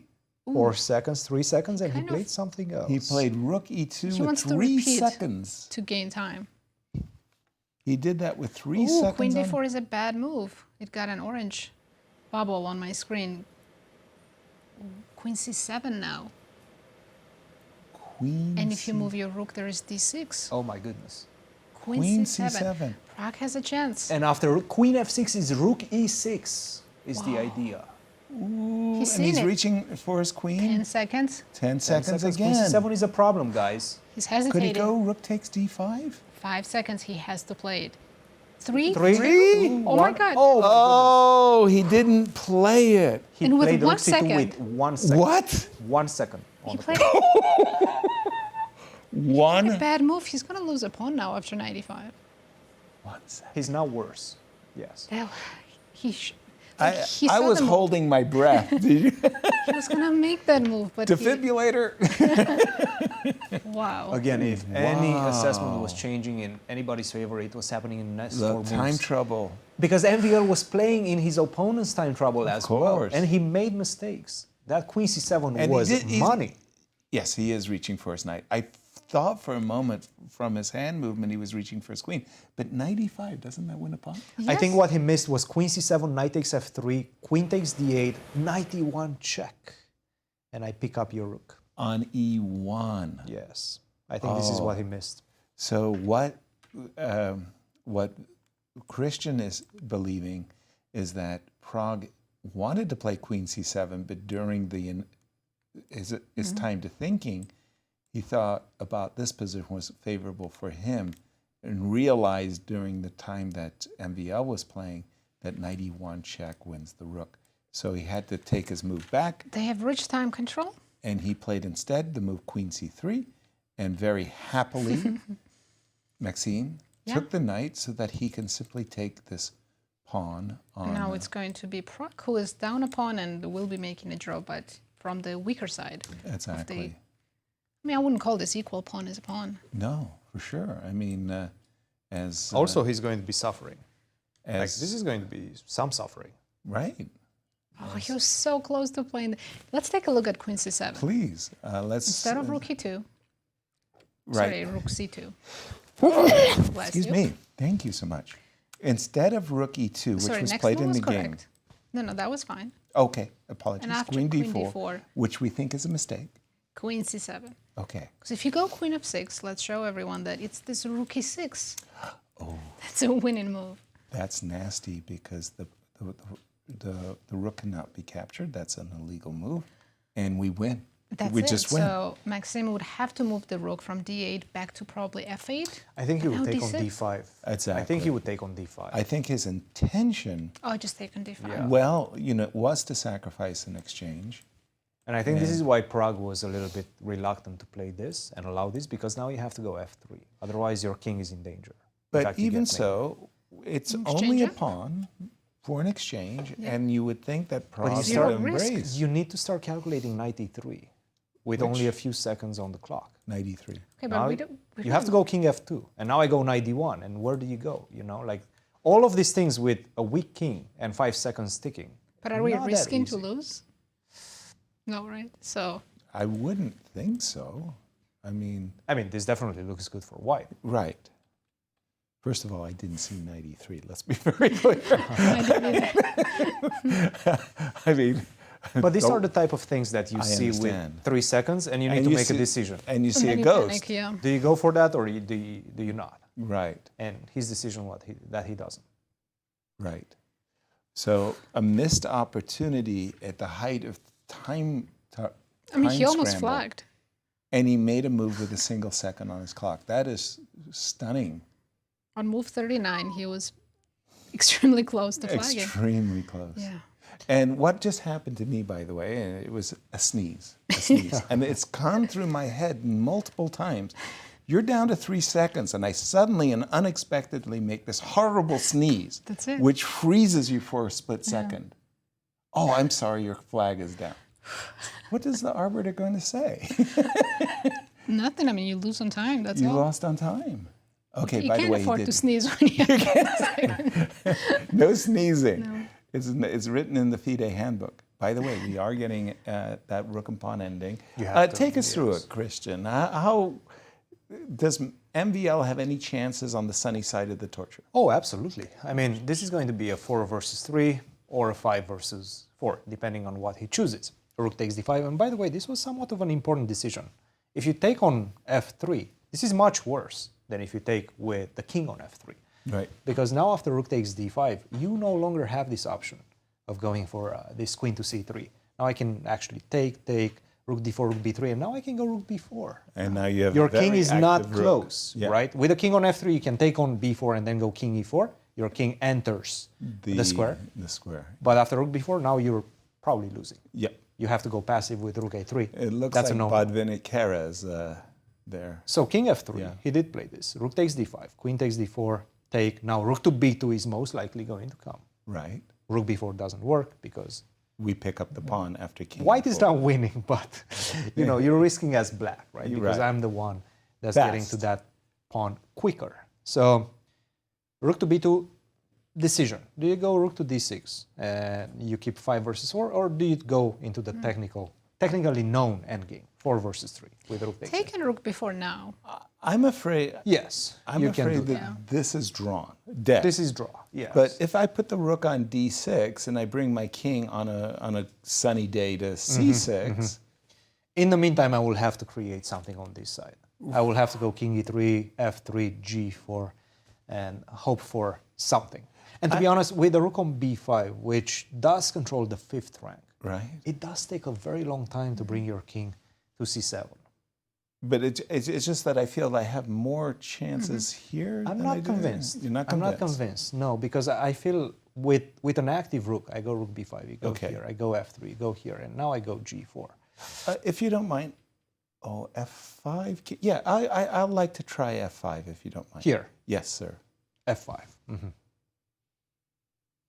Like king f4, king g5 is one sure idea. I'll put my king on c6. So what do you do now? King d6. Ah, you do go for this. Yeah. Okay. I'll put my king on c6. On c6. And what's the plan? What's the next I'm going to move? give you g6, and I'm going to go taking on a4, and we're going to have a heck of a race. Yeah. A race. A Yes. race. Yes. That's right. It's equal, by the way, but I'm trying to understand how difficult it is, right? So I go f4, you go rook d5, right? I cannot take on d5. This is losing. Take, you go b5. You queen first. Gotcha. You're much faster. I agree. So I'm just going to go rook to b3. What do you do now? Yeah, a moment ago I was playing rook to d4 to take on a4. But no, I'm not getting the tempo anymore against the rook on b5. So instead of rook d5, and here I'd have to go back with the rook to d6. So yes, take You a want to look do at this. So I take, you take, I take most likely. Right. Yeah, this is a race, but Some Black crazy is- race. Black is I'm also queening- risking a little bit. Though. Exactly. Yeah. I can do this because I'm in the not your studio. game, yeah. And I get the queen on b1 with check because your king's on g6.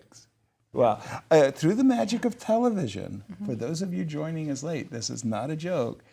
In this game, Prague actually went down to a single second, and we're going to show it to you right now. It was move 39. Yes, and he had this move queen c7, which would give him an advantage. Here comes the big sneeze right now. He's still not moving after 2 seconds. He started moving. Wow. That's incredible. He started moving with 2 seconds on his clock.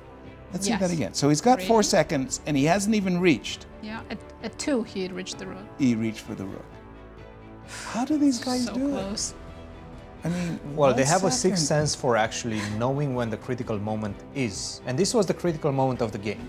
Right. This is the biggest difference in assessment. Right now with queen c7, he has a much better position. By rook the to way, c2, he's not happy. He's not. Prague did not play rook b2 as we expected. He played the move rook c6. And Computer it might- doesn't like Oh, this. that's bad. Yeah, it's not an accurate move.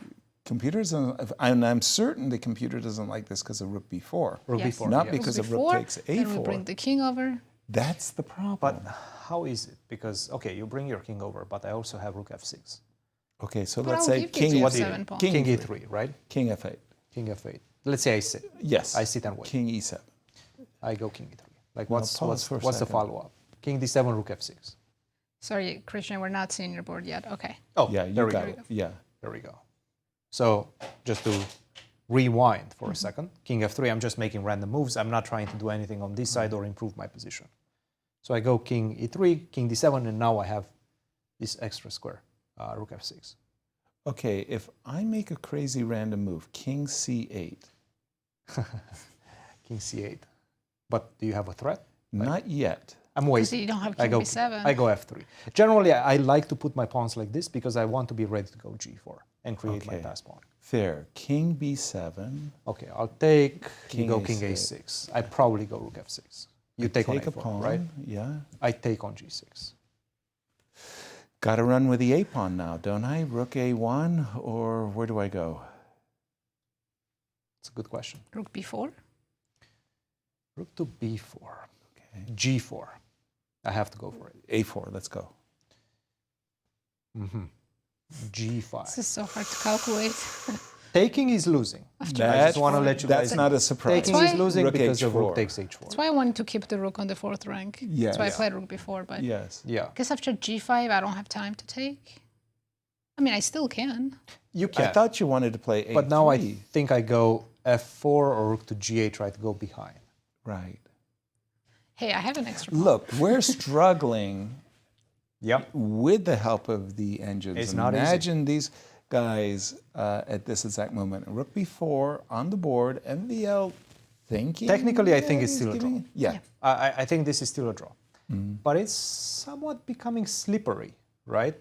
The slippery slope. Yeah. Slippery for Prague. Also, let's remind everybody, he's not happy. He's a bit on tilt.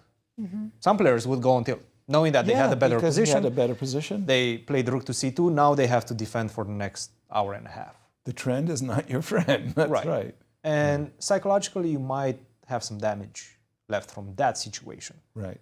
And maybe he's even thinking in his mind, hey, did I have Queen C7? Because that was the critical moment. He knew that that was the critical moment. Was Queen C7 just better? Was I just winning? Like all of these things are going through your mind. But you have to defend this rook endgame. Right. That's the task at hand right now. I have a confession. You're absolutely right. I have so many times at the board had the baggage. I'm carrying the baggage of the fact that I was winning out of the opening and I should have played bishop f5, and now I'm in a slightly worse ending, and I'm still thinking, what was the best way of me winning the position 20 moves earlier? And that is a terrible, terrible thought process. Because you need to defend. Of course, That's your focus should you be need the to current defend. position, not what's past. Again, rook b4, if you don't mind, the engine's eval at this moment? Just what's the minus score? 0.8, which So means rook c6 wasn't. I mean, it got an orange, but it wasn't rook terrible. to b2 was Well, 0.2. I think before it was, almost triple zeros. That's why. Again, it's because it's closer to a technical endgame. So 4 versus 3, the engine knows that it's a draw. Okay. At least technically a draw. This one, the engine is not sure yet. That's why it gives a larger percentage, because we see those races, 2 versus 2. Right. New idea. Yes. King e3, f6. I wait. G5. Which, by the way, You're giving me the best. You're giving me the best doesn't seem to be the opportunity. right option. I go King G2. Important move, by the way. King G2 is important move. Yes. Wait, after G4, are you No. not too limited here? I have to go F4. Oh. This is not easy. F4. This is not easy. So King G2 with the idea that if you go G4, I go F4, and now I have this passed pawn, which is going to give me enough compensation. Not so easy to understand. That's confounding. Yes. Wow. Rook E6 probably works as well, but you're starting to suffer. To suffer, yeah. And actually, you see. By the way, the bar just went down like you blundered. Yeah, maybe you're just egregiously. losing. Maybe you're just losing after King It's E7. still F4 that could save you, but. And in fact, you are just losing. Yeah. If I get now king the to engine is C7. starting to understand you are just losing. You have to go f4. That's already an Not easy. indication. Well, it's in trouble, yeah. I I like this plan with f6 g5. I think Okay. this is now a question. Please. Let's say I don't wait for you to go this g5. Right. After f6, I give you a check. How do you improve the position? f8. King f8. King f8. If I go here, you go king e7, you still go for g5. Yeah, and in fact, it's probably a better position. Right. With the king already close. Because a4 is still hanging. You have to come back to c6. So I have to go here. Okay, g5. King e8. G5. I thought you were going to kick the rook out first. Now I take. Can I go f4? How's h? No, h4 isn't. h4 I just take. Right. Okay. I think this should be enough. This should be enough. Are we sure? Rook but check? Instead of g5, once rook's on b7, can we go king e8 and okay, I'm with Nancy. She king e8. King d8. King d8. Mm-hmm. So this is not have easy. to go rook g7 at a certain moment. This is truly not easy. King King d3 is maybe scary. the only move in the position. King d3, king c8, and now rook to g7. And I guess with the king on d3, you're closer to the pawns. But I can take g3 pawn. You can, yes, but then And I have it's f5. still... Wow. Yeah, this seems to be after f5 or king b5. I'm getting too active. Okay, that's fair. But king d3 is not an easy move. And I mean, by you the have way, so in many this ways position, you can play this position. This exact position, instead of king c8, start with f5. That's an improvement. Yeah. And then go king c8. So after king d3? Yes. You want to start with f5. So that when the rook gets to g6, you're not collecting everything. King c3. King c8. Yeah. Munch, rook take. b4. Rook what? b5. Rook b4. b4, rook g5. Rook b5. Yeah, but my king is too close to the pawns, I think. a4. I'll give you a check. King b7. I'll give you another check. King, you know where? King a6? Yes, sir. Rook h8? Check. On b3. Correct. Probably king c4, right? Yeah, king c4. You have to say I have to go king c4, yeah. b5? b5, king c5.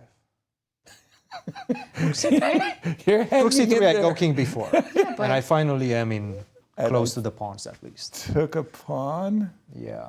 I take on g3. It's not enough. Not enough. It's definitely not enough. Rook h6. Guys, it was close. Rook endgames are not easy. I know. I mean, it's easy for us. Yeah. Well, it's for not the players. Even for us. it's not, yeah. Even for us, it's not easy with the engine. Yeah. For the players, it's extremely difficult. I mean, I have to say, MVL, I think he's building up some chances right now.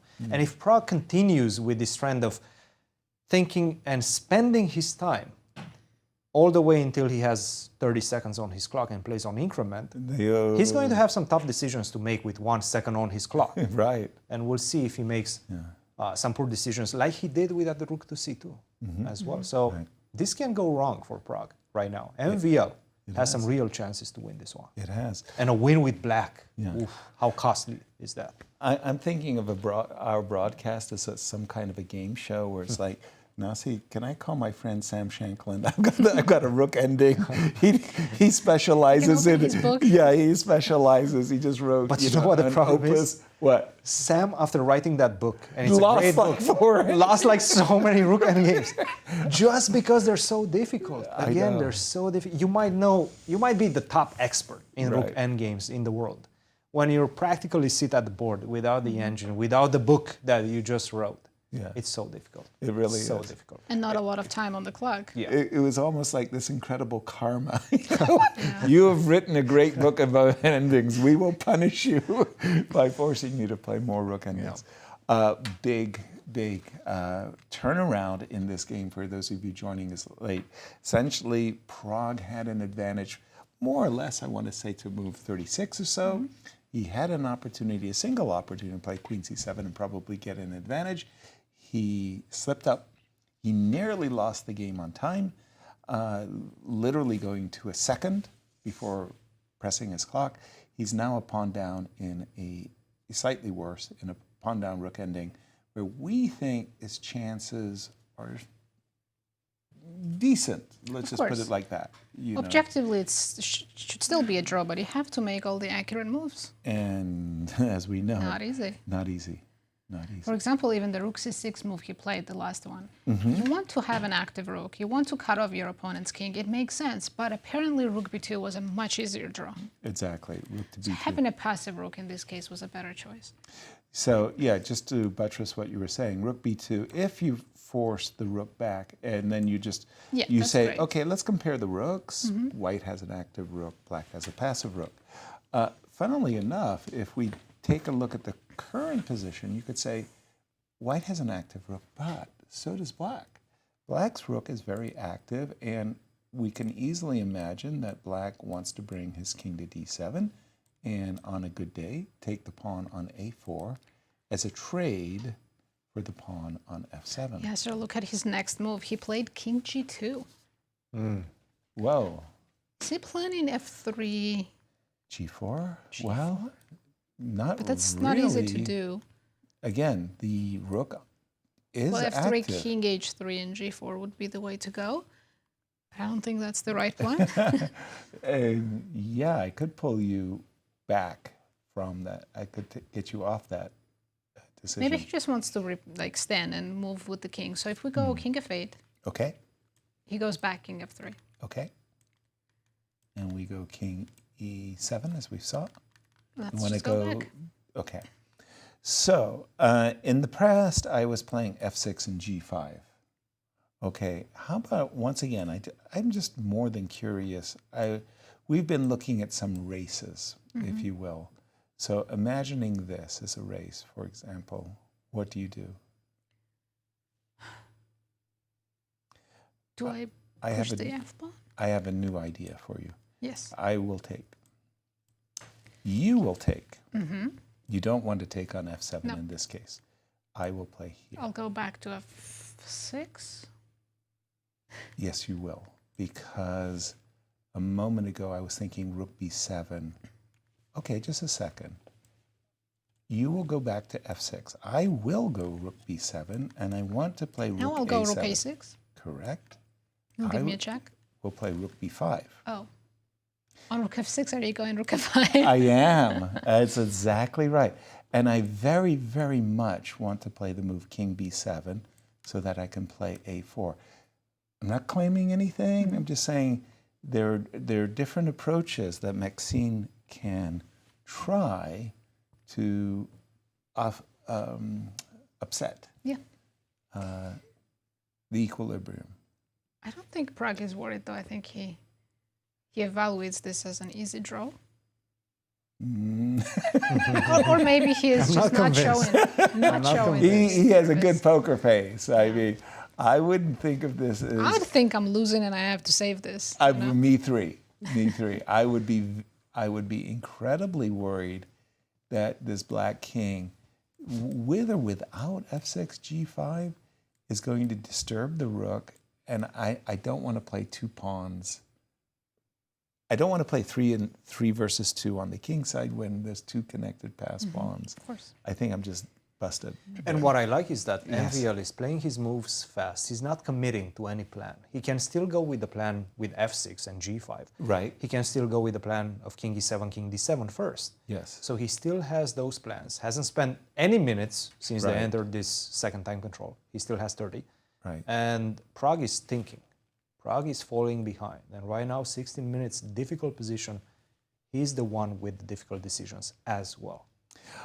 Just to show, at least I believe this is true, that if you do make a decision like this check, which at first blush doesn't look that terrible, right? You're thinking, I think no, you start to think this is precisely the position I was trying This to might be avoid. just losing. Yeah, this should be lost. Yeah. He's touching the f pawn. He's going to go for f3. Mm-hmm. Yes, f3. Okay. So king e7 with the plan of f6, g5, right? And at the same time, when you play the move f3, it's definitely a prelude to playing the move king h3. Yes, king e7? Sure, king e7. King h3. King h3. Exactly. Now, let's play f6. Okay. I don't think g4 is a good idea. Let's say I go g4. What else did he? Well, if I go rook b3 here. Yes, and I will have to go back to g2. I don't want to play king g3 and allow the position. So you're okay with being cut off on the third? I'm angry. I don't think I have options. I'm not happy about anything. Take on g4. Yes. Then go, let's say king f7. King f7. F7, okay. Okay, pause for a moment because I think I want to trade off the king side. So let me trade off the king side. The weak pawn. Which weak pawn? I've got weak Take pawn. king g7. King g7. The g4 pawn is... Oh, I walked into that. Yeah. That should equalize easily. Oops. I think so. Sorry. Yeah, okay, we're just going to take the last move back. So I think I'm getting... How do I create f against h here? Exactly. We're going to go back just a moment to the moment that you played f6. So let's start with rook b3. King has to come back. Yep. By the way, I'm mesmerized by the dance of Pragg. If you look at his picture on the wall, as well as he's a little bit delayed. So there's like a dance going on between I the see. Pragg at the board. The big photo. Yes. The big you see, he's still moving. Yeah, he's still moving. Now he's moving. So there's a dance. It's like a very mesmerizing dance. But which one is live? Because it feels like on the screen he moves first. So once he stops, I watched those like King Cobra. Yes, exactly. The King Cobra videos. There's like a 3-second delay. Yeah. How they mesmerize the cobras. That's the King fifth hour of broadcast, starting to hit. King h3 on the board. King h3. How can Maxime... I mean, he's got to try f6, g5, right? Pause.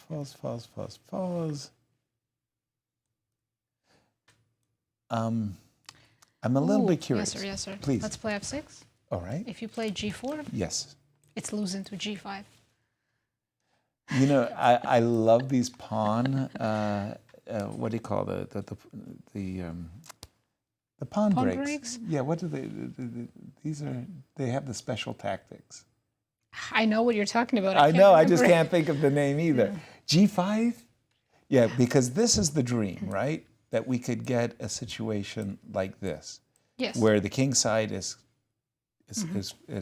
fully harnessed, and I'm going to get 2 versus 1. Okay, pawn breakthroughs. Pawn breakthroughs is what we call g4 them. cannot be played after f6. It's just losing. Wow. Okay, that's a big news. So king has to go to g2. Okay. But now after g5, you don't get to play g4 at all. Wait, guys. No? So again, why was g4 losing? g4 is losing because of g5. G5. But why is this so bad? Because what do? We take on g5? Take on g4? We take on g4. No, but do I have to take on g5 is the question. What do you do? Well, I'm threatening to take on g4, give a check. Can I take on h5? Rook h. Rook h5? That's fine. King g3. That's an extra pawn. But I take on b6. No. Yeah, but it's still an extra pawn. That's an extra 2 pawns. Ooh, extra 2. You're getting that as well. That's the problem. That is a problem. Oh dear. So what Nazi is saying is the idea of Pragg to play f3, g4 runs into a cold shower after f6, g5. I didn't see that. That's a nice catch. And if you don't have g4 and let's say play Why king did I g2, play? Yeah. then you won't get g4 at all. At all. But it's still a draw after g5. Just it looks scarier now because you think you did something wrong. Correct. You didn't get g4. It feels worse. And why am I not terrified? I'll take and go rook h6. You know, it's hard to evaluate. You're trying to reassure me. You're not doing a very good job. I can't convince myself. I just want you to know I am terrified of this position as black. Even g4 is interesting. What? Even g4 is interesting. For black? Yes. Because you're threatening rook check. Yeah. And this, who knows what happens here. You want to do this. This is not f6 on the board. And MBL is feeling opportunity is right around the door. Let's go with g4 once again. Okay. I'm still not convinced. I know I'm stubborn, but I'm still not convinced. Yeah. I take on h5. Take on h5. Yes, you take on h4. I go king g3, you take on h5. I go f4. f4? Yes. Well, I can take and go rook c5. That would still win a pawn. Just a second. You can win the pawn. Yes, you can be 2 pawns up. So okay, you have options to be 2 pawns up. Let me be Rook 2 pawns H4 up. was also an option, right? I wanted Rook to be. H4 also, yeah. I wanted B5, nice. Nice. I think B5 is a very Yeah, good B5 move. is very nice. Like I'm going to be forcing him. Very tactical way to. Yeah. I wanted your rook on A4, but your rook is not going to A4. Yeah. Yeah, See, B5 is a good move. Yeah, I was always pressing the journalist and saying, I'm a tactician. No, pardon me. I'm a positional player. And then I got into tactics. And everybody was convinced all I was doing was playing positional chess. B5 looks like a good tactic. That was the plan all along, right? Yeah, that was the plan. Let their guard down. That's it. We're thinking, well, you see, Pragg looks a little bit more anxious than he did 10 moves ago. Yeah, he can also enter another time trouble because here he will spend considerable time calculating G4. Yep. Reminding our audience, there are only 2 time controls, 30 and 90 with the 30-second bonus, and then you get 30 minutes, and that's it. Pragg and both players will be playing on increment for the rest of the game. They'll get their 30 seconds, but when they go underneath a couple of minutes, it gets really, really dicey for them both, of course. F7, F6. Will Pragg realize that he has to do a move like King G2 and just chill? It feels like morally you lose after King G2 because you did all this to play G4. Of course you did. Of course you did. But if you're sitting there at the board, you're calculating, yes, I want to play G4, what does my opponent have in mind? You see the move G5, and it stops you. You go, rut-row. Something's wrong. And then you come to the conclusion you have to play King G2. And just like you said, you have this feeling of like, oh boy, I'm slipping, when you really have not lost the position. Yeah, this is a very tough moment right now for Pragg. And you can see it on his face as well. He's starting to feel the pressure. Something is going. Yeah, and the back now and that forth. Christian pointed out. I know. Yeah, you can't get it out of it. I know. Now that's all I say. Thanks a lot. I mean, it is mesmerizing. It is mesmerizing. Yeah. And G4, by the way, I just checked it with the engine. It's losing. It G4, is. G5, that's it. But you have to convince yourself of it. I mean, it's not that easy to do. Yeah. Wow. But he definitely noticed G5. Otherwise, he would have already pushed G4. So a lot of chess players have 2 nervous habits. One is the leg pump, right? The leg pump. The other is what Pragg's doing now. What Pragg is There's doing a now. third one. And the third is the piece flipping. Which is Gelfand's specialty. Did you have the... I have all 3. All 3. I've had all 3. Yeah. Who hasn't? I have 10 more. Yeah, especially in time trouble. Oh. Imagine Boris Gelfand on this Jumbotron, swinging his pawns. And then it would be an absolute I would cinema. go mad. I think that the camera has this inbuilt function to look for motion. Right. And go to it. So it would be mesmerized by the swinging knight. It's tough right now. And King G2, G5.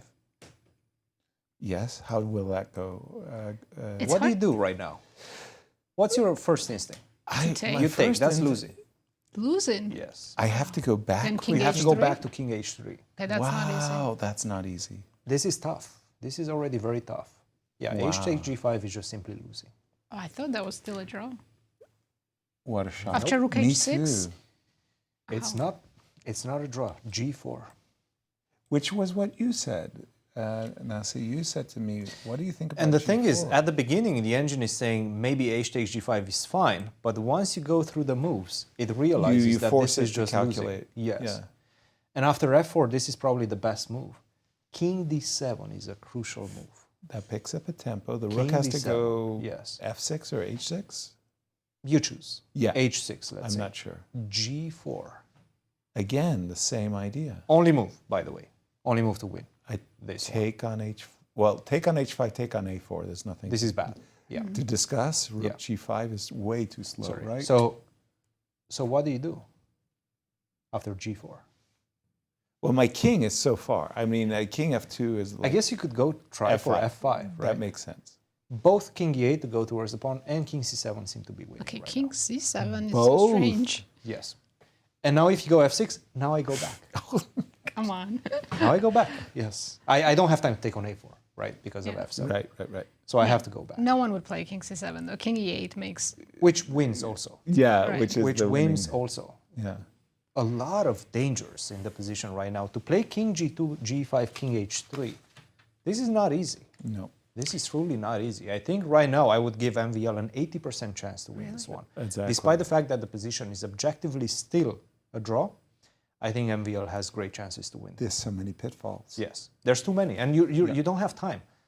You might be finding this after you analyze at home forever. Right. If you don't have an engine by your side, right? Right. Like this type of positions, before the engines were so strong, we used to spend training camps analyzing weeks, analyzing this type of end games and trying to understand Trying to get this the technical truth, right? knowledge, yeah. Time well spent. And right now, Prague has saved a lot of half points 10 minutes. by making that commitment. Prague has 10 minutes to find all of these things. That's very. He's in trouble. Difficult. He's in big trouble. And he glided into it with this rook c6 move. The last two plans that started with rook c6 and then g4, both were inaccurate. Right. And when you realize that, then you are scared. Like, okay, I messed up. I'm on the wrong losing. track. I can't play g4. What the heck am I doing? I put my rook on c6 with a specific purpose. Now I feel like I failed. Also, I think MVL left the board a while ago and has to come back. Right. Like that's one of the things when your opponent is not there, that also stresses you out. Well, when your opponent's on the wrong track, one of the things that you have to do is let them keep going, like a steam engine. Let them do what they need to do. MVL is doing the best things that he can do in this endgame. He's playing the best moves, but also from a practical perspective. Nowhere to be seen. Nowhere so let him steam. All by himself on that big stage. We talked about the three types of chess players: those who flip the pieces, those who bob and weave with their heads, and finally those who with their legs. Right, shake the. I have had one which was absolutely unique. Nobody else that I know has had this, and that was I was playing in my first U.S. Open in Chicago, and I was a B player. In the B section, I was playing on board, doesn't matter, 280. You must have been like 9 years old. I had 13. And I was playing an elderly man who had a really wonderful smile. He greeted me happily, and we were playing hours.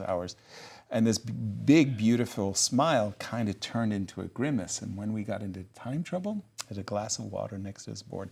He took out his dentures and put them in the glass of water. Oh, God.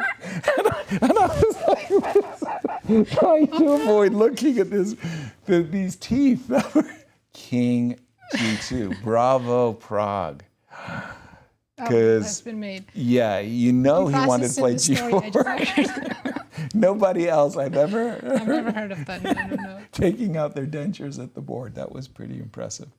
So Prague realized G4 was losing. He's played King G2? That's very hard to get off the horse that you were riding. And now, he wanted to play G4. Another test, right, after G5 to go back to H3. That's crazy. Because I would just not even think about it. I would take on G5. Automatically. And that would lose you the game. One move. So if you don't mind, how is Question. Yes.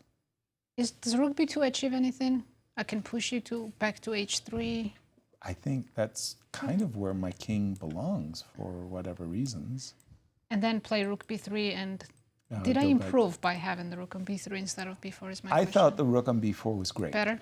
Because you were attacking the G pawn, you were controlling G4, and you were also hitting the A pawn. So I don't think so. From the current position... I think he's going to go G5. I think he's going to do it fast. I still don't know if I fully understand this position. Why is the king great on H3 in this case? Here, maybe G4 still with black. It's not great. I'm just trying to defend my pawn. I'm just trying to defend my pawn. Yeah, you're right. It's not great. Yeah, but if you take on G5, you're losing. We've seen how, right? Okay. And again, it's not clear at all right? But we do have the engine. It does tell us that it's winning, so it's probably winning. Okay. King H3 Yeah. is the only move to defend that pawn on H4. Let's take on H4. Okay. We have to recapture, of course. I feel like white will be in kind of a Zugzwang zone. It's weird. I said, of course, and there is the move G4 that maybe is better, because that way I might... Am I not just winning if I defend B6 pawn and take A4? Yeah, you might actually be winning. Maybe King H3 is Might still be losing, right? is a loss We as do well. have a move by, and we do have G5. We need So a once table again, base right now.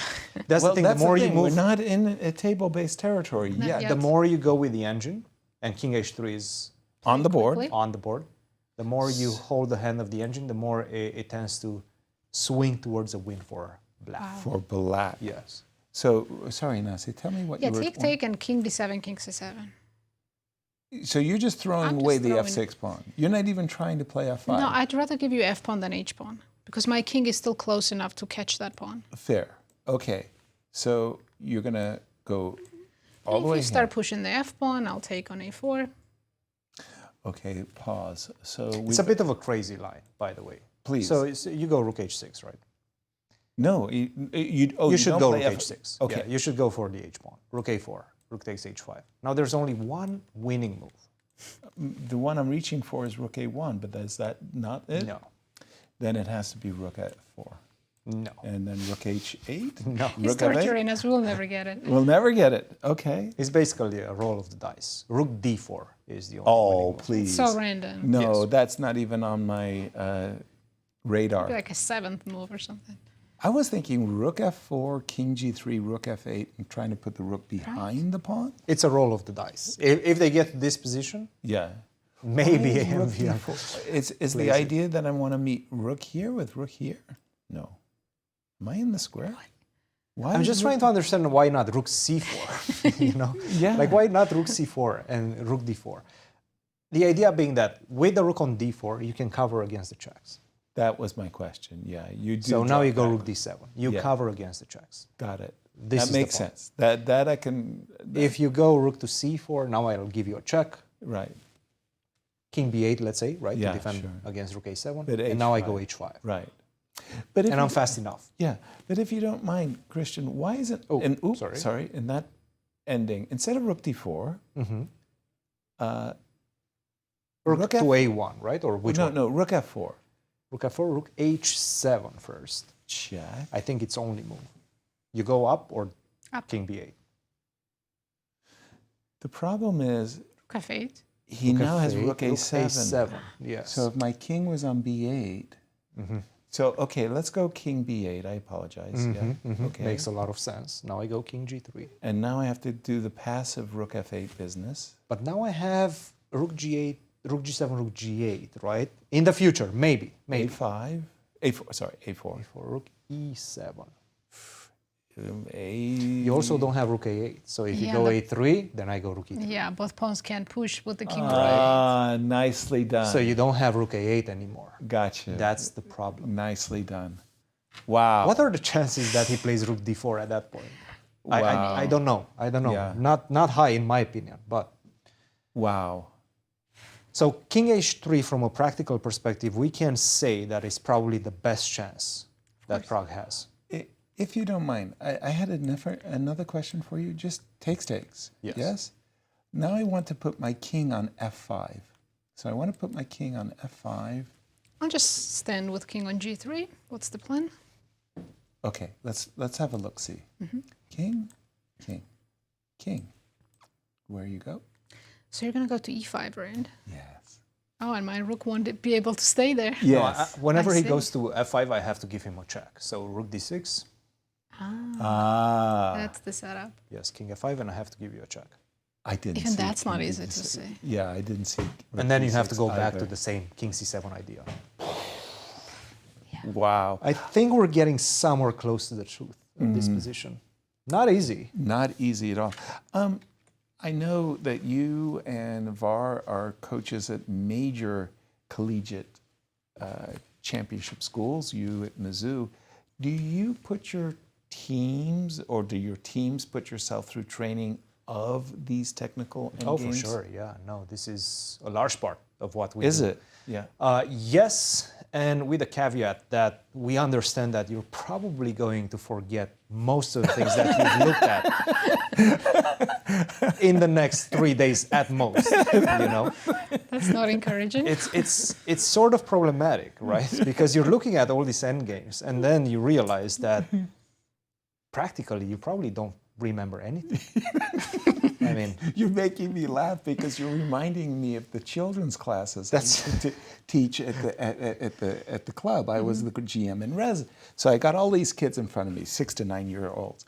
So I said, okay, I'm going to give you guys a very important principle, but I want everybody to lift up the right hand. So all the kids lift up the right hand. And I said, I want you to press it against your ear. Has everybody got their hand pressed against the ear? You go, yes. And I give them the principle. And then they all look at me like I'm strange. So the reason why I wanted you to have your hand in the ear, because I didn't want it to go in one ear and out the other. I wanted it to stay inside the brain. They all start laughing. No. just like the students that go to Mizzou. Guys, it's hard. I mean, look, this is a rook endgame, which at first glance looks simplistic, and you might be thinking in 50 years of your career, you probably have seen it before, right? But probably you haven't. Right. That's the problem. And even if you have, you don't remember all of these things that we just looked at.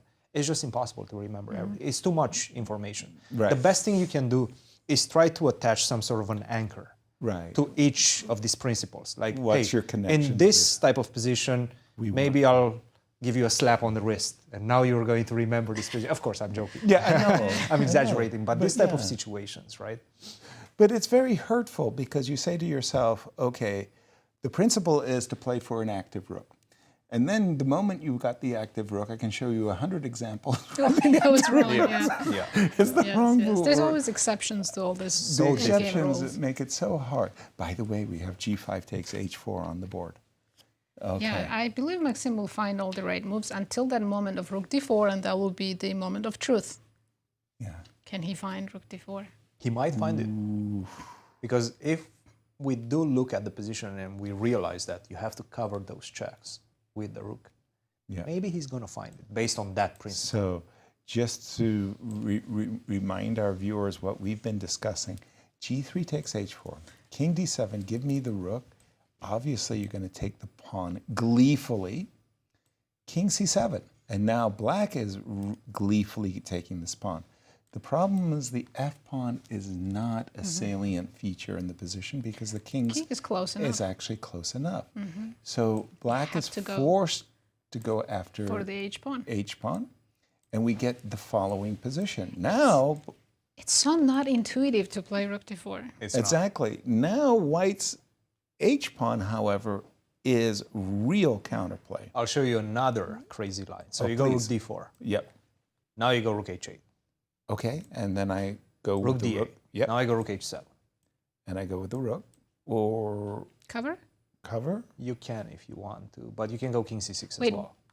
This is a mistake. I think we've seen right? f4. Is that it? It has to be a mistake. Oh no, he played g4. Is it not a mistake? He really played it? No, it is a mistake.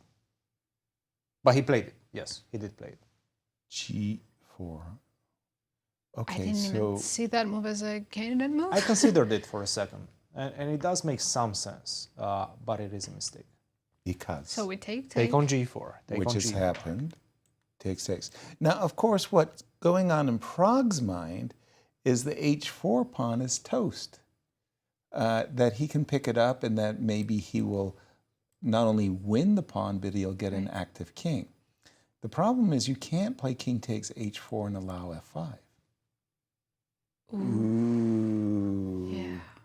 So there might be a way tactically. But this is quite incredible, actually. Okay, please. So king f7. You can't king f7, take I go rook d6. Okay. Yeah. King f7, rook d6. The thing is, you go king g6, I can take now, right? Because you don't have f5. F5 anymore. The winning idea, I will show it to you. Please. I'm going to force you to take my pawn. King, rook to b1. Yes. So this is like a magic trick. What? King h4? Rook to b3. You're not coming back now. Rook king to Rook h3. b3. King h5? And now I go rook b4. Oh, come on. And there's no king h4 to go back. You cannot go back, you cannot go forward. Because you're losing the pawn on And g4. the rook can't move. And the because- rook cannot move. Wow. Zugzwang. And if I go g5? If you go g5, I can probably take, and then king d7. And I King think c7, this and is that's king it. d7, king c7. This is simple. Yep. Oh, rook That's amazing. b1. Rook b1. He's played it. Rook b1 is... He hasn't played yet. No, no. That's he on just, your board. Okay. Yeah, rook b1 and rook b3. The king is trapped. The rook is.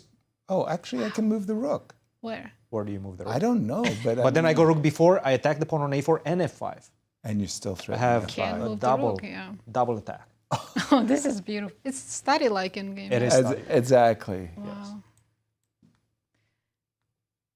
Easy MPL to miss, by the way. I mean, Oh, obviously come easy on. to miss. Yeah. That is that. It's so rare to see a kind of a zugzwang where. You know, So from is king f7 not... If you don't find this idea, there's no other win?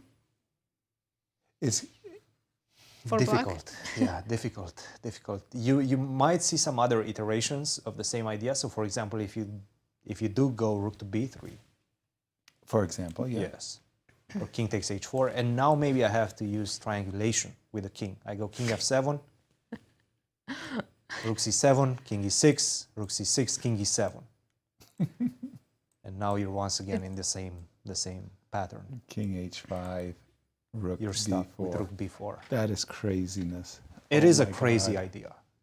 Oh my goodness. Again, something that I don't think I've ever seen in my life. That's Not in a rook end game. That makes... I don't remember this pattern ever seeing it. No. See, that's one of the things about classical chess. On the one hand, we can deride it as being, you know, too slow, and you know, it's not as stimulating as blitz and boom, boom, boom, boom. But then on the other hand, you get into a situation like this where we find study-like, I mean, it's incredible Yeah. victories that we would easily overlook in a Never blitz see match. it, We yes. never see it because there's no time to spot the potential of a win. But rook b1, rook b3, rook b4, put that in a So study, beautiful. and it's crazy that is really, really outstanding. It's hard to convince yourself that that's a win. Even exists. Agreed. Just totally agreed. Like if someone now tells MVL, you have a study-like win, he finds it in 2 minutes. Right. But you got to be knocked awake. Yeah. Your awareness level has to be. And Prague looks pretty calm. There's no way he expects anything like that to happen. Exactly. He thinks, oh, I've got this. It's going to be a draw. Right. A quick question for you. Imagine I go king, right? Just king. Or do I need this? Okay, here, I'll tell you Yeah, what I'm play rook thinking. six. I take a pawn. I do it in the worst and the most base Rook manner A6. that I can. A4. Right? Because you could never Still take can't this pawn. take, yeah.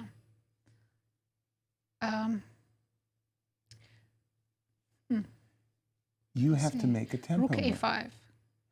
Okay. Because now rook I want to A5. take on H4. Yeah. Ooh, okay, I follow you. I get you. Uh-huh. No, I can take on H4. Can F5, you? king G5.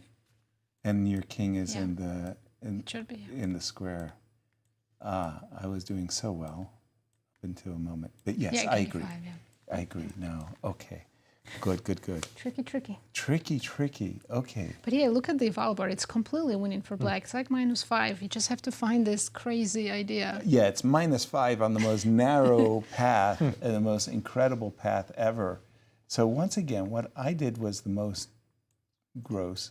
Okay, he did play Well, king king F7. F7. King F7. That Which doesn't still keeps the spoil winning anything. chances. Yeah, of course. That doesn't spoil anything. And it basically asks black too.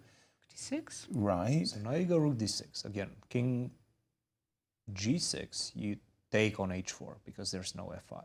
Exactly. So now you still need to go either rook b1 or rook b2 with the same idea. Rook b1 or rook b2. Wow. Crazy. It's so pretty. I think both of if they don't find it after He's going the to game. be forced to find it at some point. It's true. I think or he's going to be accept a draw, forced to right? find. So just a second. So king g7. Let's say rook c6. Yes. And let's say rook b1. No, in this case, I might have g5, and I might be right too close with my king. And Exactly. your king is all the way to Yeah, g7. You want your king closer to the b6. But for sure, that's not the variation I wanted at all. No, absolutely not. Good news for Prague is that MVL is spending some time as well. Right now, down Exactly. to his last 13 minutes, so he will most likely go into a time trouble situation as well. Apologies for being so stubborn, but I think that stubbornness is a quality that every grandmaster needs. That you have to believe in your ideas because nobody else is going to believe in your I'll ideas. take on h4. Rook a6. A4. King h4. f5, king g5. That's my idea. Okay, he went back to e7. Okay. He's repeated for once, but I definitely What did expect he do? rook b2 or something. He went back Yes. with the king. Yes, he did. Now, it's going to be so painful if this game ends in a draw and he realizes it was -5. Yeah. And the reason it's -5 is because of this absolutely ladder staircase like way of play where you force your opponent to take a pawn, you force your opponent to activate their king, It's so which is counterintuitive. two of the most contradictory ideas there are in chess. Win a pawn, activate your pieces, and now you're lost. You know, because of that, it was better when king was on f7 because at least there is no king h5 You're in Suswan. Right. because of the mate. Yes. So it's easier to see play this idea with black with the king on f7. It But makes then I a have bit rook more c6. sense. Then I can lose a. You still have to go rook king Yeah. g7. I still have to do Yeah, that. you Yes. have to do it. Oh no, he's taken on a4. Now it's no longer winning for black. Incredible. He missed it. Incredible. Wow. What a chance. What an amazing, amazing. Of course, big relief for Prague and all of his fans. Wow. For those of you who have just joined us, we've just seen an amazing turnaround. Prague was on the precipice of defeat, but he missed it. Rook takes a4, allowing rook takes b6, and the game is now drawn, a rook ending. But there was an incredible feature in the position. Rook b1. That was the winning move. King takes, and it's something that all of us sitting on this panel have rarely, if ever, seen. Force your opponent to take a pawn, force your opponent to activate their pieces, and tell your opponent they're in Zugzwang. Because now king cannot go anywhere. If I come back to h4, you win the pawn with f5, That's a winning move. and that's it. But MVL has missed this winning opportunity, and now it looks like a much easier draw. Wow. Just wow. Just wow, I'm speechless. I've run out of things to That say. position will be printed in a lot of rook endgame books, Yep. and study books, and Yes. tactical books. Yeah, that was an incredible Yeah. moment. Rook a6. Which, if we didn't have the engine, we would never find it. No. No.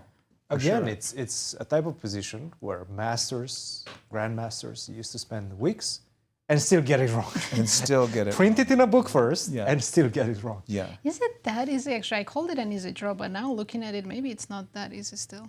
Well, it's much easier than before, that's Of course, for sure. yes. Right? Because it is a draw. One of the great legendary stories was from the Chess Olympiad. It was Michael Bodnik. Oh, rook a5. A mistake. He's Another losing mistake. again. What?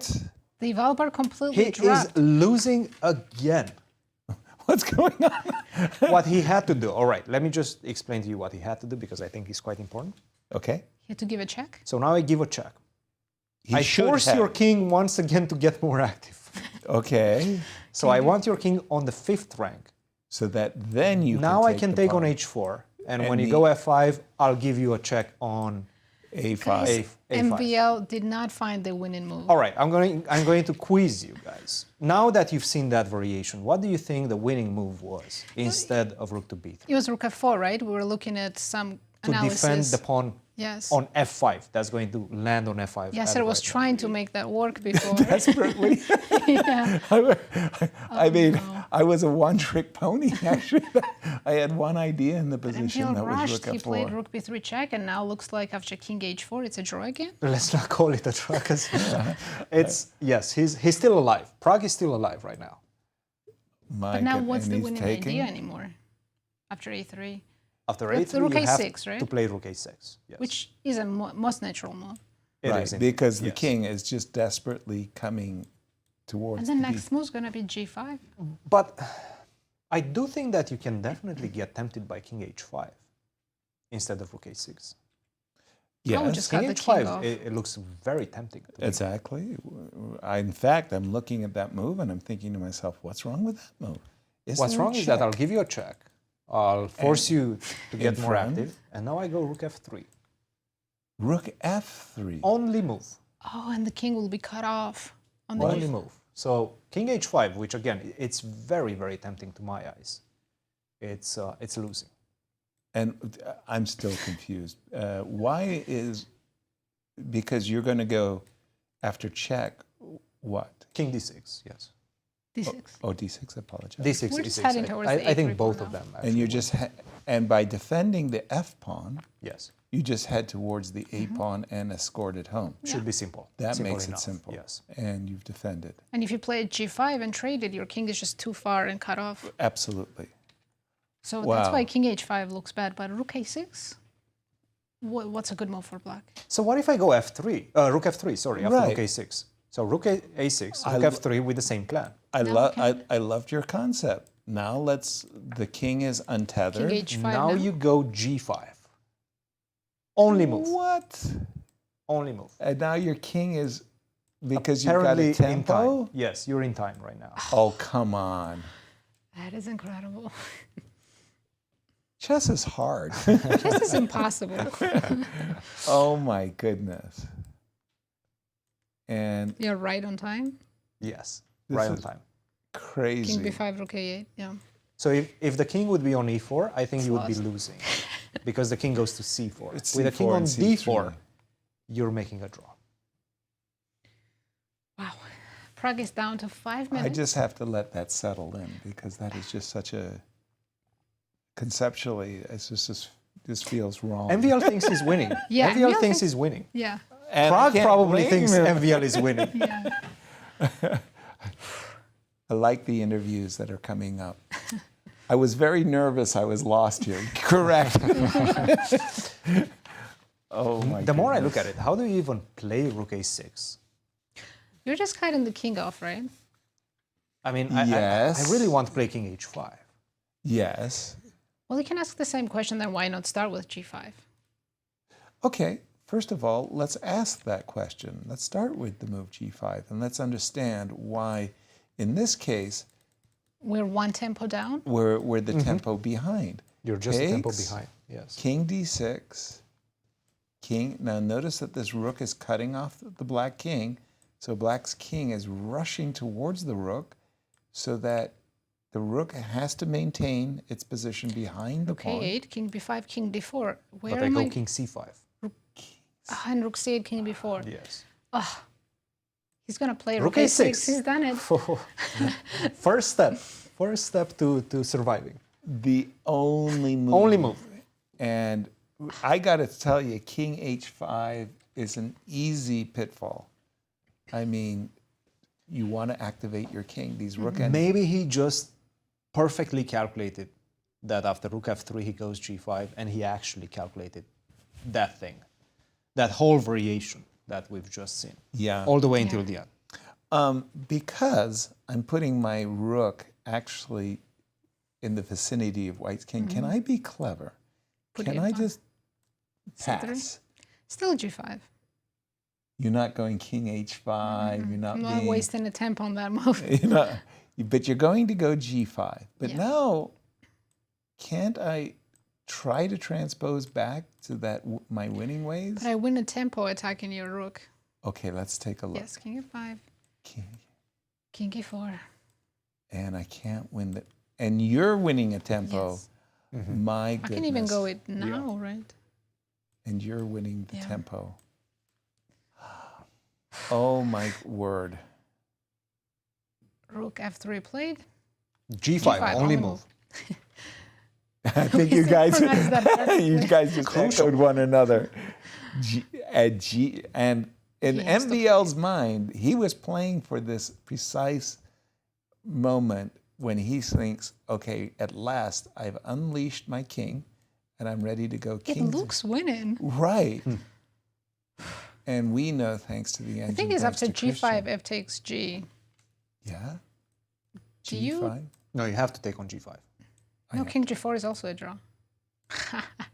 No. Yes.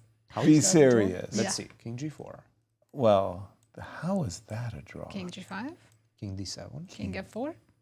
Are you in time? Well, Nazi is saying yes, I am. King B7. G5 played, Prague found it. Wow. Yeah, Rook A4 and Prague is surviving. he's saving this game.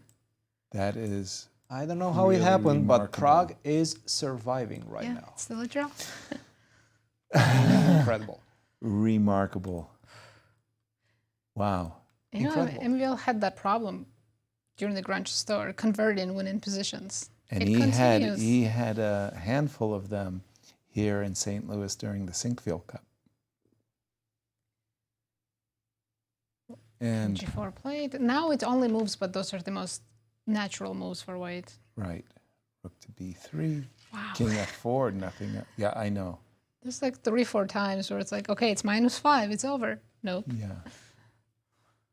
See, this is one of the reasons, too, why the human versus computer contests stop being contestable. Yeah. Because you have situations like this where they go, mate in 47. It's like, what? They just know these endings, and we don't. I mean, the difference between like Rook B1 first, then Rook B3, then Rook B4, that's not human. That was great. Very, very, very Now beautiful. I think they both know and both have calculated that it's a draw. Yeah, I think they're reconciled. What a crazy game. What a crazy game this was. And crazy. All right, can I try one more thing? So, please. What do you do? What do you play? King E4. Or King E5, but E4 I'm mix. not so sure. So King E4, King B7. Rook A4. Rook A4, Rook H3. You're scaring me. H King D5? 3. King D5, Rook H5. Now you go King D6. Yeah, and you have to go back. Yeah, you go King D6 and I have to go back. Well, let's show what Cristian is trying to lure us to do. He's trying to lure us into the 4th rank so that he can skewer our rook. Correct. And that was my devious move. Those tricky chess coaches, you got to watch out for these guys, you know, like they're devious. So he did go for this move, Rook 2. And in fact, Rook A5 probably was losing. Yeah, because King King A5, B6 King with a B6, tempo. and King C5. Yep. Yeah. So here it comes. Rook But there's H3. no general rule of where king should be here, right? You have to just calculate move by move. Yes. You don't know where it's a draw, where it's in lost. this case, exactly. Yeah. Yes.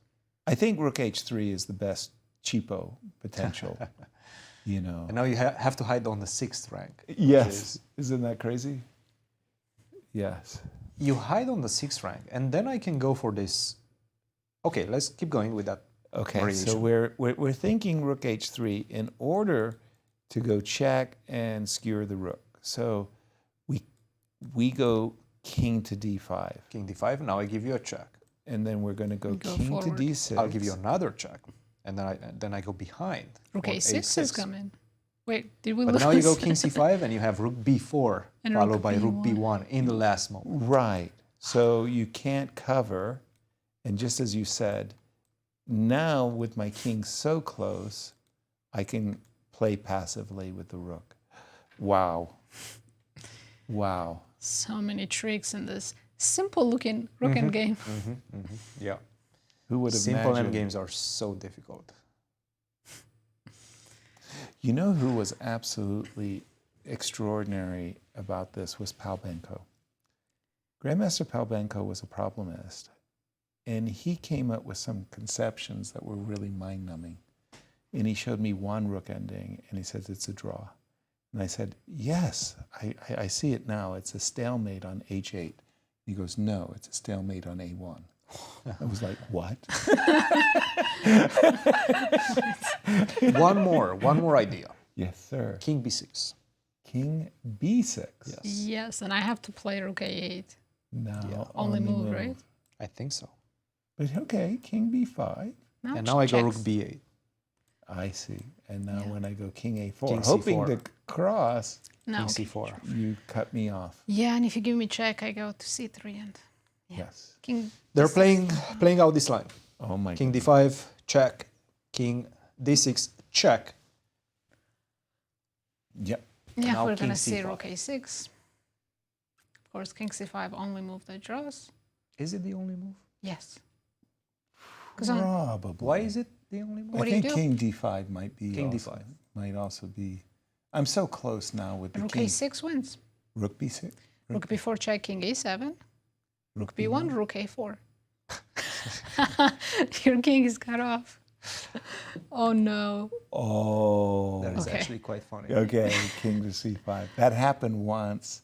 Well, you were there in Baku where At the Olympiad? Anna Yeah. Zatansky's Mhm. king got cut off by Tanya. Tanya won a crucial half point. Prague does find the best move. Yeah. King c7. And we are expecting now rook to b1. Rook b1. You're not getting cut anymore. Yeah. One more trick. One last Z4. trick, right? Can't go to the B We keep file. saying last, and it's. And then they find there's one more. more. So we do get to go king d4. Which he coming. He's coming to lasso up. And now finally rook a1, right? And that's it. It feels like this endgame had a life of its own. It was a whole different game. Yeah, it was quite the refresh, drama. Let's refresh there. They've traded Yes, the- sorry, excuse me. Yeah. Wow. Well, we have seen quite an extraordinary game here. A drawn game, but really with different acts. Almost a Shakespearean-like play where MVL missed some study-like victories that could have brought him 6 points in this semifinal match. But incredible defense also by Praggnanandhaa in the Truly. critical moments. He found the only moves. Exactly. Our congratulations and thanks to both players. I mean, they're wearing smiles. I think they're still blissfully unaware of how close it all was. I think everybody in that audience is blissfully aware of what just happened. Oh, we have some audio I think maybe we can from hear the play. them talk. I don't have d5. Because they're not Ah, whispering. you have, yeah? Yeah, it's pretty sure. Yeah, I was missing all these tactics for some reason. Yeah. I mean, I'm much worse for sure, but I shouldn't go with this here. I thought it's good. Bishop g5, just queen g7. They're talking about No, Yeah, it's they're not talking 96, about the like early bishop middle. to knight g5, but bishop g5 it was a bit unpleasant. I wasn't sure about that. I also thought that I can go bishop g4, yeah, if I wanted to save the bishop. You said what? This hidden demon, what should I play? Bishop g5 or what? No, bishop g5, just queen g7, yeah, instead of taking. Oh, like this. I didn't really see anything. I mean, next you put the bishop on b4. I forgot that I could put it here. Yeah, makes sense. Yeah, it's probably going to take a draw. Yeah. He was saying that in these bishop g5s that he was going to take a draw if Maxime had simply played the queen g7. Let's see, I think they're discussing the endgame. It's open up for you, but bishop g4 and g4. But Maybe okay, unpleasant. The player's still discussing. Yes, but at least you want on g4. So it's a bit I just think without the engine, they won't be able to the 5 queen d4. figure it out. Yeah, I don't know why I didn't do that. I mean, especially given the time. I think they're going to have a revelation. Yeah. Maurice just cannot wait. Maurice is coming. Yes. He's chomping at the bit to share. You guys will be chatting. To ruin their day, right? Yes, exactly. Yeah. I remember No, I meant- here in the Sinkfield Cup, there was a great game that Levon was playing. Yeah, then my king comes to e5, yeah? And I forget against who, and Irene Sendikar. Oh, it was against Gukesh. Yes. Gukesh had to won. come up and say, excuse me, gentlemen, you know. They both missed that moment. There was a king G5 or king And it was G4 immediately move, lost. and it was lost. And there was this like look of absolute paralysis. Yeah, Maxime looks quite happy, and I know after he sees what he missed. And tell us what happened today. Well, we had 2 draws in classical games. Prague versus MVL ended in a draw, but it was a dramatic game, could have gone either way. And then we had Caruana against Aronian. Less dramatic, however. In the opening, we thought Fabi had an advantage, but in the interview, Fabi himself said that it's still equal if you use strong engines, so it ended in a draw. A very eventful draw between Fabi and Levon. And again, maybe that pawn sacrifice would have brought him success. He was unsure about it, but as you said, a monumental back and forth game that went on there between MVL and Prague. Thank you to those 2 players especially for keeping us on the edge of our seats. And this is our bracket, just to remind our viewers who's going to make it to the finals. And this is also the pairings for tomorrow. Maxime will be playing with the white pieces against Prague, and Levon will be white against Fabi for another classical game. And whoever loses the match goes to a match for the 3rd place. The top 3 finishers in these playoffs do get automatic invitations to next year's Grand Chess Tour. So everything to play for in these 2 playoff matches. Sum up what we've just seen, because I did not expect that at the end. I did not see the first what game we just saw of coming. Fabiano getting some incredible chances out of the opening, and then Very Levon effortlessly looking like he's just back into the game just because of that move G3. Right. Terrible move by Fabi. He did explain his reasoning behind it. It wasn't that easy, of course. For us, it's easy. We have the help of the engine. Completely different discussion in this endgame. I mean, we had no idea what's happening with the help of the engine, and the eval was changing back and forth every single move. So right now we're waiting for Maurice to show them what they missed. Yeah, which is so anxious. And that's going to be quite an interesting interview. If you don't mind me saying, that moment when MVL played the move G5. Yeah. In a bullet game, in a 5-minute game, in a rapid game, in a classical game. I'm taking on G5 as if it's the most natural move in the world. And both of them are losing. Prague would have lost. But both of them are losing. King H3 is losing as well. Because of that Rook D4 because of line, this whole crazy Rook line D4, that we've just seen. So with Rook to D4, yes. That was just... Not easy. No. Not easy. Actually, not easy is an understatement. Yeah. I would say borderline impossible. Yeah. Borderline impossible to play perfectly that endgame. Exactly. Again, we are waiting for the players to be joined by Maurice Ashley, and we just anticipate Maurice is chomping at the bit to inform them of what they have missed. I hope he gets both of them together at the same time? Instead of the one-on-one. That would be nice. I think that whole Rook B1, Rook B3 study-like win was impossible to find. But there was another moment, right? When Prague played Rook A5, if you can show us. Yes, even towards the end. Yes. There was another moment the Rook with Rook F4 that was much easier to find. Yeah, just incredible game. Let's go to Maurice in Sao Paulo, Brazil. Over to you, Maurice. Well, thanks, guys. We are with Praggnanandhaa after a really Herculean battle that just went multiple ways. Prag, you've been playing a long game, so we don't want to keep you too much. This middle game was super complex. What were your thoughts as you got into time pressure as well? You even came down to 1 second on the clock at one point. Yeah, I don't know why I panicked here. There was just no reason to panic because I wanted to play Queen C7, and I was looking at this Rook D5 or Queen F6. Then for some reason, I suddenly saw Rook E8 when I was down to like 7 seconds or something. And then I panicked and I could have literally played any other move and made a easier draw. And instead I played this Rook C2. But of course, Rook E8, Bishop G4 is just, wins on the spot. It's sad to explain. Time pressure is tough. We know that for sure. Then later, this rook and pawn ending, this was a bit of a crazy thing. We didn't understand it at all, but the engine started showing that in this position, he did have a chance to put you into Zugzwang here. Did you suspect that it was possible with the move rook B1 and then just wait you out from this position because it's your turn to move. You're losing. Yes, but if let's say rook b1, king h4. King h4 is rook b3. This rook is to b4. Oh, this is a nasty situation. Yeah. Okay, now I don't feel too bad. Good. I'm glad I could cheer you up. They thought I was trying to make you feel bad when you came on, but this was an opportunity for him. A couple opportunities in this ending. Certainly, it's a lot of time spent.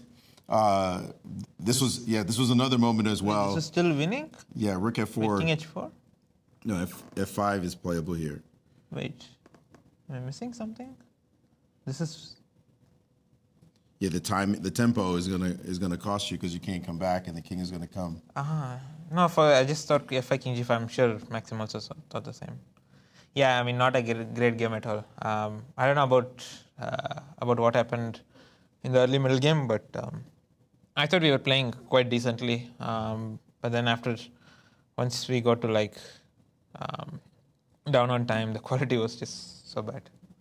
Usually quite difficult. Well, now you've got to recover and go into tomorrow with the black pieces. How do you reset yourself to play that game? Yeah, I'll just try to treat it as a normal game. Draw is not a bad result. It should have been a draw earlier. I think he misplayed at some point. I thought this d3 takes a5 was really good, and then and for some reason he got into trouble. I thought we'll finish earlier, but I got the chance and I was worse. So overall I think draw is fine. All right. Well, we're gonna let you go. Rest up. See you tomorrow. Yeah. Thank you, guys. Thank you, Maurice. A great interview there. I love that moment where Pragg says, "Now I don't feel so bad." Instant classic. Yeah, exactly. Great, yeah. Wow. I do think MVL is going to have exact opposite reaction. Right. Yeah. Yeah. Because he was on the back foot for most of the middle game, and DL was. And then it just became a total opportunity. Schedule. Let's have a look. Day 1 is over. Tomorrow they'll be back for a classical game number 2. And then after that, we move on to rapid and blitz games. We might even see playoffs on Tuesday if there is no winner. And then we move on to the finals and the third place match with the same format. Classical game day 1, classical game day 2, and on the last day, rapid and blitz. I'm looking at that schedule, Nazi. I'm not sure which is the hardest day of play. Playing a good, long classical game like Pragg just played is pretty taxing, but 2 rapid games I would and say 4 Tuesday is blacks. the hardest day. Yeah, that last day, Coach, what do you think? That's the hardest 2 rapid day. games, 4 blitz games, you have to stay focused on all of those, and you Right. also have to come up with new preparation as Right. well in between the games. Not easy. And you have to keep count of the points to know where you stand And that's why you what have you seconds. need. That's why you have Yeah. trainers, because Yeah. they need to keep count and they need to feed you all the new information that you need to assimilate. Don't forget the 50 move rule, right? You got to keep count of the score. Yeah. Have we made This 50 is moves yet? Too much to do for the players. But that third day is going to be the most Very hard, challenging, and maybe that's where. I mean, to be honest, I Pragg's remember use. this recent match between Fabi and Pragg from the freestyle event. They In played Las Vegas? for about 11 hours. Oh dear. 11 hours. Oh dear. So this one is probably going to be a bit shorter than that. But let's go to Maurice. He's with MVL. We're with Maxime Vachier-Lagrave, who said to me, a bit unlucky, or lucky and unlucky at the same time. I guess you know some of the details of what this game could have I been. don't know the details, but I've been warned that some things might have transpired in the endgame, and before the endgame I knew that I was in trouble. Okay, so we won't touch that because we know you need to get some rest, at least before. But this point in the game, this position in particular, we were ourselves confused as the engine showed us exactly what was going on. But it's really Zugzwang here, if you could just lose a move. Of course. And did you realize that was the case, and were you trying to figure that out? I knew that was the case, but I couldn't see a way. You couldn't see a way. Okay, so apparently Rook B1 is just a straightforward way to do it. And after takes, I say straightforward. I don't mean straightforward, but this capture, this is the moment where if he plays this, you just go back here. And now he's at a loss for a And G5 move. take is a good version of what I got. Right, exactly. Yeah, King D7, King D7. I didn't consider it at all. Makes sense. And I thought the Rook endgame was still tricky. This was maybe my downfall, but here, because I think G5 might be losing, simply, yeah. Right, but I think you got the second opportunity here when he blundered with Rook A5. And here, Rook F4 is apparently also a win, which looks, again, completely ridiculous. He had pointed out that he thought that this was a draw. Yeah, I thought the same, and here Rook H4, yeah. Right, exactly. Yeah, this is, I mean, maybe not that difficult, actually, but after a long day of chess and, many options, weekend games, they're very tricky, and they prove it once again. The last thing you want to see, for sure. All right, so how do you set yourself up for tomorrow? You do get the white pieces after all.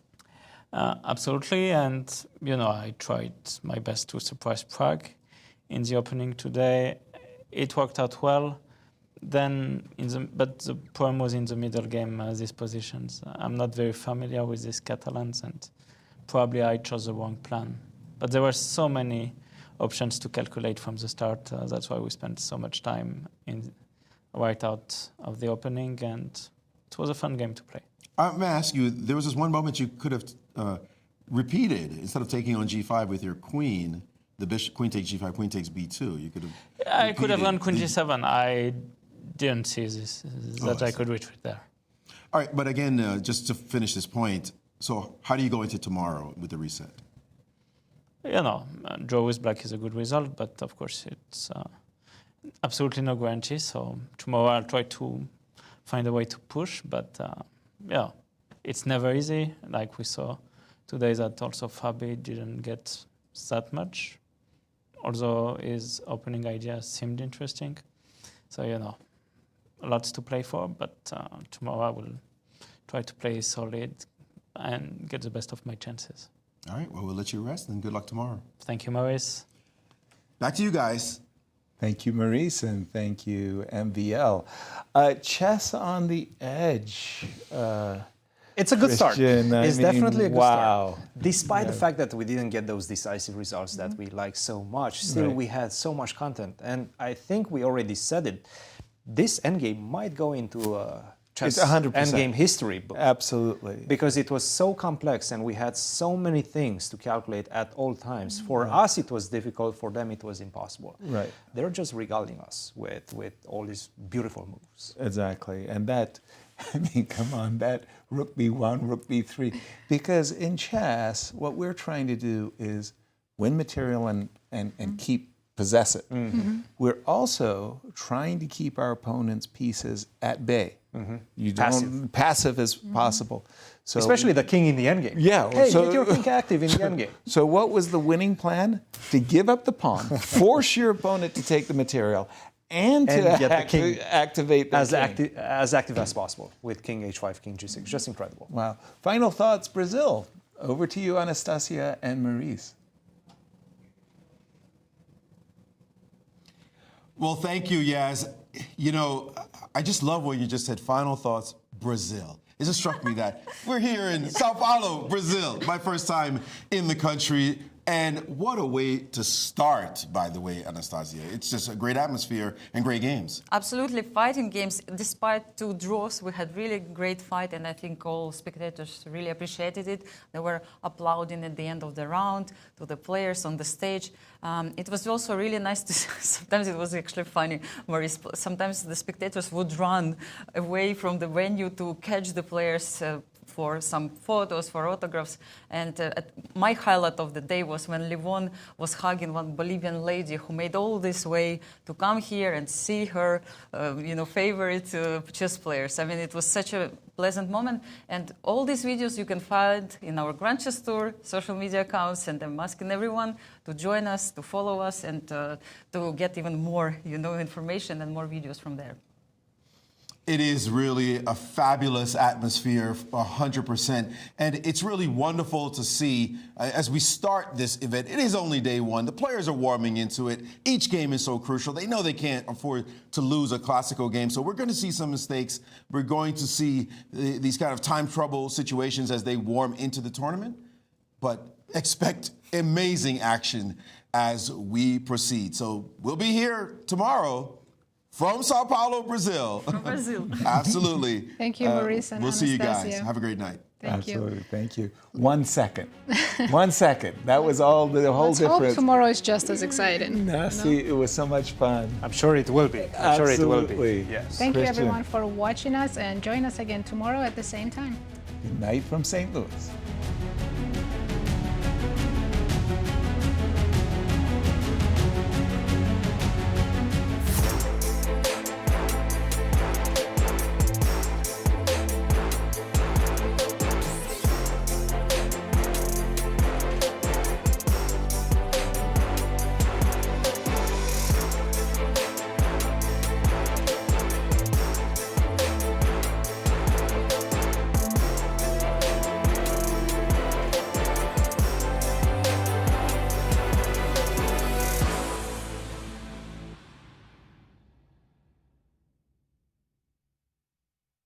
This has been a presentation of the St. Louis Chess Club.